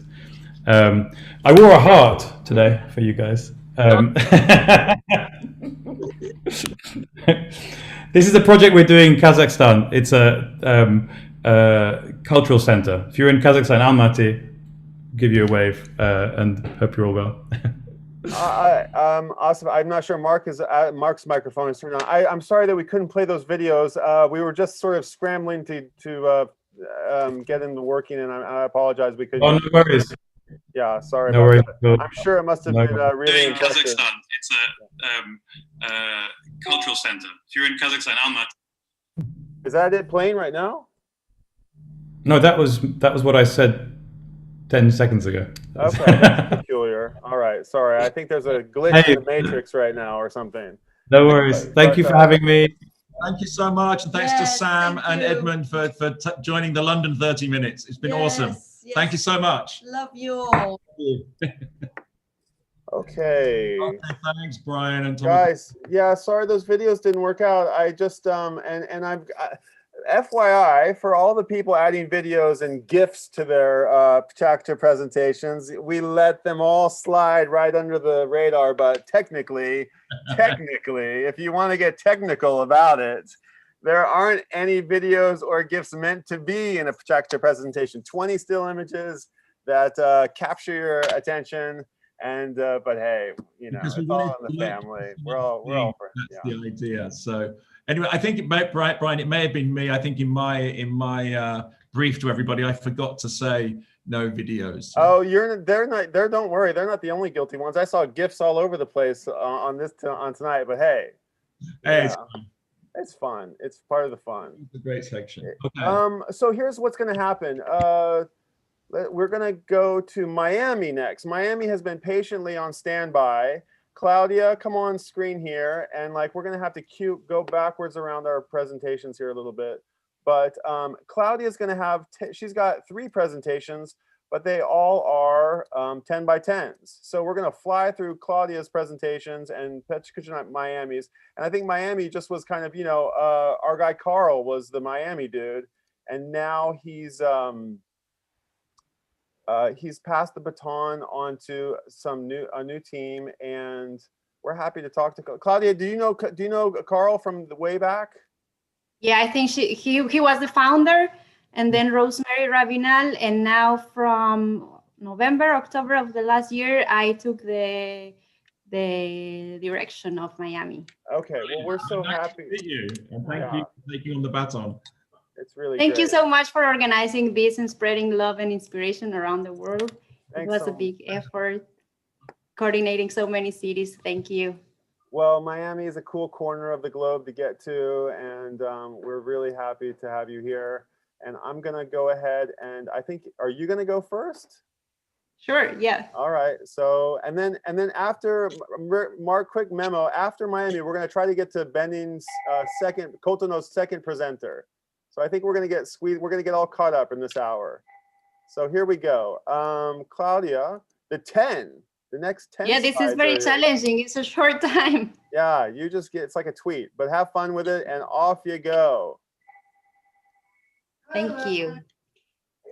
I love healthy habits because I applied this in this challenging year, and I hope it gives you some ideas to think about your own healthy habits. So every morning I take a bike ride to the beach. So in this photo, there are 3 good habits: waking up early, vitamin D, and cycling. I eat vegetables every day and water that give us energy, and it's very good for our immune system. This is number 4. Number 5 and 6, I do yoga and meditation. It gives you strength and practice gratitude, which is good for your physical, mental, emotional, and spiritual way. Number 7 and 8, walking and books. Some days I walk for 2 hours after work while I am listening an audiobook. Number 9 is sleep. This is the best thing you can do for your body. So sleep 7 hours per day, no negotiable. And number 10 is music. I listen music every day. Music is the best motivator. And I wake up singing. I listen classical music while I am working. It helps me to focus and concentrate. But also I listen loud music that makes me dance and re-energize. So I dance every week. This is my class, my instructor. That helps me to re-energize. And the last one, well, I like to participate in PechaKucha and connect with people. I'm fascinated by the power of connection, even in virtual events. This is very inspiring and motivating. Highly recommended. Well done, 10 by 10. That was great. Hey. This is my first 10 and 10. Yeah, thank you. Good timing. It's because you're so disciplined and doing everything properly. You can do a 10 by 10 perfectly. Thank you. They were the top Thank points. you, guys. Okay, next we're going to bring up Mylin. Hi, yes, that's me. Okay, oh, well, there you go. You're moving around. I'll bring you up here. Can you hear me now? Yeah, we can hear you. Are you Awesome. ready to do a 10 by 10 presentation? Yes, this is kind of like, just give me one moment. Just have someone walking. No. When you're at home with family. Yes, love it, love it. So, well, this is my very first presentation, and I'm very excited but very nervous too. And that's it. Just gonna give it a go. It's a 10 by 10, Okay. similar to format that Claudia did, and that's it. Okay, here we go. Let's cue you up. Hold on, let me do one more time.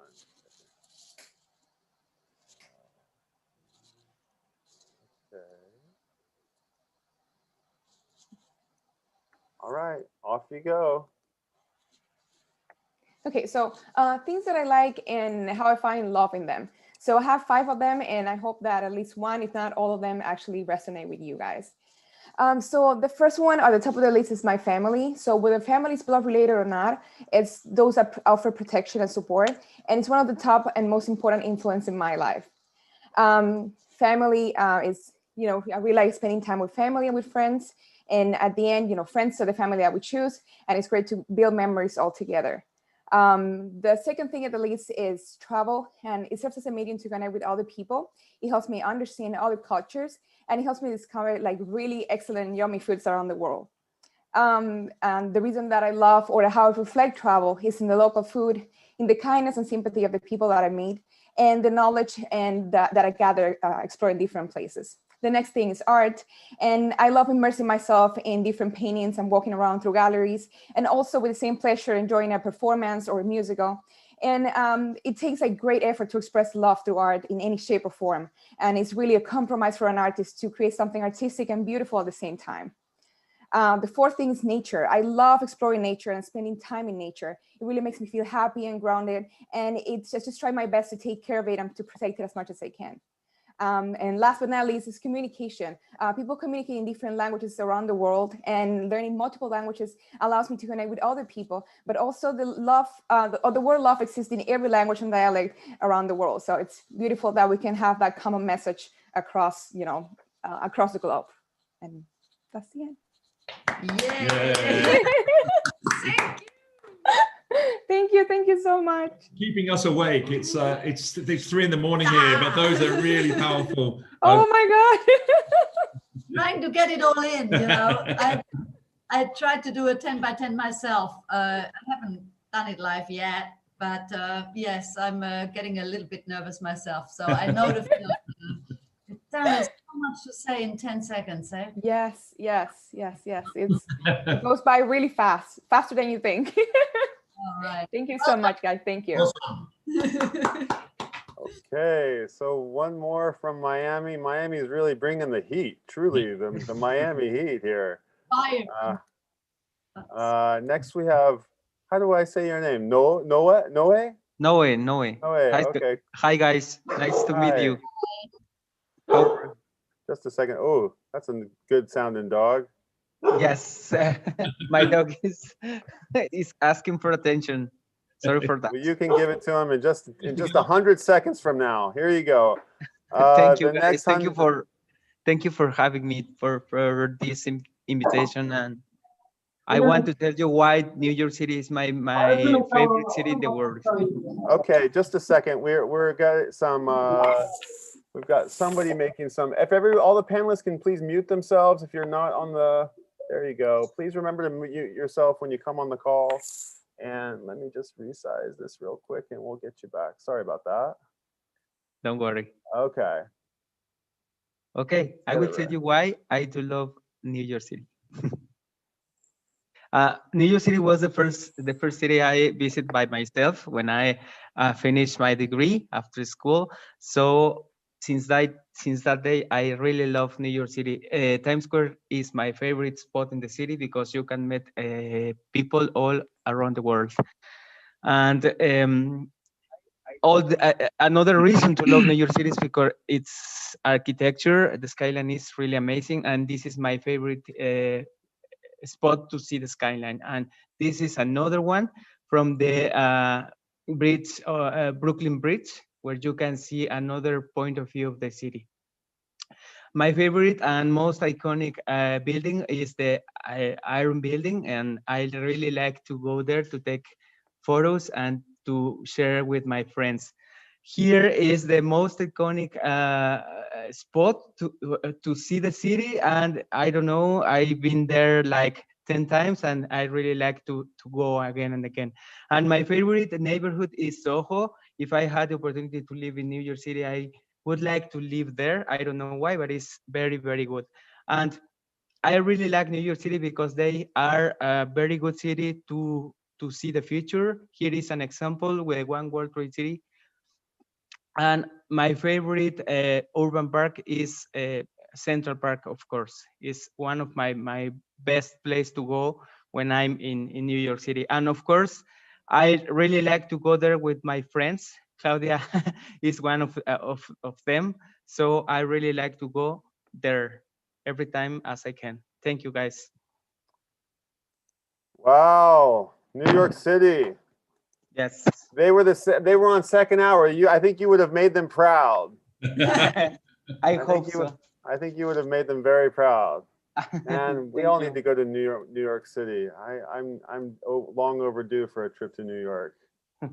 It's great your view as somebody. I like when people go to a new city and they see something different and there's an energy to the.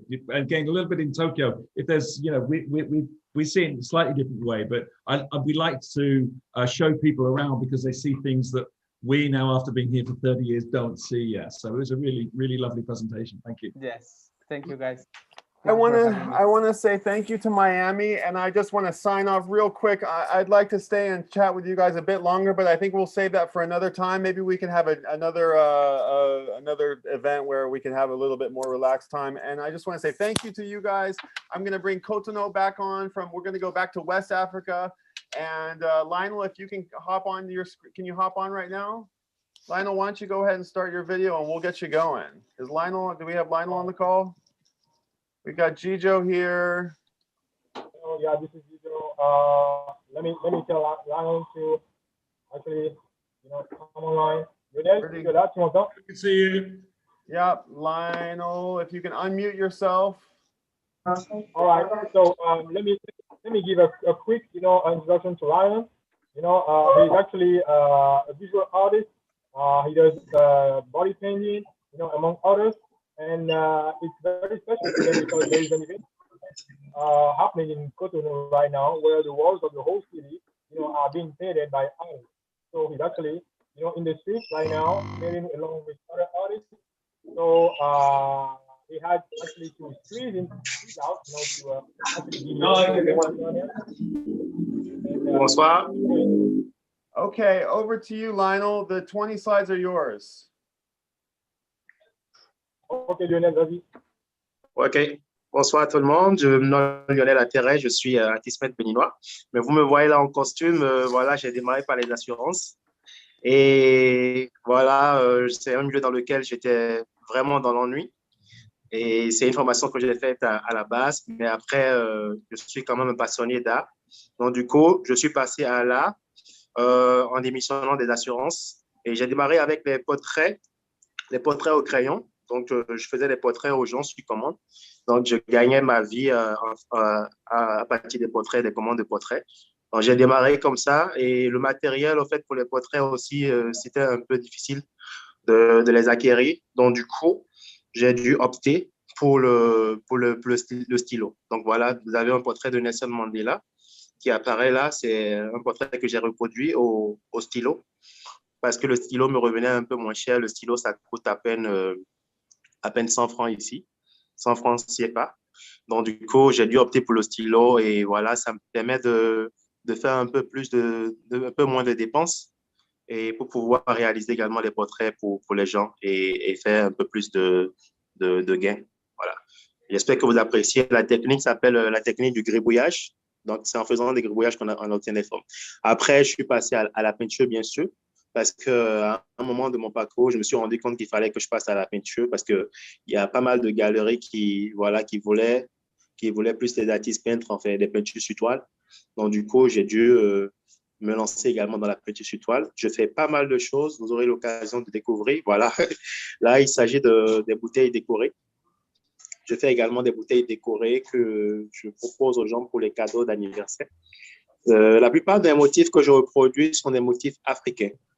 Je suis un vrai conservateur des richesses africaines. Donc, du coup, tout ce que je fais, c'est inspiré des motifs africains. Vous avez là des calebasses que j'ai décorées également en blanc, noir. Et ça, c'est des motifs inspirés de la mythologie Yoruba. Voilà, je suis Yoruba d'origine, donc je suis plus orienté vers tout ce qui est Yoruba, tout ce qui vient de mes origines. Nous avons là également une valise décorée, une mallette décorée par moi que j'ai fait pour un client, voilà, qui m'a passé la commande. Il y a beaucoup de gens qui apprécient ce que je fais, ma touche particulière de peinture, et ils me font des commandes. Il y a également les chaussures. Vous pouvez constater sur cette photo, il y a également les chaussures que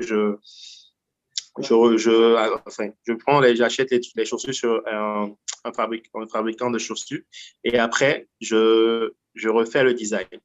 Donc, je customise la chaussure avec mes motifs et donc, c'est ce qui apparaît dans la vidéo. Après, je suis également, j'espère que je ne vous ennuie pas, mais je suis également dans la peinture sur les meubles. Ça, c'est une peinture que j'ai réalisée sur une table. Et voilà, je touche à tout. J'aime peindre sur tout ce que je vois. Vous aurez l'occasion de constater jusqu'à la fin de la vidéo. J'aime peindre sur tout ce que je vois. Voilà, ici, nous avons un t-shirt sur lequel j'ai peint. Parce que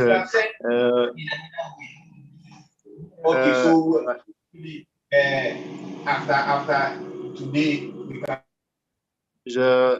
Je ne parle pas anglais, donc j'espère que voilà, je n'arrive pas à comprendre en fait.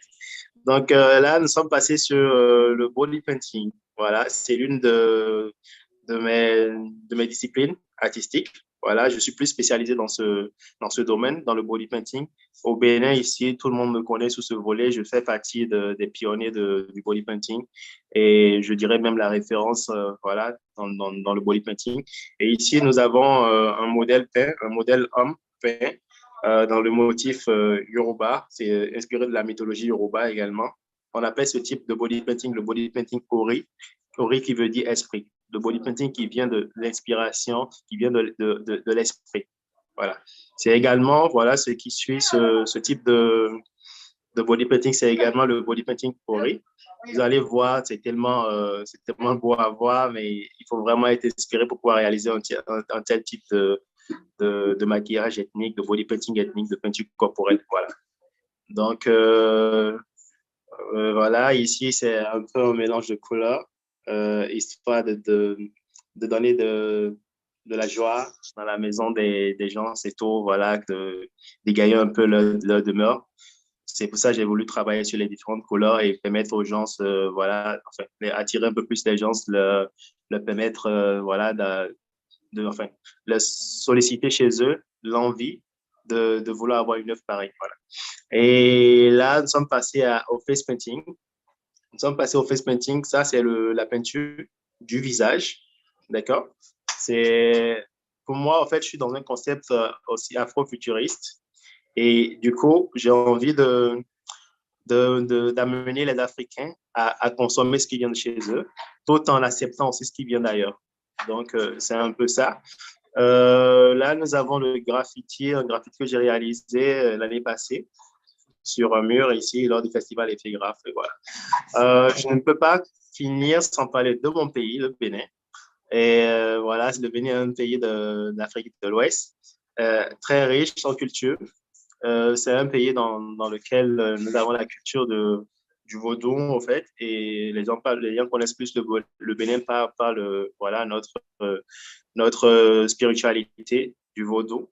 Et c'est un pays assez intéressant. J'inviterai tous ceux qui m'écoutent actuellement à visiter le Bénin. Nous avons pas mal de sites touristiques intéressants.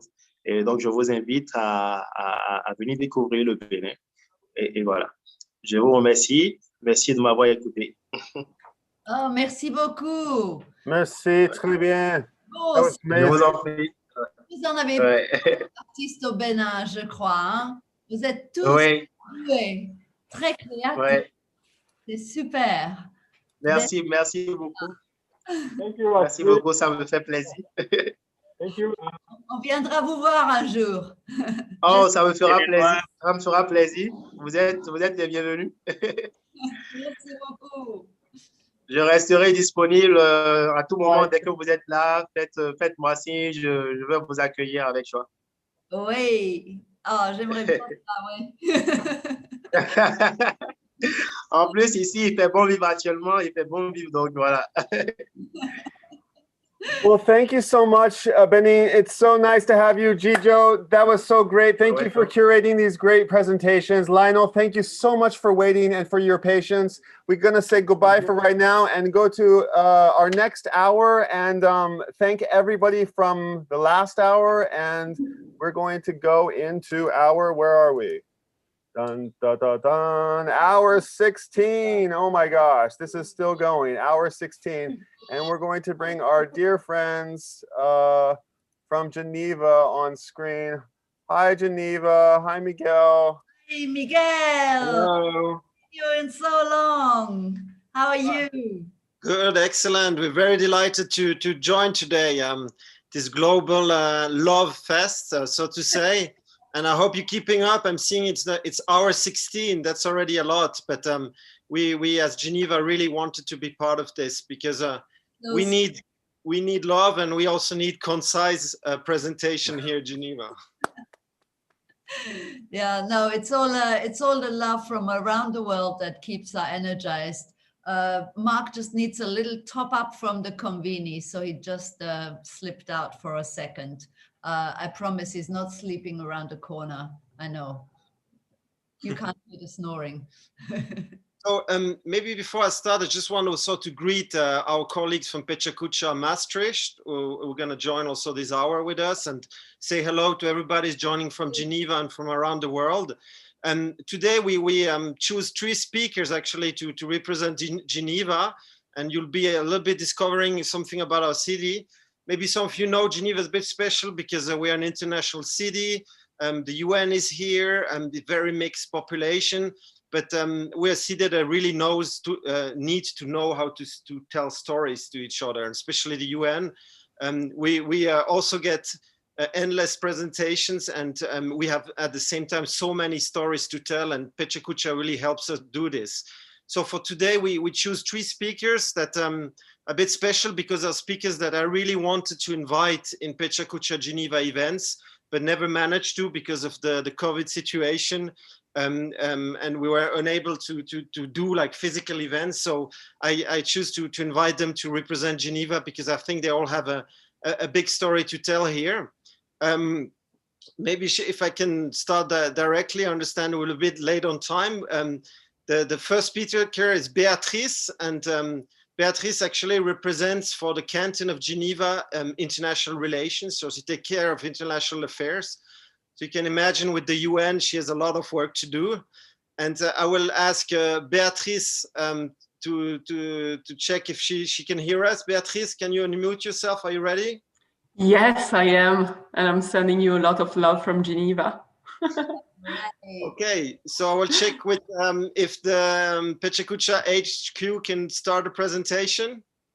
Okay, Beatrice, over to you. Great. Thank you. Big pleasure to be part of this big event. So I chose something red to start with, this fil rouge, which in French means the thread that builds a story and gives its meaning. I always thought that cities were good at making sense and building solutions, but when I started seeing all these red stripes appear everywhere in my city, I felt an urgency to remember what makes me love this city. And one of the things I think that I particularly like is to swim in its lake.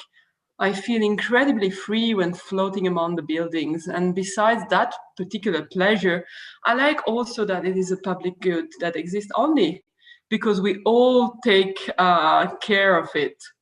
And while in Geneva, we do have a long tradition in welcoming people from all over the world through the centuries as well. There has been people seeking peace.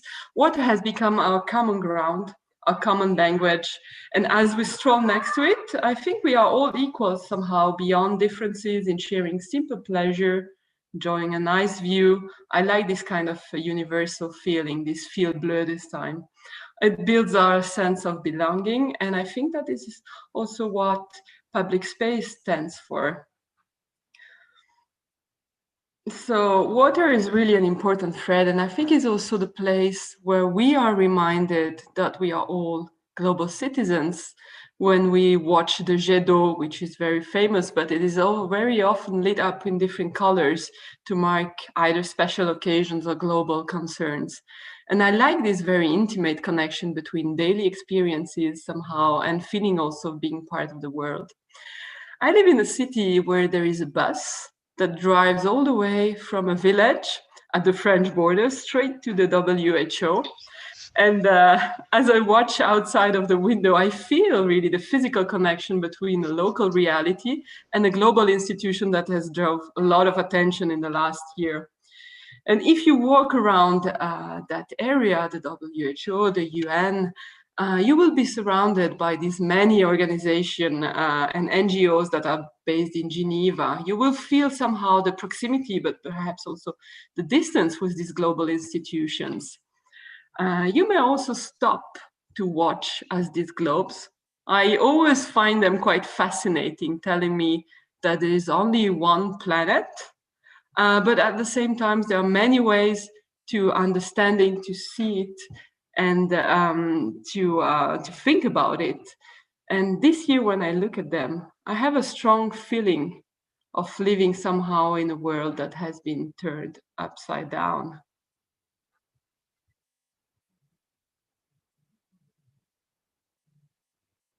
I think that the pandemics has put us all under pressure, be it individuals, families, societies, government. And here you're seeing the buildings of the WHO. We have all been forced to consider things with a different perspective. I think we have been strongly feeling to share a common face, a common situation, and we realize perhaps also the importance of working together, finding solution. And as being an urbanist, I've been always convinced that cities are also spaces of innovation and solutions. And yet, I'm also been wondering how the pandemics and all these restrictions have been affecting our living in the city. As all these barriers are being set up, what is public space? I think that in other cities like Tokyo, where people are used to live with high density, there has been rules that have been set, for the citizens to find urban life easier and to avoid undesirable physical encounters. But here, for example, wearing something like a mask in Geneva has been very difficult for many of our citizens, not because people don't want to wear them, but because you feel that this is setting a really strong barrier between yourself and others, and is setting fear between yourself and the others. So the pandemic has also forced us to rethink the relationship between outside and inside. When you have to spend a lot of time inside, you necessarily have to think what is the inside and what is the outside. When you have to spend a lot of time with your family, when you have to reduce your social interaction, you have to think about public space in a different ways. Many times public space is seen also as an extension of a small inside, as an extension of your private life. But when public space is restricted, is obviously setting up different kind of limits that is very different. So I think public space is not only about movement and leisure, it is also a key space where we build a sense of belonging to the same society. And those lines that suddenly appear on the ground, creating distance between people, that are helping us today, but they're creating gaps in society that are much larger than these simple stripes. And those myriad of encounters that we have usually every day in public space might be disturbing, and yet they are really part of our experience. We human beings also gain our experience by exchanging, by using our different senses, and not only our voice and our view that we're using tonight, but also by experiences our body. So I think we got all used, and we took advantage also of technology to create new connections, to be more innovative, to create a momentum. We took also the opportunity to rethink our way we're living in urban spaces, to rethink the way we move, to rethink our rhythms. So we also had somehow a very different moment to think about what it means to live in a city. Many people said that this would be the end of cities somehow, that people would like to escape. But all those red stripes at the end that appeared on the ground, they are not only separating us, but somehow they are also spaces of innovation. And here you see these red stripes at the Geneva airport that is separating people, but it is also connecting people who have been traveling and people who have been waiting. So I'm really convinced that cities are spaces of innovation, and I think that we have a great chance to remind what makes us live together, what makes us live being innovative, and how we can go forward and find solutions. Thank you. Thank you very much. Well done. Bravo. Beatrice, fantastic presentation. Maybe just one question I want to ask is, obviously a lot of PechaKuchistas are urbanists, architects or designers, and here we have an urbanist who's now representing international affairs for a city. So how did that happen? And do you think your urbanist background is bringing something in your role? Yes, definitely. I think that understanding cities is a way to understand the world. And I've been trained as an urbanist in Asian cities. I lived in China. I've been working also in Japan and Korea. And I think cities are incredible spaces to understand how we can, as I mentioned, to be innovative, to think also the connection between local and global spaces. And that is something that we absolutely need in this period that is really blurred. Yes. Do you think that going forward, there is a way of putting more emphasis on green spaces in cities? You know, I think the cities have mainly been growing out of a desire for profit. You know, kind of more and more developers taking the city, especially here in Tokyo. And, you know, you have the green space. People finally understand, I think, that they are vital for well-being of the people who live in the city, yet nobody wants to foot the bill for it. So do you think there is a way for somebody very high up in Geneva who could kind of say that green spaces are absolutely vital for every city, and if you don't have it in your city, you're down the ranks? Yes, I totally agree. I would hope so, that someone would take the decision, but I think the citizens themselves need to make that kind of pressure. And I think that now, having felt also the limits, a lot of limits that we had in this recent year, at least here seen from Geneva, I'm not speaking for everyone, but I think that seeing these limits is also making us reconsider what we need in daily life. And it's not only about escaping, you know, from daily life, but it's about making daily life really high quality somehow. And green space is totally part of it. Yes, absolutely. Thank you. Thank you very much. Thank you. Should I go to the next speaker? Or do you want to ask another question? Okay, so I will introduce you quickly our next speaker, and I'm also very delighted that Jovan accepted to join this event. He's very special to Geneva. He's heading the Geneva Internet platform, and you may know how the internet is important for global governance in the future. And he's really an expert. He's also a former diplomat. There's many diplomats here in Geneva, and he's also teaching diplomats. So he's quite an influential personality, and we're very honored to have him here today to speak about his own vision and love of teaching.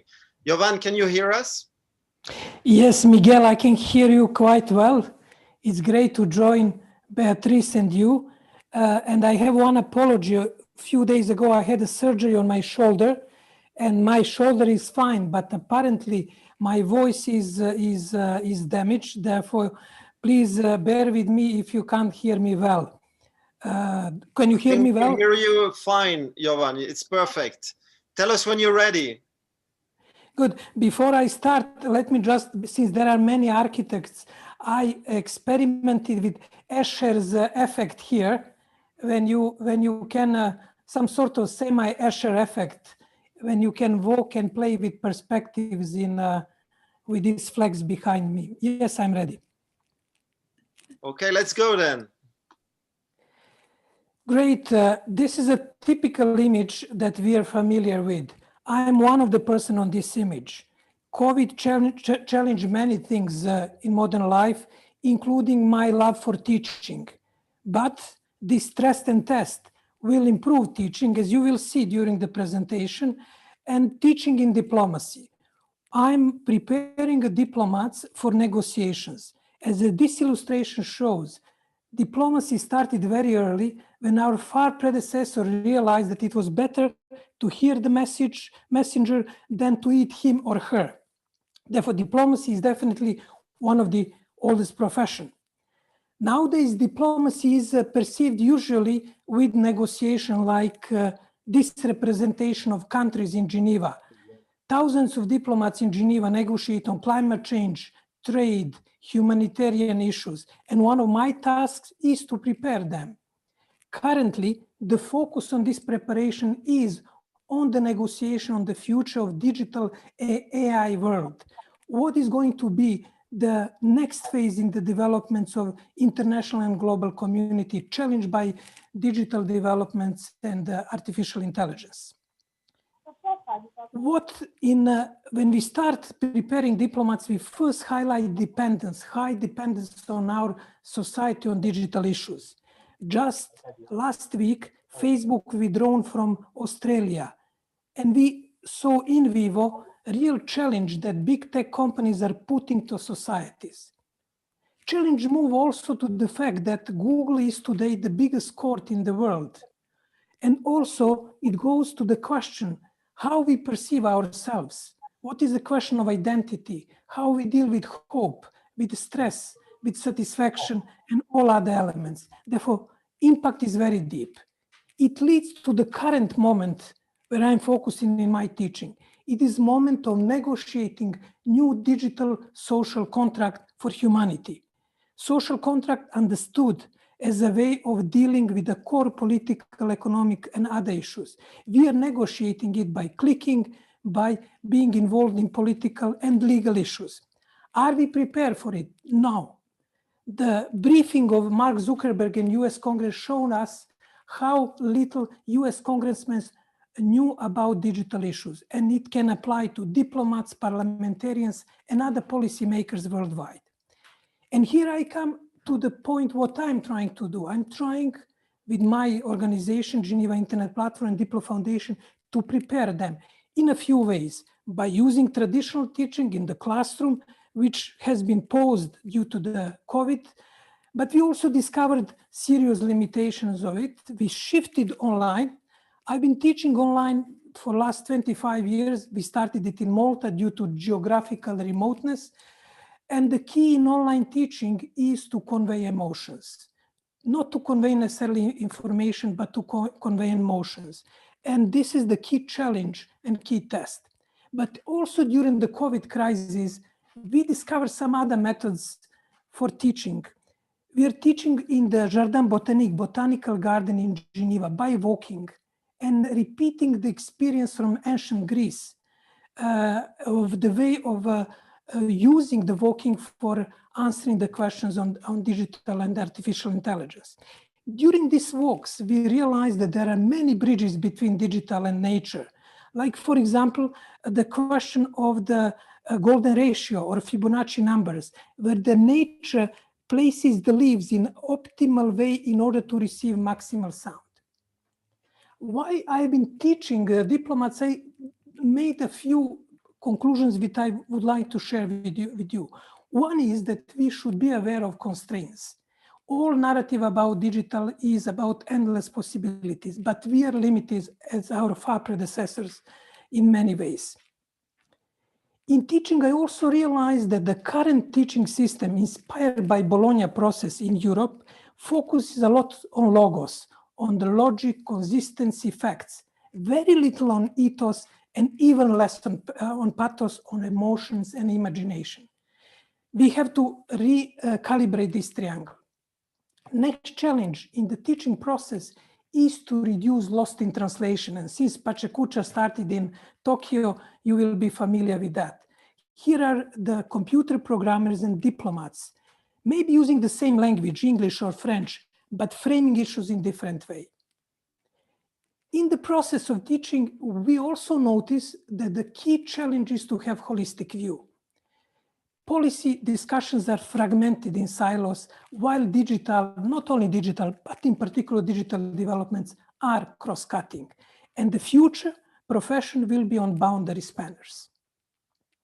We also notice the gap between global narratives in digital field. Everybody speaks about global internet and local impact. Internet impacts communities in different ways, from Tokyo, Africa, Geneva, worldwide, in terms of privacy, security, and data. In my teaching experience, the main challenge is that we don't consider what we teach, that it is already assimilated by our students and listeners. This gap is huge, and it's particularly huge in new issues like governance of digital technology. Ultimate pride in my work is if I manage to inspire students and diplomats, quite a traditional profession, to think out of the box and to consider, like these birds, different perspectives in seeing the world and future on digital and the AI governance. With this, I would like to invite you to join us on this journey in Geneva, where technology meets humanity. It's a journey on which we will prepare rules for the future of humanity and create enabling, creative, and human-centered world.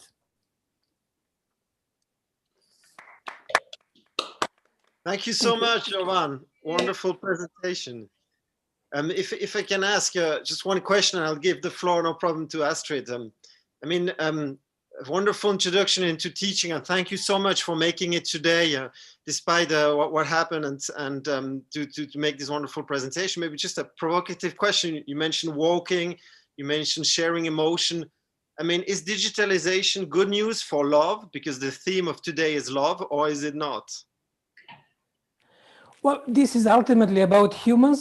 The digital is shaping our reality, and I have a deep and strong conviction that humans are very adaptable beings. Since our far predecessors who jumped from the tree in Serengeti and started running away from the lions, we have managed to adjust. And one of the key elements, two key elements, are love and creativity. And we have always found a way. Now it is a challenging moment, and digital, if it is not properly governed and taken with utmost care, can tame both love and creativity in the at least short to medium term perspective. But I'm optimistic that we'll find a way, at least generations which are coming after us. What we have to do is to leave them a chance that they can create and they can develop different world. And this is a huge responsibility on our generation. Oh yeah, well said. I think I totally agree. You know, we're kind of humans have empathy and feel love and are very creative and adaptable. But I might put out a pretty controversial idea that maybe this internet has become far too big, and you know, it's a little bit like a dinosaur who's too heavy and cannot move nimbly anymore. And you know, and so all the little animals around his feet are much faster and more quicker adaptive and more creative. And maybe, you know, there is something else. There's another digital world that is much smaller and more broken up than the one big one. You know, trying to govern the one big one is as I said, I feel like it's not going to happen. It's like, I don't think we're going to solve it in 6 minutes and 40 seconds, but maybe in the next presentation we might. Okay. I will switch next one. Thank you so much, Jovan, for making it tonight. And I will switch to our last presenter. And before PechaKucha Maastricht, we also look forward to their presentation during this hour. Samira, actually very special because she's a founder and director of an organization that's called Color My Geneva. Some people say that Geneva is a bit gray, especially right now. Well, we had a beautiful day today, but in the winter is often gray. And she colors Geneva. That means she shows us what are the things, how to experience the city a little bit differently. So I hope that summarizes it well. And Samira, are you ready? Yes, I am. Okay, we can start, I think. Yay. Great then. So from Geneva with love. The standard of living there is as incredible as the ambience, since non-existent. The statistics prove it. The GDP in Geneva was in the 5th worldwide position in 2015. I love you, Geneva, but I'm sick of you. But I will never leave you. This is the story of a Geneva woman living a love story with her city. Almost all pictures are mine. Geneva seems to be so boring, isn't it? Every Sunday we could have the impression that there was the apocalypse in the street downtown Geneva, which killed the citizens and the ambience. And if the city was compared as a love story, why not? Every single day I discover her a little bit more, and it has been since 35 years now. So I was born in Geneva from two different cultures, half Algerian and half Swiss. My parents had an opposite feeling about the city. I feel happy to live here, as you could see. And fortunately for me, I realize how lucky I am to be here. So why do I have sometimes that feeling of weirdness and boredom? Since I was a child, I immediately knew that Geneva would be my best love story. When I walk around and see the flowering trees, I feel a calming and peaceful energy. When I look up to the sky and see the birds dancing or parading in a troop, my eyes shine. The bird seems to have found a suitable ground for mating. You'll tell me that it is exactly the same in other cities, but well, I don't think so. When the sun bets by the lake and the sky dresses in different shades like a painting by Gustave Courbet, my heart beats. And when I see baby swans with their very young down, I want to protect them as if they were part of my family. Aren't these feelings we have when we are in love? What if I told you that after these few words exchanged with you, you will appreciate Geneva differently. You will know new facets of Geneva, but beware, its hurt is no longer to be taken. Geneva is a lot naughtier than it looks. Oh yeah. If I talk to you about the old town, you will think, of course, about Saint-Pierre Cathedral, the old stone that adorns the buildings around and the ramparts that protect the city. And if I told you that Geneva hides its game well behind its reputation as a touristic city, believe me, thanks to the wonderful, passionate writer Christian Velas, I learned some wonderful anecdotes and stories. For example, the Rue des Belles Filles, near the Place de Bourg-de-Four, in Roman times, it was a street dedicated to meetings, special ones. To be more accurate, it was a whorehouse. I hope I pronounced it well. The Rue Choscoq, perpendicular to the street, was the streets of the libertines. Yes, my dear. The roasters, also called the idiots, were frivolous, and they hesitated to call this street Chos Idiots. A little higher up the street, you will come across Rue Maurice, which was called the old whorehouse dead end. Geneva is not only a reference in the hearts of tourists, but also a reference that guides our daily steps. It is at our sites on a daily basis. Imagine that the stones of Niton, located not far from the Jet d'eau and submerged in the lake, were rejected 1,000 years ago by the Rhone glacier. They are now used as a topographical landmark for all maps in Switzerland. When you hike anywhere in Switzerland, your reference calculation is therefore Geneva. Could you believe that? Even the aliens from their planets felt an attraction with Geneva. Don't you believe me? I'm pretty sure you won't believe the picture is going to appear was taken in Geneva. And yet, Okay. This is the Pride football stadium and its lighting, but this picture is bluffing, isn't it? Okay. I tried to test you, but now here's a proof, a real proof. Welcome to Rue du Jura, near the train station, 5-minute walks from the train station. A flying saucer landed in 1973. It was designed by Pascal Haus-Sarman. Today, it is the Cornava Medical Office. Still not convinced about the compatibility between love and Geneva? The most famous lovers have found their inspiration in Geneva. It is said that this guy had 10 different jobs and 122 amorous conquests, which at that time was huge. Did you recognize him? This is the Italian libertine, Casanova. A friend lent him the Villa Monrepos in 1762, and he took the opportunity to organize a special dinner with 2 naughty Genevans. In his book, Histoire de ma vie, he told this meal that turned into a carnal moment. They fornicated as far as the pond. I would like to end this love moment with last reference to the passionate love that two beings experienced in Geneva. Do you know the Franz Liszt place?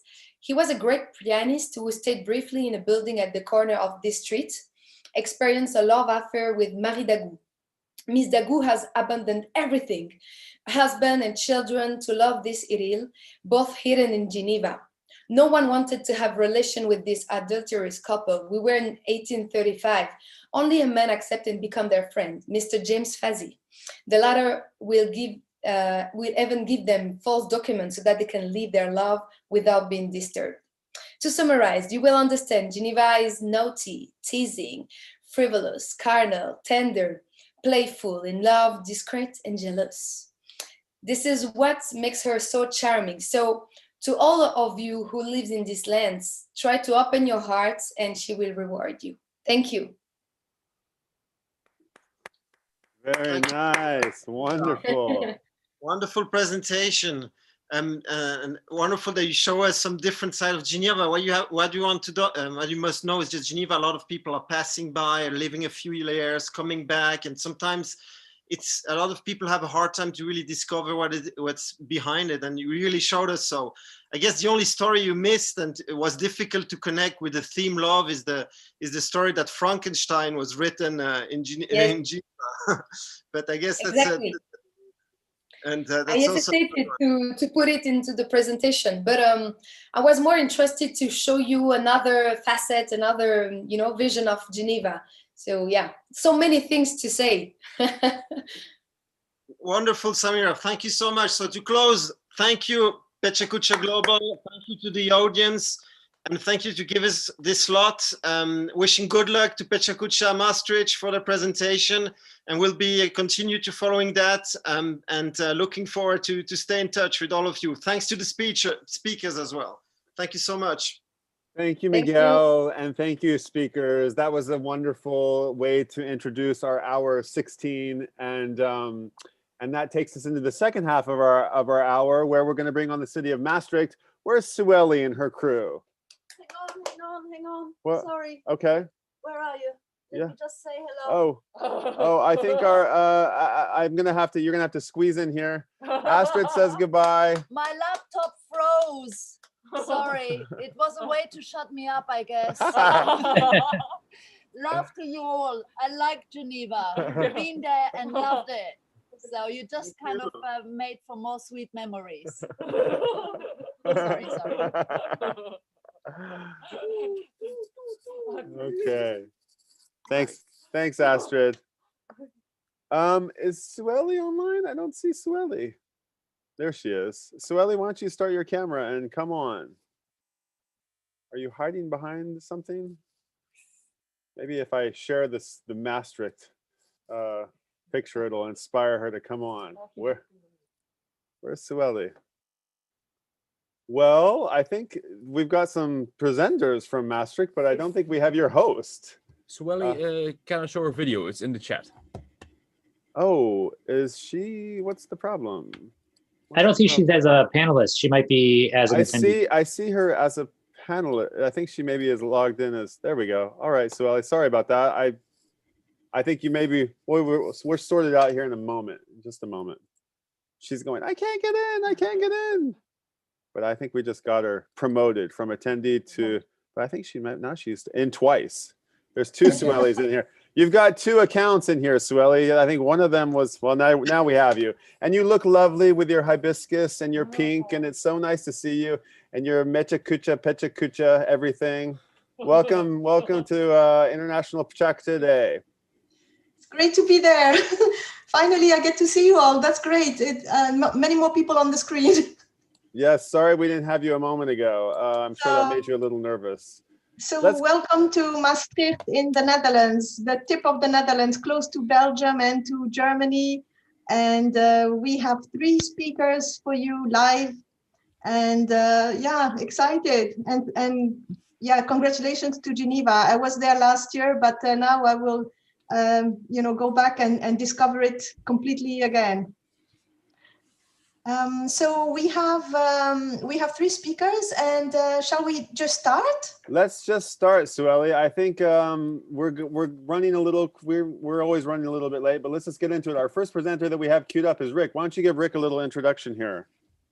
Yes, so Rick is actually, I don't know him personally, and this is all online. So it's he was recruited by, he's a good friend of one of our team members, and he is going to tell you something about Dungeons and Dragons, maybe a game that you know, but he's using it in a different way. So he's going to tell us all about that.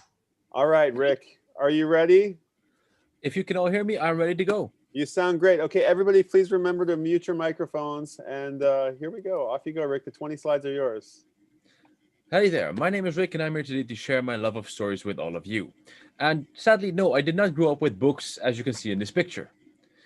No, it actually started with computer games. Games like the amazing Red Cat series, and of course, Pokemon. Was I a great gamer? No. Esports, as it contains the word sports, was nothing of my forte, and will never be. But the role-playing games and stories, and I have very fond memories of Final Fantasy, Warcraft 3, and I want to know what's going to happen interactively. I want the story to get me inside, and that led me to something that would change my life forever: Dungeons and Dragons, or it's also known as Satan's Game. For those unfamiliar, it's a tabletop fantasy role-playing game. Players roleplay as their heroes, and a dungeon master that gives them challenges and a grand narrative. Thanks to D&D, I've gotten even more in love with stories and later on storytelling. Nowadays, I really have filled bookcases and not just for the acoustics in my home. And I am working to spread this love for stories and all of the creativity that it brings along. 2 years ago, I started Vacal Fantasy with a unique approach to storytelling and D&D for kids, ages 6 and up. And recently, I've gotten so much positive feedback in my way of storytelling that I'm finishing up my book, adding arts and crafts for everyone to use. Together with over 50 kids, I work on new stories every week. We share creativity and work on all kinds of skills in the libraries in the south of the Netherlands. And I would like to invite you all. You meet in a tavern after a long day's walk. A strange man is looking at you, a hood masking his face. What do? Join into the adventure, make stories, thank you. Wonderful. Well, that was quick. I wanted that to go longer. I was ready for 20 slides of that. I had 10 slides, 10 seconds each, so that's what I was working with. So wow. I wanted more of that for sure. Yeah, that was a cliffhanger right there. What do you want to do next? Scene. What? That's the end? That's the end? Take me somewhere. That's usually where the geekish part comes in, where you have to roll the dice and don't understand what you're doing. So this is the most exciting part of the game. So very cool. I have to admit, I've never played Dungeons and Dragons, and it's something that I've always wished that I'd gotten into as a kid, or somebody had sort of invited me in, but I've never played it before. But I know you guys are hardcore. Please invite me to your game when I come to. Do you guys play? Would you play online? Yeah, I can. So send me a message. I'll make sure you get your introduction. Yeah, that's awesome. And what about the kids? Like, how do the kids? I can imagine they must have the wildest imaginations. Do they get to be the dungeon masters? Do they get to narrate the concepts of the stories? Or I mean, maybe I'm not asking the question the right way, but no worries at all. No, I use it as promoting for reading, and ages 6 and up, they are players in the story.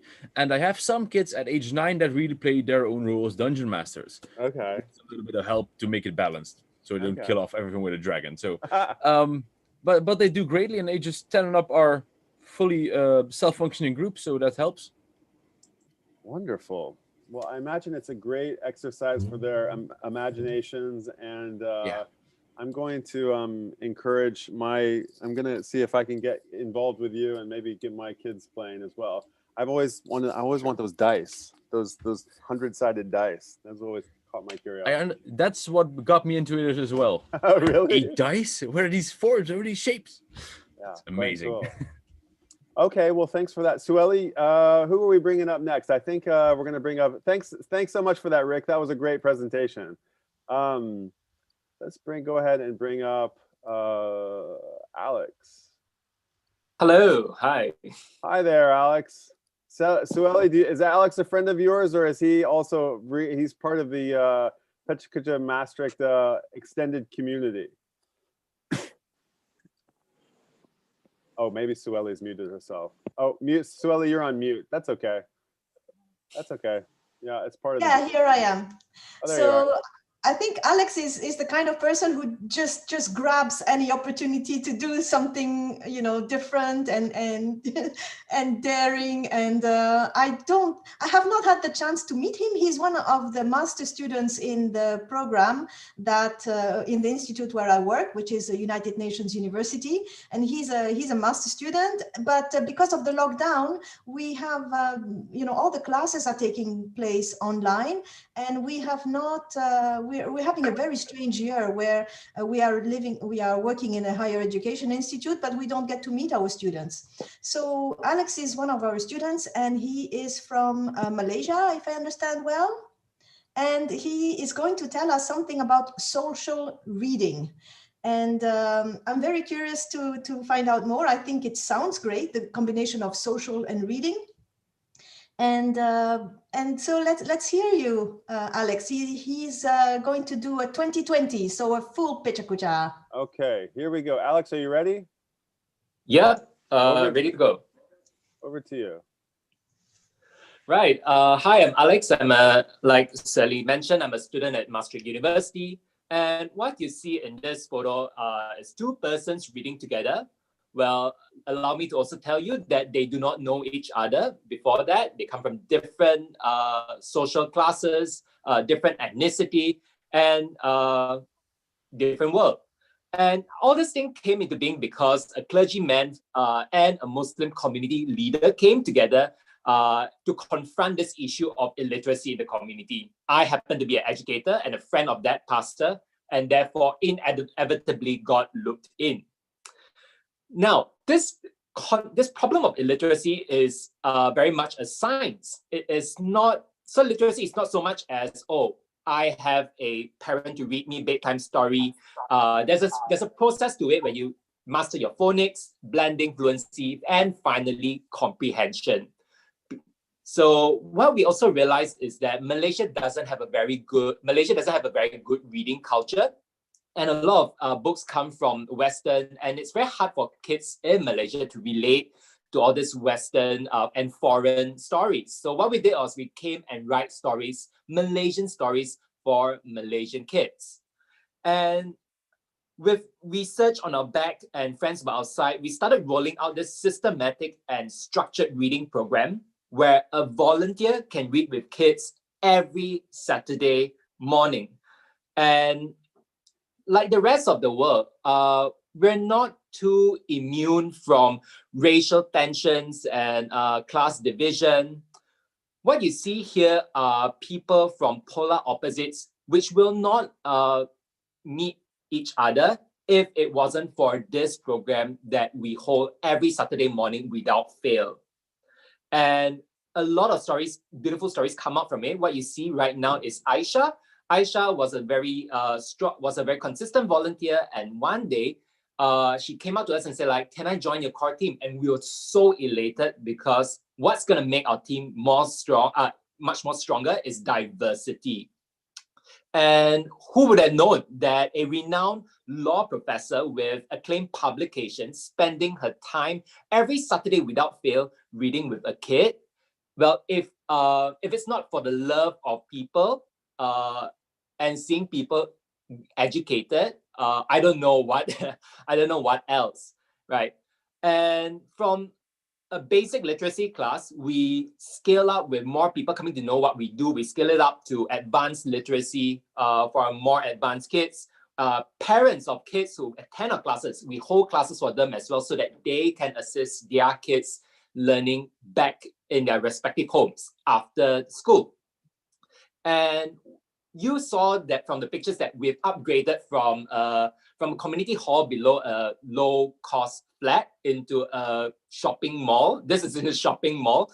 And we're very glad to see a lot of companies getting to know about us and decided to partner with us to roll it out.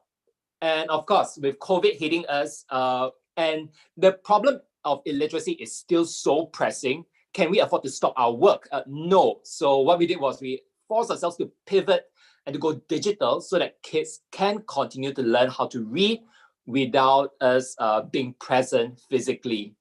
And I must say that I cannot do this on my own. If it wasn't for this great team of people who came alongside and believe in the mission, believe in, maybe because I was also very convicted with my work, and the kind of conviction is infectious. These people started to come alongside and say, hey, this is also my dream. And what you see here are my students. So these students whom I personally taught how to read, and they subsequently became my volunteers, teaching other kids how to read. And they have gone on to, because of the experience, they've gone on to Singapore and got scholarship out of it. At that time, I've never even been to Singapore. So that was a great thing for me. So all these things make me realize it's a very humbling process. I was also thinking about like why I love social reading so much, because I believe in the power of it. And my mom, for example, she had so much hardship just because she didn't know how to read. And I felt so blessed. It'll be very, very selfish of me if I don't pass it on. And that drove our work to ensure that all over Malaysia, people are being empowered by our work. And if you see right now, you probably guessed that what started from a very rogue initiative became very much more structured, where people everywhere around Malaysia are seeing our books, using our books, and learning how to read together as a community, creating a bond amongst one another. And I want to believe that love is infectious. So just love for reading, but love for your neighbor, and how this grows the team, and this is the kind of family that we have, just because we believe in the power of love, love for reading and love for people. So that's my team, every single one of them. What is also beautiful is that as we produce integrity in our work, other social organizations also come and partner with us and say like, hey, we think you can do better with better branding, with a better looking logo. So what you see in front of us, I mean, I am incapable of producing it. It looks too pretty, but people come and say like, we believe in your vision of solving illiteracy. Let us help you with it. And this is what we do. We tell people that this problem is so big, we can't do it on our own. What we're going to do is we're going to empower the teachers. We're going to empower you, the community, so that you can go on and teach other people how to read.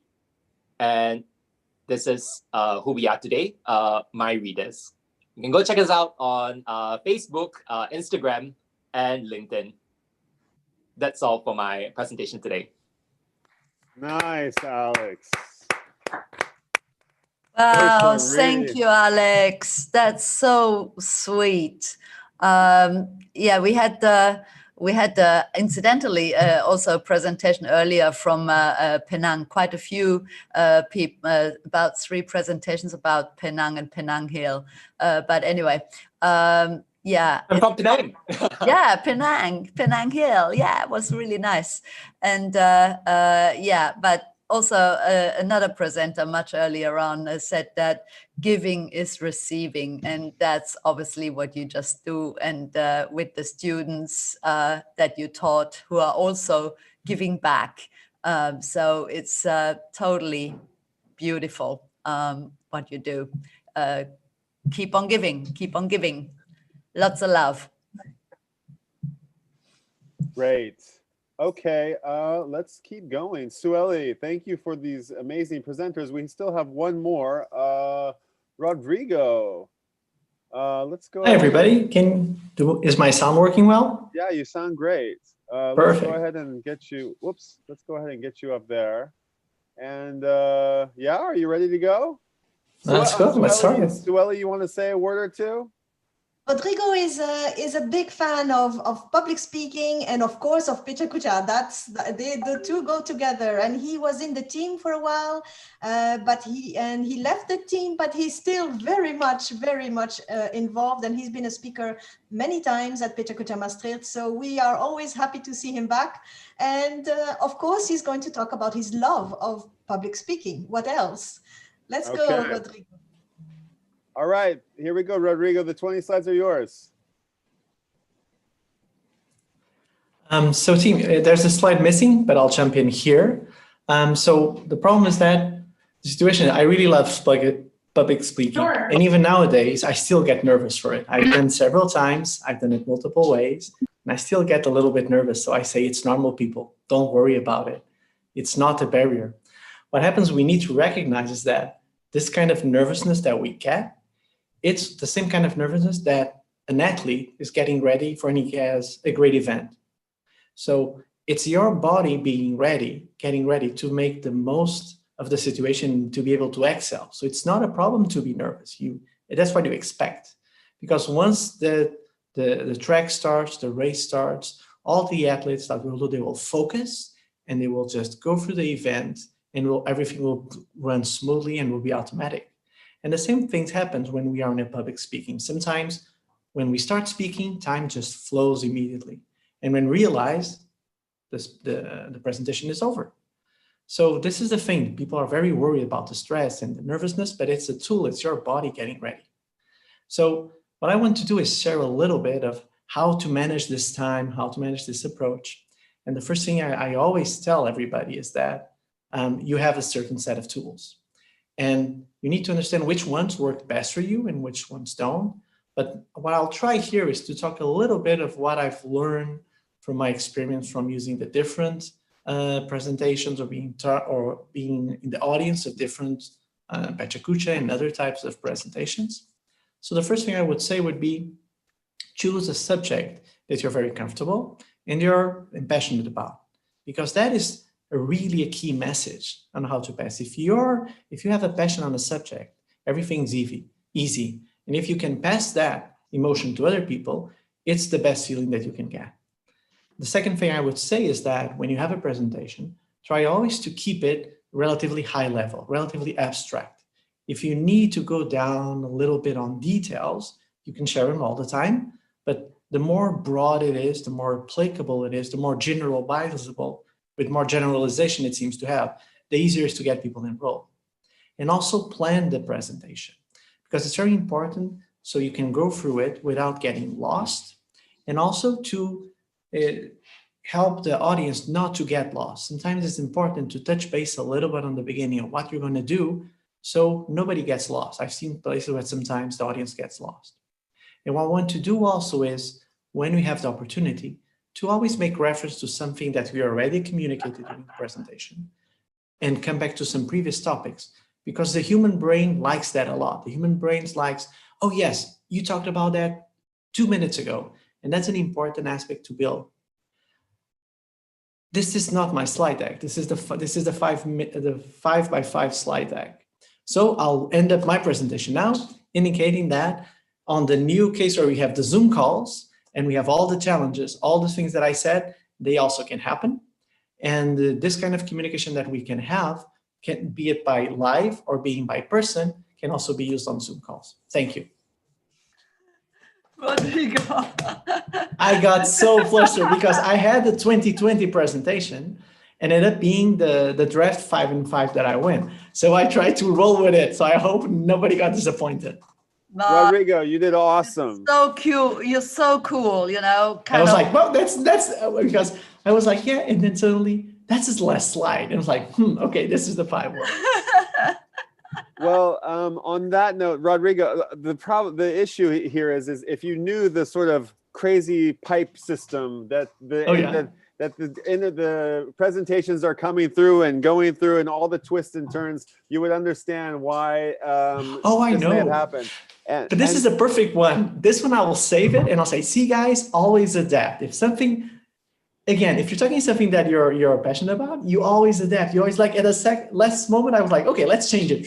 And we just changed it on the last slide. It worked well. It did. But anyway, in any case, it's all about love. So, you know, no matter what happens, we love you. So it's not a big deal. And yeah, technical glitches happen. And I'll just tell one thing to Rick. Rick, I just did a half-an-hour break on my D&D game. And after this, I'm rejoining my online D&D game.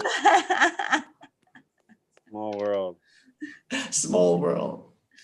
So, Sueli, there's one more video file that I've been sent by Slack, by Facebook, by AirDrop, and by email, and for some reason none of those will open. I can't. The file's not coming through the computer. I'm afraid we can't play it. No worries. I'm not sure why, but I just cannot get this file open. Must be something wrong when it's getting sent through the tubes. So I'm sorry about that. But if it's a presentation that we can feature around a little bit later, we'll do it. And no worries. It's our video trailer, for our event. So it's just like a nice video, but it's on YouTube already on the PechaKucha Maastricht YouTube channel, so anyone can go and see it. But we just didn't know how it would work out with the time, and we thought it would be nice to maybe show a video if there would be time. But no worries. I'm so sorry. It's just not. I keep clicking it and it just won't open. And I just am. Just little technical glitches here. I'm noticing. I just saw another name here because I have to say this deck is being built for me in the background. And does Elizaveta,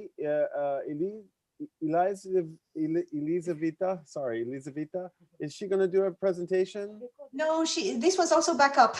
Okay, great. Well, I want to. It's not live. Yeah. Oh, well, thank you for being so accommodating and for understanding these hiccups that come along with this territory. So we all know the deal.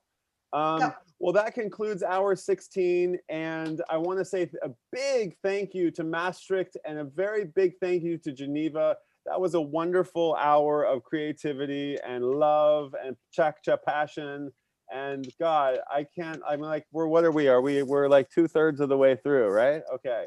So we're getting there, and let's go ahead and continue on. Thank you again. Hang on. There's lots more to come. There's lots more to come. Lots more, like 9 hours more or something like that. So I'm so impressed that you are still awake. It's the passion. It's you guys. It's you're keeping us filled to the brim with creativity and inspiration. So that brings us to dun, dun, dun, dun, hour 17. Okay. All right. And who do we have on hour 17? We've got Accra in Ghana, and we've got who else do we have on this hour? We've got Providence, and Iceland in Germany. All right, good. So let's kick off the hour. I think we're all on the call. Everybody, I don't think you can all give a round of wave. Everybody can see you guys. So let's go ahead and kick it off with, let's see. Actually, you know what? Why don't you guys get— Brian, you can hear us, yeah? Yeah, I can hear you fine. Why don't you guys, everybody give a big wave while I get this presentation queued up. Hey, everybody. Okay, nice. Hi. So we've got— Hey, Thomas.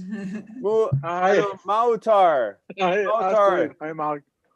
Hey, we've got, oh, whoops. Hold on. Whoops, what just happened there? Okay, hold on. I think I may have just kicked somebody off or something if I did that. Sorry about that. Let's go ahead and bring you up. How do you do? It's nice to see you. Welcome to International PechaKucha today. Thank you. Thank you. Are you ready to do your, let's see, who's going to go first? Is that you going to? Oh, no, we got Florence. Florence is up next. Is Florence here? Yeah, she's there. Okay, let me see if I can find her. I don't see her picture. Where is she? Florence, can you come on screen? Can you turn your camera on? I see you in here. Do I need to promote you to something? I think you should be a— there you are. Okay, you're on the next page. All right, and I think you're muted. You're muted, Florence. So why don't you unmute yourself? And I know, Mautar, do you want to give Florence an introduction? Okay, so Florence Asantiano, she's one person who has presented with us a couple of times. She's presented with us a couple of times. She was there at the very beginning. She came to support her friend. When we had the very first presentation, that was Aposia, and she fell in love with the concept. She's someone who used to work in a bank and also does a side business of putting together small materials for people. That includes, what does it include? If you can help me with that, belts, hairpins and stuff. And she also loves teaching children how to make those materials. So that's the little introduction of Florence for you. Thank you. Aunt Jemima's legacy will live on in an Oscar-nominated film about her life.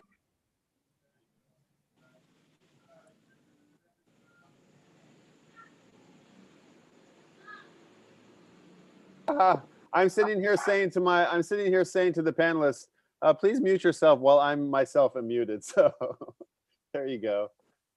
Florence, you ready? Yeah, Florence, can we hear you? We can't hear you, I don't think. Oh, there you go. Hello. Hello, are you ready? Can we start your slides? Yes, I pre-recorded it and sent it on the platform. Oh, okay. Do you think you can do it live? No, I wasn't prepared for it. I thought it would be played on. Okay, all right. Well, let's pull it up. Okay. Do you want to take a challenge? Or here, we'll pull it up. Let's see if we can get it up. It's gonna take a challenge. Take a challenge. I just 10 challenge. slides. Take a challenge. Yeah. What do you think, Florence? Can you do it? I can do a presentation, but it will be without pictures. Oh well, we can play the pictures while you present over them. Yeah, you can play it. Okay, here you go. Ready? Go for it. I'm gonna start playing your slides. Okay. Okay, that's me. Okay, so as Marta said, I used to work in a bank, but now I work as an administrator for an IT firm. And aside that, I love to sew. So I collect pieces of fabric and I make things to sell. I make African slippers, I make African bags, belts, books, anything you can think of. So aside that, I also teach. And in my small way of showing love, I teach for free. So the things I make to sell, I teach others for free. So I teach kids, I teach teenagers, I teach adults, organizations. There are times churches have called me, NGOs, and I work with my friend, as Marta said. She introduced me to PechaKucha. So she's also a photographer and she owns an NGO. So if I'm not so busy, I join her for her NGO route and I also teach. So this is a face mask I taught the kids. Some of them don't always have money to go out and get some on their own. So I thought it wise to teach them. So in the comfort of their home, to fight the pandemic, they can make the face mask by themselves. So this is another slide of us teaching them not only the creativity parts, but how to also manage the business. In Ghana, when the kids are out of school, in between schools, they have too much time on their hands to do things that are always not good. So we try to occupy them and keep them busy. So I teach them, they can use it as a hobby. Some grow up and use it as a skill and sell to make money out of it. So I just love to teach people to do what I do, to show love. Yes, wow, that's an awesome presentation. Thank you. That's so lovely. Yes.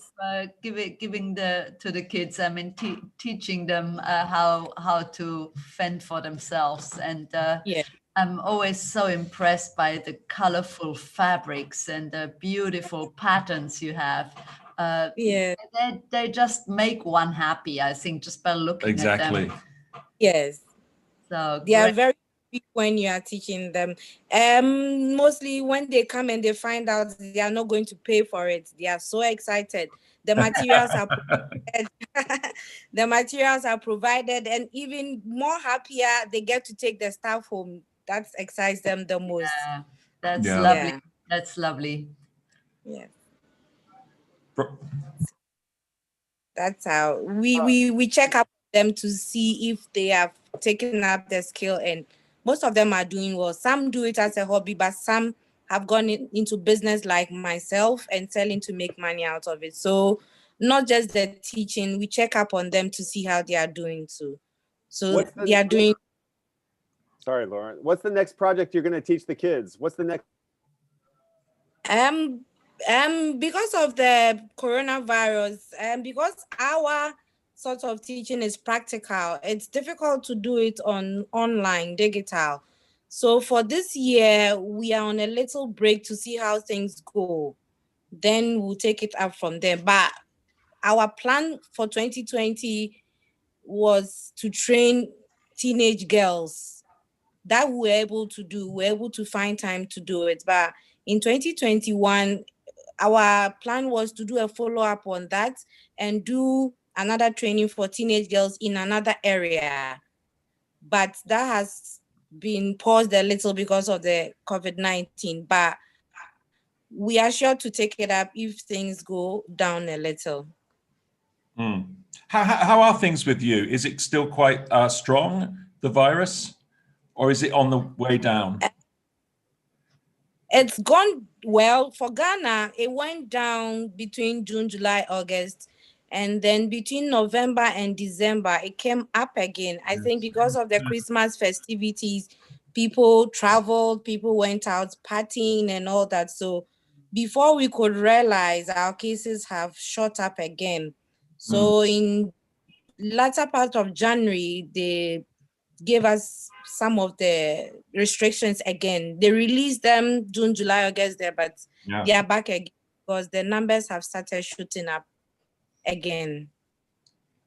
So it's 50-50. It was okay June, July, August. Then November, December, I think we all forgot ourselves and started partying. So it has gone back to the situation in April, May, in January and February. But I'm sure it will get better. It was the same in Japan, and they shot up over the new year, but we're now coming back down again, which is really yes. All right. Okay, thank you so moving much. on. Yeah. Rox. Motar, I don't know if Joe's here. Do you know if Joe is here? I think she told me she's caught up in town. She went to work, so she's caught up in town, so we can watch the video with the audio. Oh, okay. I'm gonna have to queue up Joe's. And okay, give us a second there on that one. We have the slides queued up here. Are you gonna do a presentation? Yes, I have my presentation on there. So can you give yours live while I go find Joe's recorded one? Okay, that's fine. Yeah, is that okay? You can play mine. Okay, that's what we'll do. Let me go see if I can figure that out. Okay, and for just one moment. What? Oh no, something doesn't want to cooperate. Please don't fail me now. Oh no, something is the file.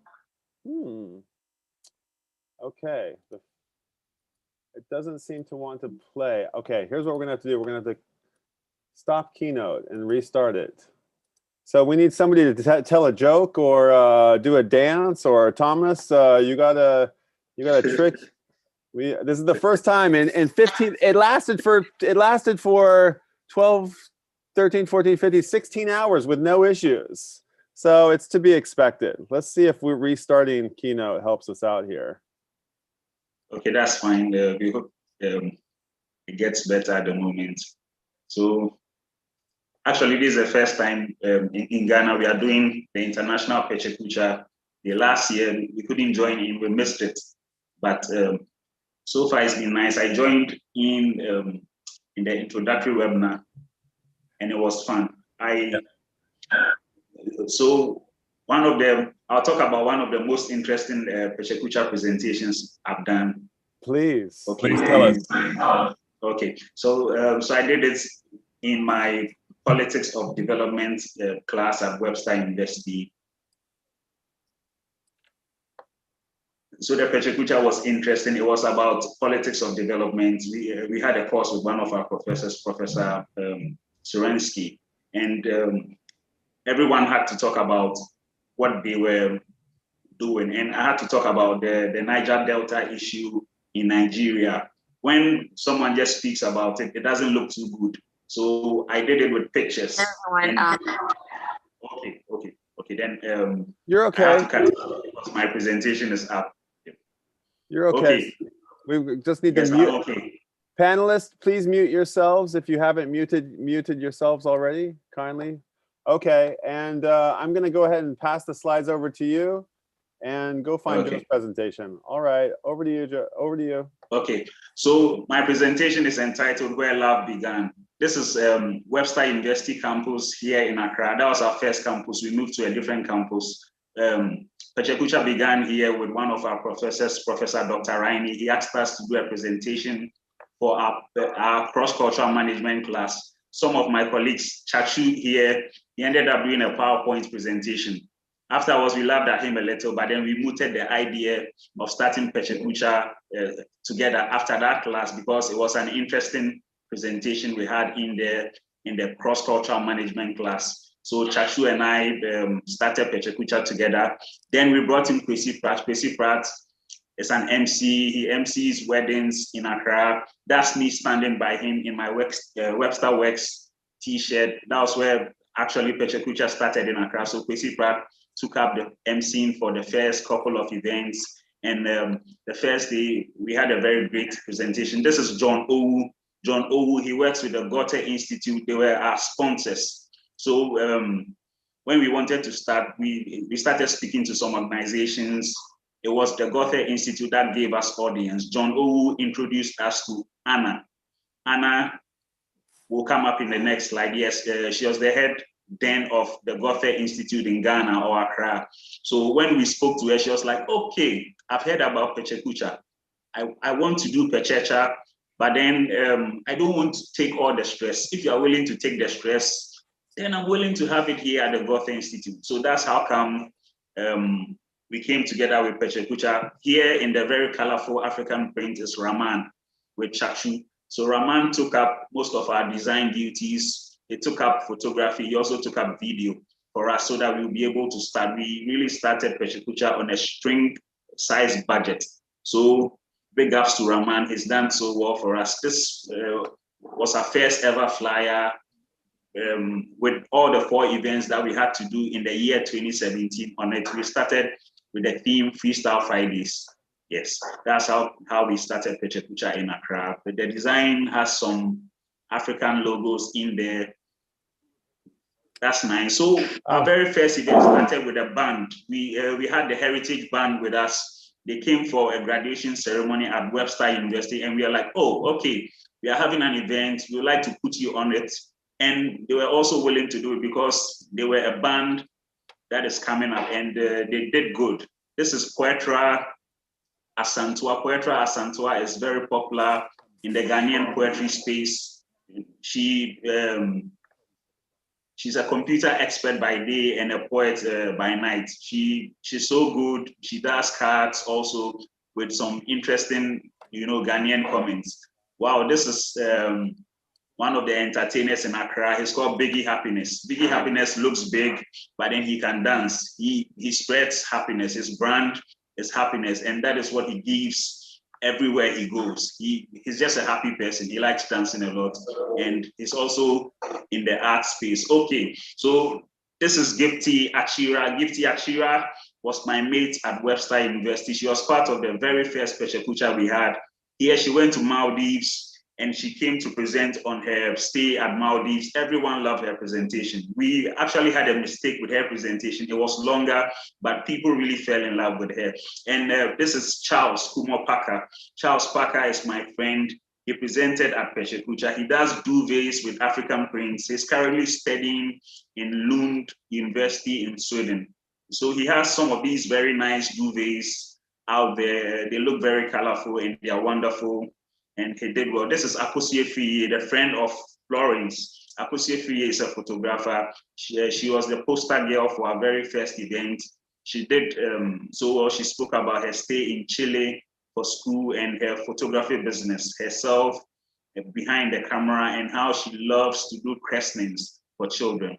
Okay, this is a cross section of all the people who attended our very first PechaKucha night. I remember Ashby Clyde giving us a message for our very first day. We felt proud. We really liked it so much. It was so great having all these people come. We didn't expect to have all these people. This is a cross section of people from our second event. That's Kwesi Pratt, the MC. That's Aram. Aram, as of that year, was Miss F Ghana, and Zalfa, one of our team members with our social media and myself. If a presentation goes well, a smile would always keep it going. There's a cross section of some of the people that presented on our second night. We have Sina So. Sina So is a musician. She presented. We have Ray in there. We have Erasmus. We have Bennett. Bennett is a fashion designer. And some of the fans who were there for our very second event in Accra. There's a cross section of people for the PechaKucha night. I can see our DJ, who's in white, close by the pillar. He's been at every event of ours. He's played music for us on every occasion. His name is Prince Tulasi, or we call him Begalo. I really appreciate him. Wow, this is Thomas Grooves from Webster University Thailand campus. He was in Ghana to teach for some time, and I quickly got him to do a presentation for us. He does photo anthropology, and he did a documentary on Nagaland, how they had headhunters in Nagaland. He spoke on that. And this is the very last event we did in Accra in 2019, PechaKucha Night 11. I really appreciate the Goethe Institute, Webster University. I appreciate Dare to Dream, and Raman, Chachu, Pesi Pratt, and all the people, wonderful people in Accra who've made it happen. This is Ray in the middle, clad by two beautiful ladies. We lost him last year. He's a very good guy in the art space. He helped us a lot. And I just want to say we love you, Ray, wherever you are. Thank you so much for giving me this audience to present. Mamator, thank you so much. What a really great presentation. And it's incredibly moving for us to know the PechaKucha format spread so far and wide, and it's spread to Ghana, and you're now on your today's your 12th event, you know, and to see how professionally you run it and how your posters, I'm looking on your website right now, how professional your posters look. And man, I want to come and buy some of those trousers and shirts because there's some great fashions out there. So, but it was a really fantastic presentation just about, you know, how PechaKucha runs in other countries. So, wow, fantastic. We've got to come and visit you as well. Yes. Yeah, that would be great. We would love to host you here in Ghana. That bucket list is growing and growing, Brian. Okay. It definitely is, and I'm excited to go too. So I've got Joe's presentation queued up, and I want to thank you and Florence both for presenting live. And Joe, though you're not here, we're going to go ahead and play your presentation. And okay. I am going to, so we're going to move over here, and let's see if we can make this work. And so Joe's presentation is called, let's back up here a second. Joe's presentation is called Read, Write, Love. Okay, and we'll go ahead and let's see if we can get it in the player here. All right, Joe, the 10, she's doing a 10 by 10 here. So over to you, Joe. Hello, everyone. My name is Joe Nketia. I'm a writer, I'm a poet, and I'm a medical sonographer by profession. And I'm going to share with you what I love to do. So I kind of have this great obsession for great books, and this is my current read from Jordan Peterson, and it's the 12 Rules for Life. Because of my love for books, one of the things that I really do so much is when I travel outside my country, I always want to visit bookshops. I really do enjoy writing poetry, writing my musings, and writing how I feel and journaling, yeah. This is one of my poems in my house, and it says, "Let wounds heal before you touch them." I'm a lover of people, I'm a lover of friends and family, and these are my friends in Scotland. A lot of people think they are my parents. This is me and my friend Titan, and we were at a PechaKucha presentation last 2 years, yeah. I love lemonade. Talk about self-love. That is one of the treats that I often give myself during the weekend. Yeah. And as part of my self-love routines, I do love to take care of my melanin skin with shea butter. So thank you for watching my presentation and do take care of yourselves. Wow, what a cool presentation. Hello, everyone. Hello, PechaKucha. No, that was really fantastic. Brian, you muted again. But anyway, that was a great presentation. It's really been interesting to see people use the 10 by 10 format and also use PechaKucha to make the presentations remotely.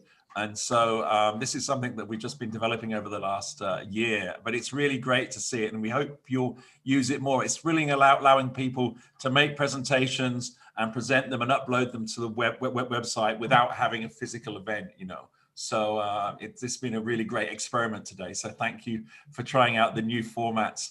And it's been really successful. So thank you very much. Thank you, Accra. That was awesome. We're going to move on to Providence. Yay. Hey, PechaKucha. Hey, Chris. Hey, Chris, thank you so much, man. Great to see you.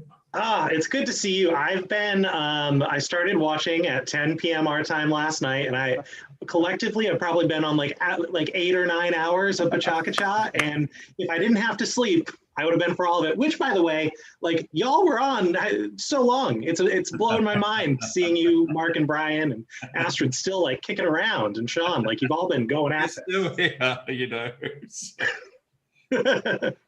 No, that's awesome. Yeah, so Mark, so like what you were saying, like it's been super cool seeing the postcard formats, the 10 by 10s, the 5 by 5s, and particularly like what blew my mind last night was watching Benny, the young person. Yeah, wasn't that amazing? She did this whole presentation about like bamboo, and it was like so well put together. It blew my mind. She was 10. She was 10 when she did that, yeah. Oh my goodness. Yeah. It's been like so heartwarming and inspiring to just like watch all the similarities and differences. Like we're all bringing our different perspectives from the world together in this like language we all speak of PechaKucha. It's been like beautiful. So thank you all for putting it together. Well, we need to just introduce you a little bit, Chris. You run the PechaKucha in Providence, Rhode Island, yeah? And yes, Rhode Island in the United States. It is not an actual island. That's right. That's right. But you have you are the second largest after Tokyo. You've held more events than anybody else, and you're slowly catching us up, or quickly catching us up. And I don't think you need to be too worried. Yeah, Wednesday. Yeah, 142 PechaKucha nights. That's every month, you know. So without before COVID. BC, it was every month, and we really thank you for all your incredible support over the years. I can't look back when was your first one? So the first one in Providence was March of 2009. So we're coming up on like 12 years on the dot in about a month. Amazing. And I've been around for about 3 years of it. So. Okay, that's you know we've spoken before on these calls and things, so it's great to have you on board. I'm not going to fill too much time up, else Brian will be on me. So okay. Well, let's go ahead and get into it. Chris, I see that we've got Melinda queued up here, but I'm not seeing Melinda on the it's call. Melface. Melface. Okay, that's the problem. Melface and Melinda are the same people. I see what's going on here. Okay. And well, Brian, if it's all right with you, I'm gonna go a little traditional, and we always like just do the little blurb before we kick it off. Is that good? By all means. Heard. So alrighty, so first up in our lineup, we're bringing up Mel Rainsberger, Melface. Before doing 12 PechaKuchas in a row in 2019, Mel was known as a motion graphics animator and UX designer. Nowadays, she's spending her free time thinking up viral marketing campaigns for entities that didn't ask for them. She's going to talk to us a little bit about Iceland, religious freedom, and what you can do in a 1-hour train ride. So I'm going to pass it over to Mel. Woo. Awesome. Mel, you ready? The 20 slides are yours. I know. When I start, so I'm from Rhode Island. It's not an island. It is the smallest state in the United States, and is smaller than the city of Miami, which is where I was born. It's part of the original 13 colonies that formed the original United States. So we're that little red section that usually doesn't even get letters in a map because it's so small.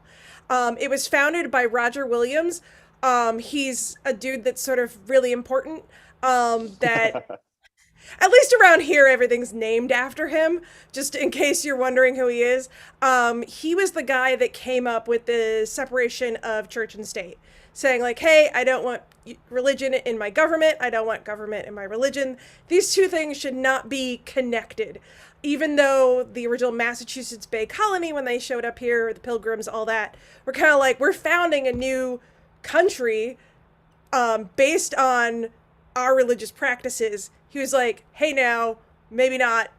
And the thing you should know that we'll get back to is that many times I make t-shirts and art very quickly and suddenly to support things I like. I'm sort of known for making like t-shirts or little watercolors and auctioning them off and selling them off so that I can support things I find really interesting. So it's just a little footnote that this is going to come back later. So he said, hey, religion and government should not be together. And the Massachusetts Bay Colony was like, no, get him, arrest him. He's a bad dude. He does not believe in the things we believe in, and he should be locked up for that stuff. And in the meantime, he ran away with a woman named Anne Hutchinson, and they walked for 2 days from Massachusetts, which in the scope of it is really hard to understand. But just know that he walked for 2 days. However far you can walk for 2 days, that's what he did. And he found a new area of the world that he named Rhode Island. And the Massachusetts Bay Colony literally was like, that is too far. We're not going to chase him down. He walked, not horses, not any, there was no trains then. He just walked and stopped. And the people of Massachusetts were like, yeah, we don't like him, but he's far enough away that we don't need to go after him. And I love this history of Rhode Island and this founding of it. This little tiny state is so wonderful and has so many wonderful small stories like that. And I frequently say to people that it's like we live in Hobbiton, that like we are the Shire. Everything's really nice and the people are really wonderful. But there's just a smallness to everything that's really like comforting. Like again, like think like Lord of the Rings hobbits. So I drew some Rhode Islanders as kind of hobbits, because I thought that'd be kind of funny. We love our Dunkin' Donuts here. Another thing that was founded here, I'm pretty sure was founded here, was Dunkin' Donuts. A couple other things like CVS Pharmacy. But what's more important is why we're also going to talk about Iceland. Rhode Islanders will know why I'm going to talk about Iceland. But Iceland became important because it accidentally sneaked its way into a tourism video produced by the state. It was a shot of somebody skateboarding, and it was in this tourism video, and it blew up because it was not Rhode Island, and Rhode Islanders knew it was not Rhode Island. We got all over the news for the wrong reason, that we had this logo that nobody liked, that we had a tourism campaign that used footage from another country, and it was a lot of national attention that nobody really wanted, because it made it look dumb. But the campaign was actually made, or at least the logo was made by a graphic designer called Milton Glaser, who made the I Heart New York logo. And he's a really cool dude. He's done amazing stuff. I don't slight him for the logo he made. But he famously said that he made that logo in a taxi ride to the pitch of the logo. And so I thought, what can I do in a really small transit ride? At the time I was traveling between Boston and Rhode Island on a train in an hour, not 2 days. And I was like, what can I do in this one little hour on this train that it would be better or more interesting than what the state did? And so I pulled out my little laptop. I had almost no Wi-Fi connection. So I had to sort of make what I could on my laptop without being able to like download a lot of fonts or assets or anything like that. And if you've ever been on that train, you know there's like this dead spot that's really great. And I started thinking about how great Rhode Island is and what I like about it.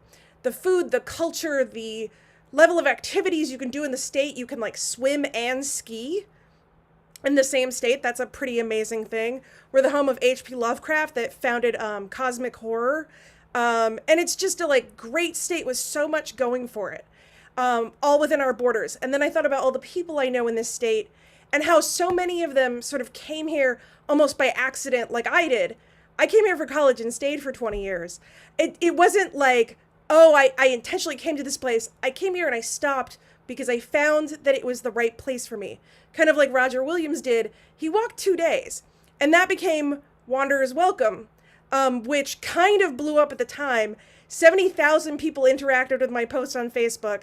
I was told by somebody that knew the governor's office that the governor and the mayor of Providence knew me, and I didn't like how that was phrased because it sounded like they were out to get me. And so making this presentation, I wanted to do something similarly as big to show my love not just for the state, but for things like PechaKucha, which I love. So you should go to that link, wanderri.com. You'll find a nice surprise that I'm going to get to in a second.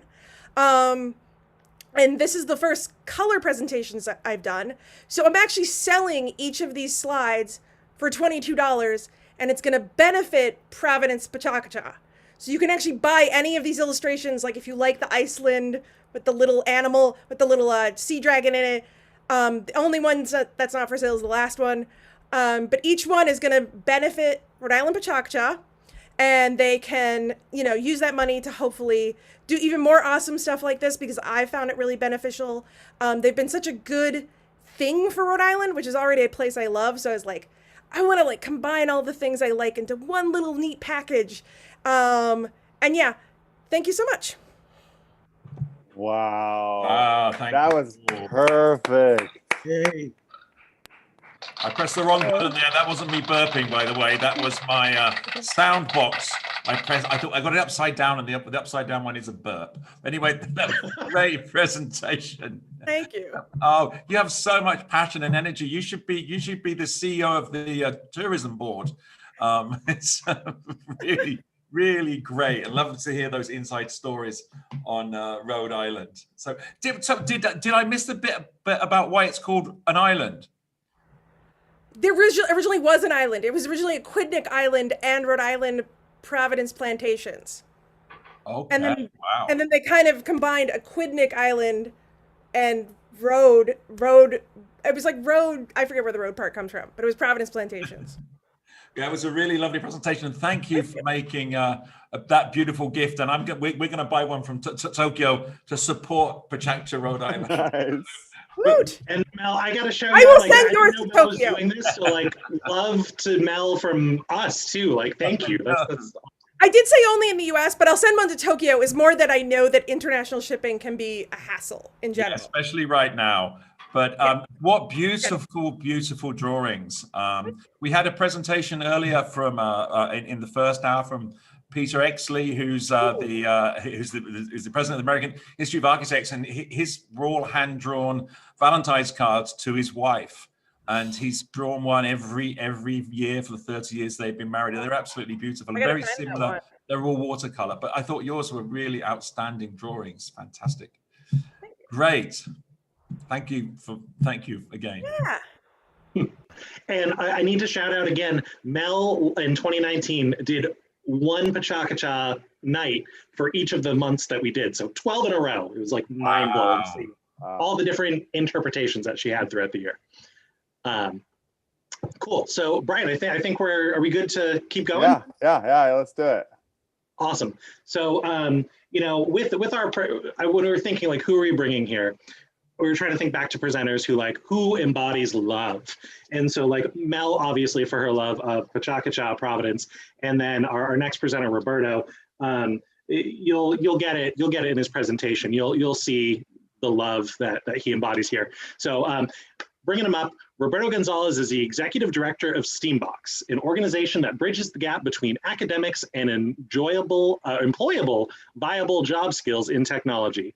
He once had a piece of work reviewed as 4 stars, a touching tale that takes you on a trip with a thoughtless douchebag to his inevitable evolution to a human being. These are the very specific, improbable events which started that evolution. Let's welcome Roberto. Thank you. Thank you. Hello, world. That's quite an introduction. So I'm found struggling at a crossroads in my life in the early 2000s.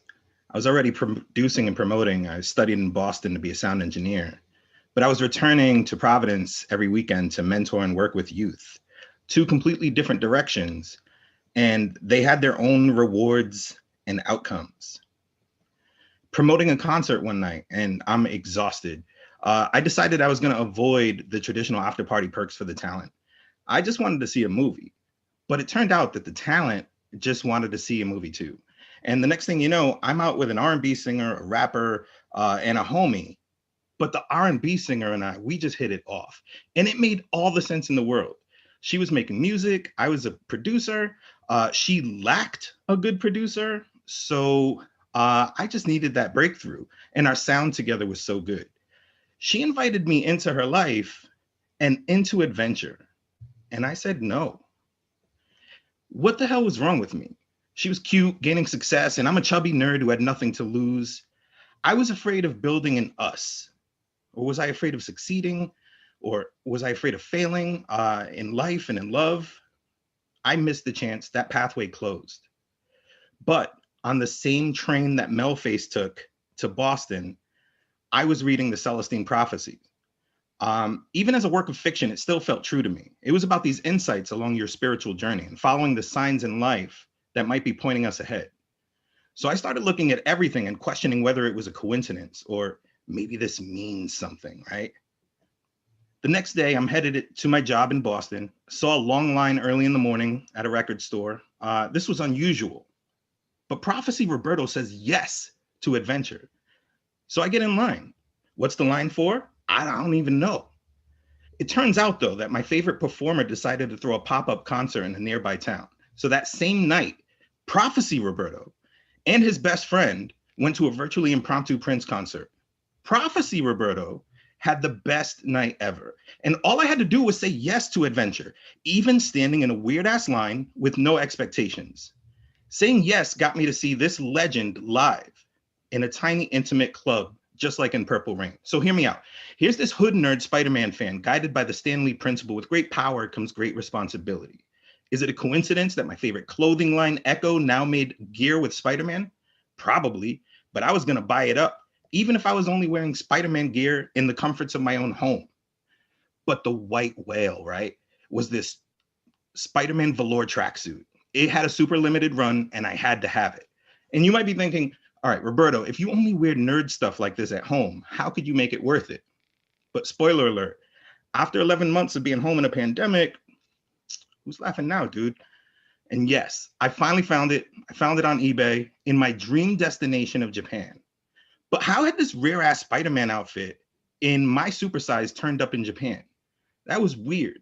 But this book that I'm reading tells me that coincidences are made up of pathways guiding you. So I do what any totally normal person would do, and I start a correspondence with this eBay stranger in Japan.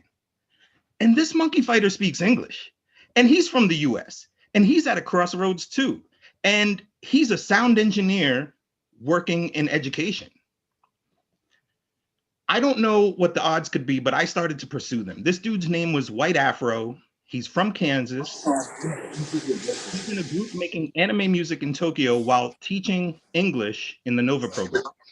And after a few chats, he's showing me how to move my whole life to Japan to teach English, all expenses paid, including room and board. So that's what we'd all do, right? Let the eBay guy who's selling us a Spider-Man tracksuit convince us to just up and move to Japan. We hit it off though, and we started making real arrangements. But could I really just go? Yo, what if following the signs is all just bullshit from some book I'm reading? But see, this is where things get crazy. Don't believe me? Shit, I hardly believe me. I go to the gym, and on my machine is this magazine open to an article of White Flipping Afro and his crew doing their thing in Japan. Either I was being punked or my path very clearly was sending me to Japan. But I didn't make it to Japan that year. Instead, parenthood found its way into my journey at that exact moment. Of course, the baby shower was themed after Spider-Man, and I won't tell you how, but Stan Lee himself signed every single outgoing invitation, and he loved the idea. So my mind is still on Japan, and a longtime fan of Sam Cooke's Change Gonna Come, and also the revolutionary Che Guevara. I did the dastardly deed of naming him Kaizen, which means continuous improvement and revolutionary. Broken down, it means changing good. And these are probably unfair expectations, and it might make me an asshole dad. I don't even know. But hold up. I kept following those signs though, and I leaned hard into education. I founded a youth-led nonprofit, Steambox, and teamed up with Echo soon after. Echo donated from his clothing line, so soon these badasses launched a device to space, and they launched in style. And to follow these adventures at Steambox RI is where it's at. But I hate to admit it. At first, it felt like a sacrifice, like maybe my path had become divergent.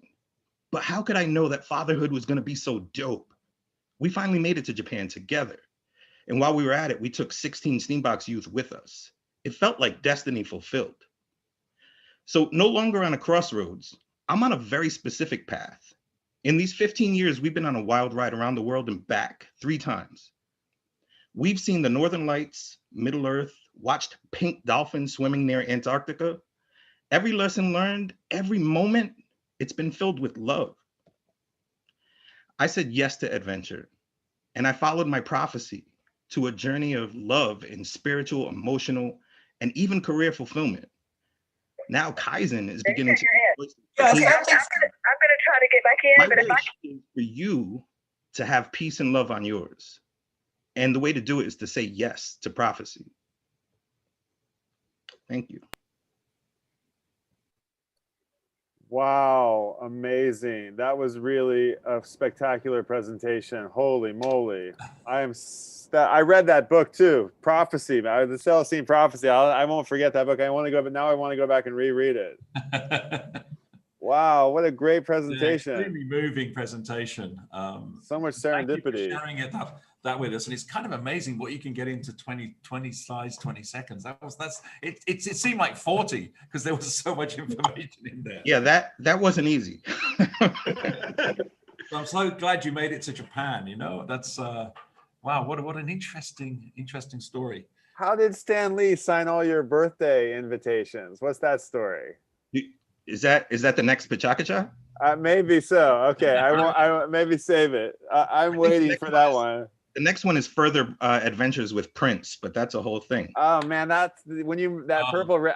My mind wandered to that Purple Rain, that club in Purple Rain, and I was like, oh man, to see Prince in that club would be so sick. That was a good story. Wow. And wait.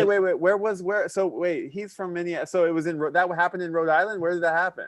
Prince, it turns out those pop-up concerts in between his tour dates and stuff. So what I found while I was standing in that line was that my favorite artist was doing a pop-up concert that night, and I happened to be standing in line for very limited tickets because it was a very small club. Right. Wow, that's amazing. The club was in Worcester, Mass. Worcester, Mass. Worcester.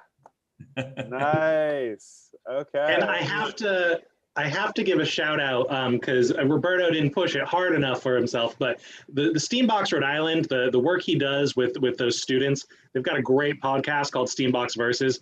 Roberto lets these kids run the show. He brings in these amazing people, and these kids have this like honest conversation with them, and it's brilliant. So shout out to Steambox Rhode Island and Steambox Versus podcast. Like, give it a listen. It's amazing. Drop the links in the chat, please. Hey, Chris, just tell us a little bit about yourself. What's your background? Are you a radio host or something in the daytime? No, not at all. I was an introvert who ended up working in theater as a stage manager behind the scenes. And then it was 2017 when John and Stephanie, who were running PechaKucha in Providence before I was here, they were like, we hit 100. That was when I first saw you two doing the kind of celebratory video. And they were like, we hit 100. We would really love to like have someone else take this over. And I was like, well, if they're not, like, if no one else is going to do it, this can't go away. It's been like 100 iterations. We got to keep going.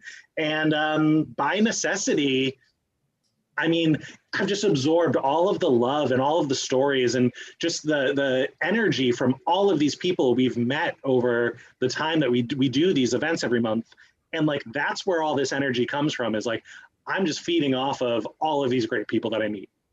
Just like us tonight, as we're in our 17, and we're just getting all the energy from you guys. Thank you so much. Kudos. Thanks, Providence. Let's say goodbye for now, and I'm sure we'll hear about your volume 162 probably before too long. 143. 143. And let's move on to our dear pals in Iceland, Germany. Hey. Hey, guys. Hey. Come in, Hey, Thomas. friends. Hey, friends. Hey. So happy to stay with you this evening and to see you, to meet you with other friends around the world.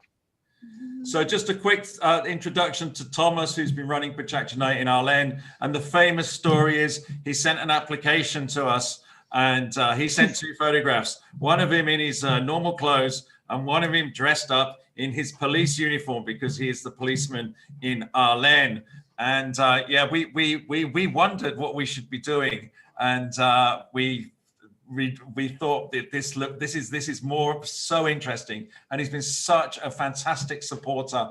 And he always wonders why people complain about they can't find a space for PechaKucha Night. He said, it's no problem, do it at the fire station. They can park their fire engines outside, you have it in the fire station, and you can donate to the fireman's fund. So he's always got an ingenious solution to everything. But in the meantime, he's got the biggest PechaKucha in Germany, I'm sure. And no, he's gone places with PechaKucha, and everybody adores him in Iceland. So well done there. Gerberg too. Oh yeah, of course. Yeah, hey Gerberg. Yes, hello to you. A big hug from my castle. Yeah. Hi, Brian. Good to see you. Hi, great to see you. Great to see you too. And we're excited to meet Nicole, who's going to present first. So shall we just dive right into it, Thomas? Yeah? Yeah, okay. Yeah. Do you want to give yeah, go ahead. There's so many interesting presentations I saw at this day. And now I make a small presentation. We try the format 10 to 10. It is a really adventure for us. Short, it's really short, and we try it, and we try about what we love. Yeah. Okay, Brian. Okay, well, let's do it. Here we go. Nicole, are you ready? I'm ready. Can you guys actually hear me? I'm using a different microphone. You sound great. Perfect. Okay. Okay, here we go. 10 by 10. Let's try it out. All Off you right. go. Okay, thanks very much. So I am loving studying Korean at the moment, and I've only just started it, so don't test me later on, but I'm having an absolute blast. And the whole thing started because in Corona, I've actually been getting really, really bored with my stationary life. So the thing that I miss most is kind of having intercultural input. So I started watching these Korean TV dramas, which I've never done before. And in the drama, sometimes they will count, 하나, 둘, 셋. And I thought, do you know what? I actually remember this because when I was younger, I did Taekwondo, and my teacher, Mr. Kim, bless him, he would always count in Korean. So I decided I'm going to teach myself Korean. So I bought a book, and I'm learning the Korean alphabet at the moment. And at the very start of the book, they teach you how to put the letters together. So for example, you have the horizontal line, which represents Earth. And I love that while I'm practicing this, I feel so grounded. It's just wonderful. And then you have the circle, which nowadays is sort of a shorter horizontal line, and that's heaven or the universe. And then last but not least, you have the vertical line rather, and that represents us, human beings. And so while I'm learning these letters, I'm in such a philosophical frame of mind, and I feel like I'm standing on solid ground and I'm reaching up into the universe, and I just absolutely love it. And it's putting me into a real kind of positive attitude as well during these rather boring and horrible times. And one thing that I found myself doing through this as well is I started to daydream again about the future when I'm going to visit Korea. And I really look forward to it. And hopefully I can read the letters that I'm learning now too. So thanks very much. Wonderful, Nicole. That was perfect. 10 by 10, I tell you, it's way too quick. Thank you, Nicole. Nicole, great. I have to tell Nicole is a great supporter from PechaKucha since 1 year. Yeah, she moved to Ireland. She moved to Ireland, and we met us, and so we have friendship, and she supports PechaKucha so many times. And Thomas is great. I love PechaKucha. Thanks very much for having me. We love Thomas too. And now we're going to stick the spotlight on him next. Thomas, you're going to do... Okay. Yeah? So... All right, Thomas, over to you. All right. go on. It's so many interesting presentations, but I want to tell about my favorite hobby in summertime. I go camping. Sometimes we started with a trailer, and now we have a caravan, and we want to move to hidden places to enjoy. And I want to show this because I want to do this in this summer, and I wish I can do it. I wish I can places like this where we can read books, or where we have just nature like this on the Bavarian Alps. We have a beautiful place on a farm, and we enjoy this time. When we do camping, we found so many hidden places. We found so great places there. Nobody else, just some cows with us. And we are, as a family, we had so much fun when we do this. Our family grows up with camping, and we have fun like this in the camping museum. We do this with friends, and sometimes they come new friends, and they have to look what we have to breakfast, and it was a funny event at this time. Our caravan is really small, and we have not too much space, but we enjoy the small space, and we use the small space. And at camping, it's no problem to do the dishwash. I heard that this in the morning, there are dishwash fans. I'm a dishwash fan in the camping time at these places. Yeah, and that's really what I want. I want next year to have a campground to go camping near the Mount Fuji in Japan, and we do camping around Japan. The day will come, Thomas. The day will come. Yeah. Fingers crossed. Please. Please. Yeah, I love those cows on the beach. I don't know if you're going to get that in Japan. Yeah, Okinawa, no problem. Yeah, maybe. Oh, Anna Maria. Hello. This is Thomas's daughter, and they've traveled to Japan together. And a big PechaKucha fan, supporter, and speaker, presenter. Yes. Exactly. Are you ready, Anna Marie? You look great. You look wonderful. I'm so happy to see you. Thank you so much. I think I'm ready. A little nervous, as always. Okay, let's do it. All right, off you go. Okay, so I want to talk about pottering and working with clay in general. Since my earliest childhood, I was really into all this creative stuff and thinking about new techniques and trying everything new. But what was always really interesting for me, and a big part, was working three-dimensional. So I stumbled about like working with clay, and so I've learned a little to work on the pottery wheel. I'm not really good at it, I have to say, but I really like it. I love it, like the topic today is.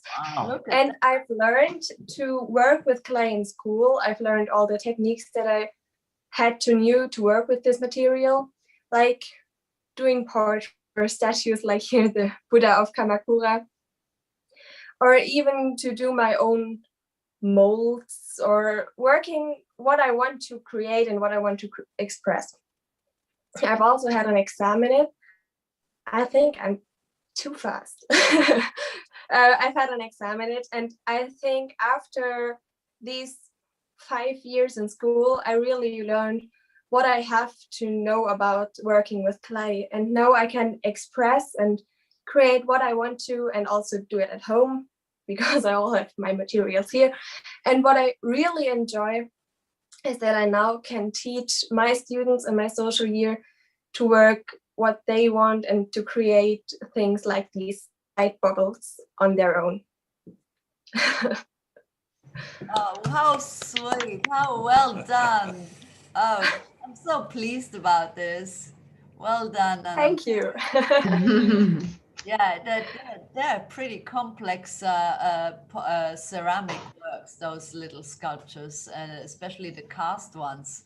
That's tricky to get them out of the cast without breaking.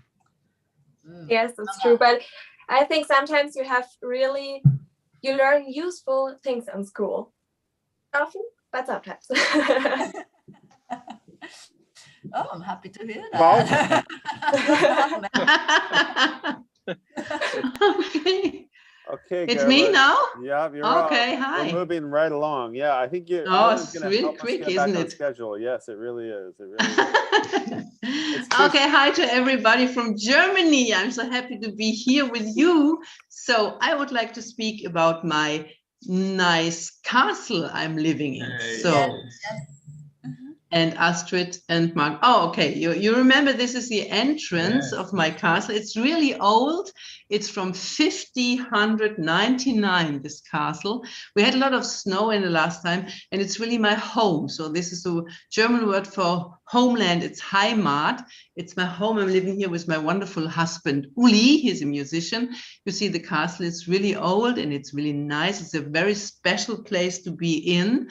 And we live together with 6 other couples. So we're here, and this is a nice park where you can go outside and have a nice time. We had a lot of snow in the last time, and we had a wonderful view from our windows to look outside. And this is the Ostalb, you know. This is a nice Ostalb where we live. This is our living room, and it's also my office. So it's I have a lot of books, and it's a special place, you know, to be in, because it's for sure in a castle you have a bath tube with golden feet. It's a must be, you know.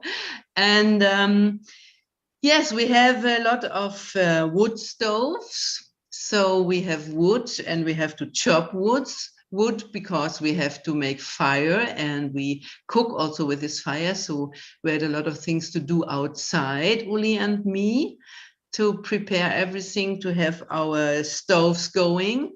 And it's a wonderful time to live in. And it was nice to have you as visitors, Mark and Brian and Astrid, and Thomas was also many times in my castle. So this is just to know where a nice castle is in Germany. Wow, that's a lovely, short and sharp 10 by 10. It works really well. Yes, it's interesting, 10 by 10. It's quick, but it's nice. Lovely memory of a beautiful afternoon with tasty cake and I was gonna say, and I can't remember what that amazing instrument of Uli was called. It's a sousaphone. Yes, sousaphone. He's here. Yeah, you're by the stove right now, yeah? You're right by the stove, yeah? Yes. Right, the wooden stove. He's still working, you know. He always says he's the castle ghost.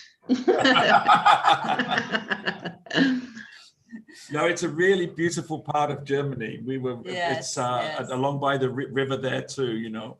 Yeah, we'd like to come back too. It's still on our bucket list. Yeah, there you go. Yes, you have to come, you know. We have a lot of apple cake for you. So PechaKucha Island is very special to us, and it's really amazing when we went to visit with Brian. You know, the whole town comes out for PechaKucha night, including the mayor sometimes, and there's 400 or 500 people, and it's a very small town. It's a very small town, so it's really great. In It's a great beautiful place. Okay. Yeah, I have to say something about Pablo. I hope Pablo is here. Yes. Pablo is from. Okay, Pablo is from Spain, from Gijon, and he asked me last year if he can talk in Aden. He saw some photos from Aden, from PechaKucha night, and he wanted to talk in Aden. And he come to Aden from Spain to talk.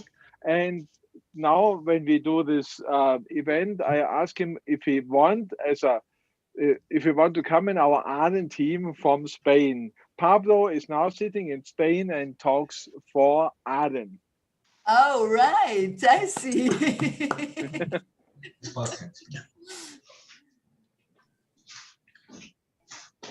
Hello? Hang on. Pablo, are you ready?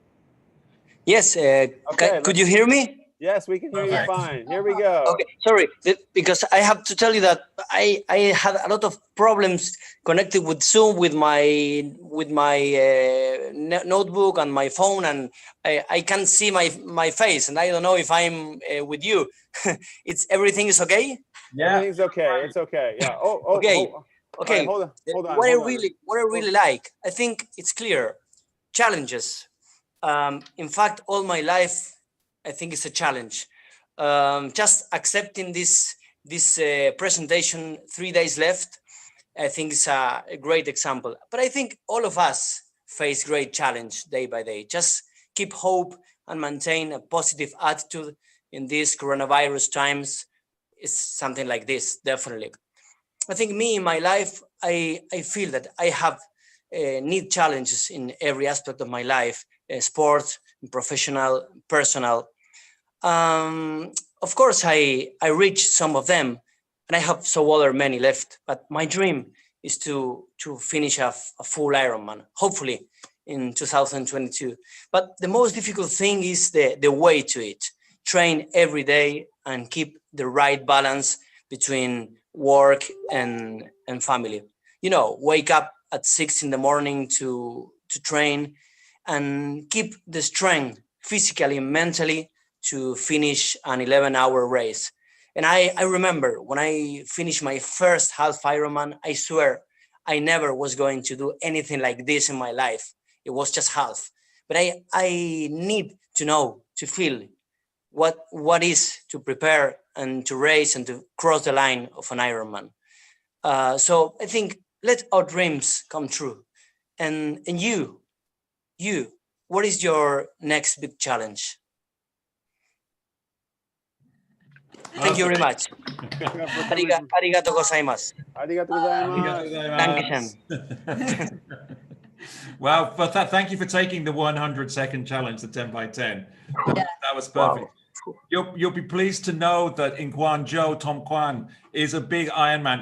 There's another PechaKucha organizer who's a big Ironman fan and participant. Yes. So that was. There's something about PechaKucha and Ironman. I don't know. The challenge seems to be kind of much easier for PechaKucha, but.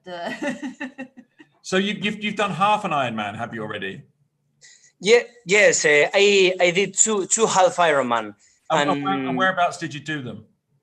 In Lanzarote and in Vichy in France. Right. And I would love to the next year, hopefully, to do a full Ironman in Vitoria, in Basque Country.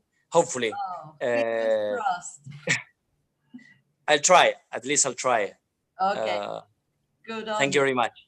Okay. Thank you so much. Thank you so much. I think that's going to conclude hour 17, and we're going to move on to hour 18. We're getting a little bit behind schedule, so we're going to have to pick up the pace here a little bit. Thank you, Alan, and thank you for everybody who was on. Yeah. Thank you. That was a Bye. great hour. Guys. See you soon. We also need to stop the YouTube and restart it and stream our four of four final video to YouTube. So everybody say goodbye to the current YouTube, the people who are watching on YouTube, and just refresh your YouTube page, and you'll be right back on. Everybody can stay on. So let's just go ahead and end the stream here. And let me go ahead and start streaming again to the next one.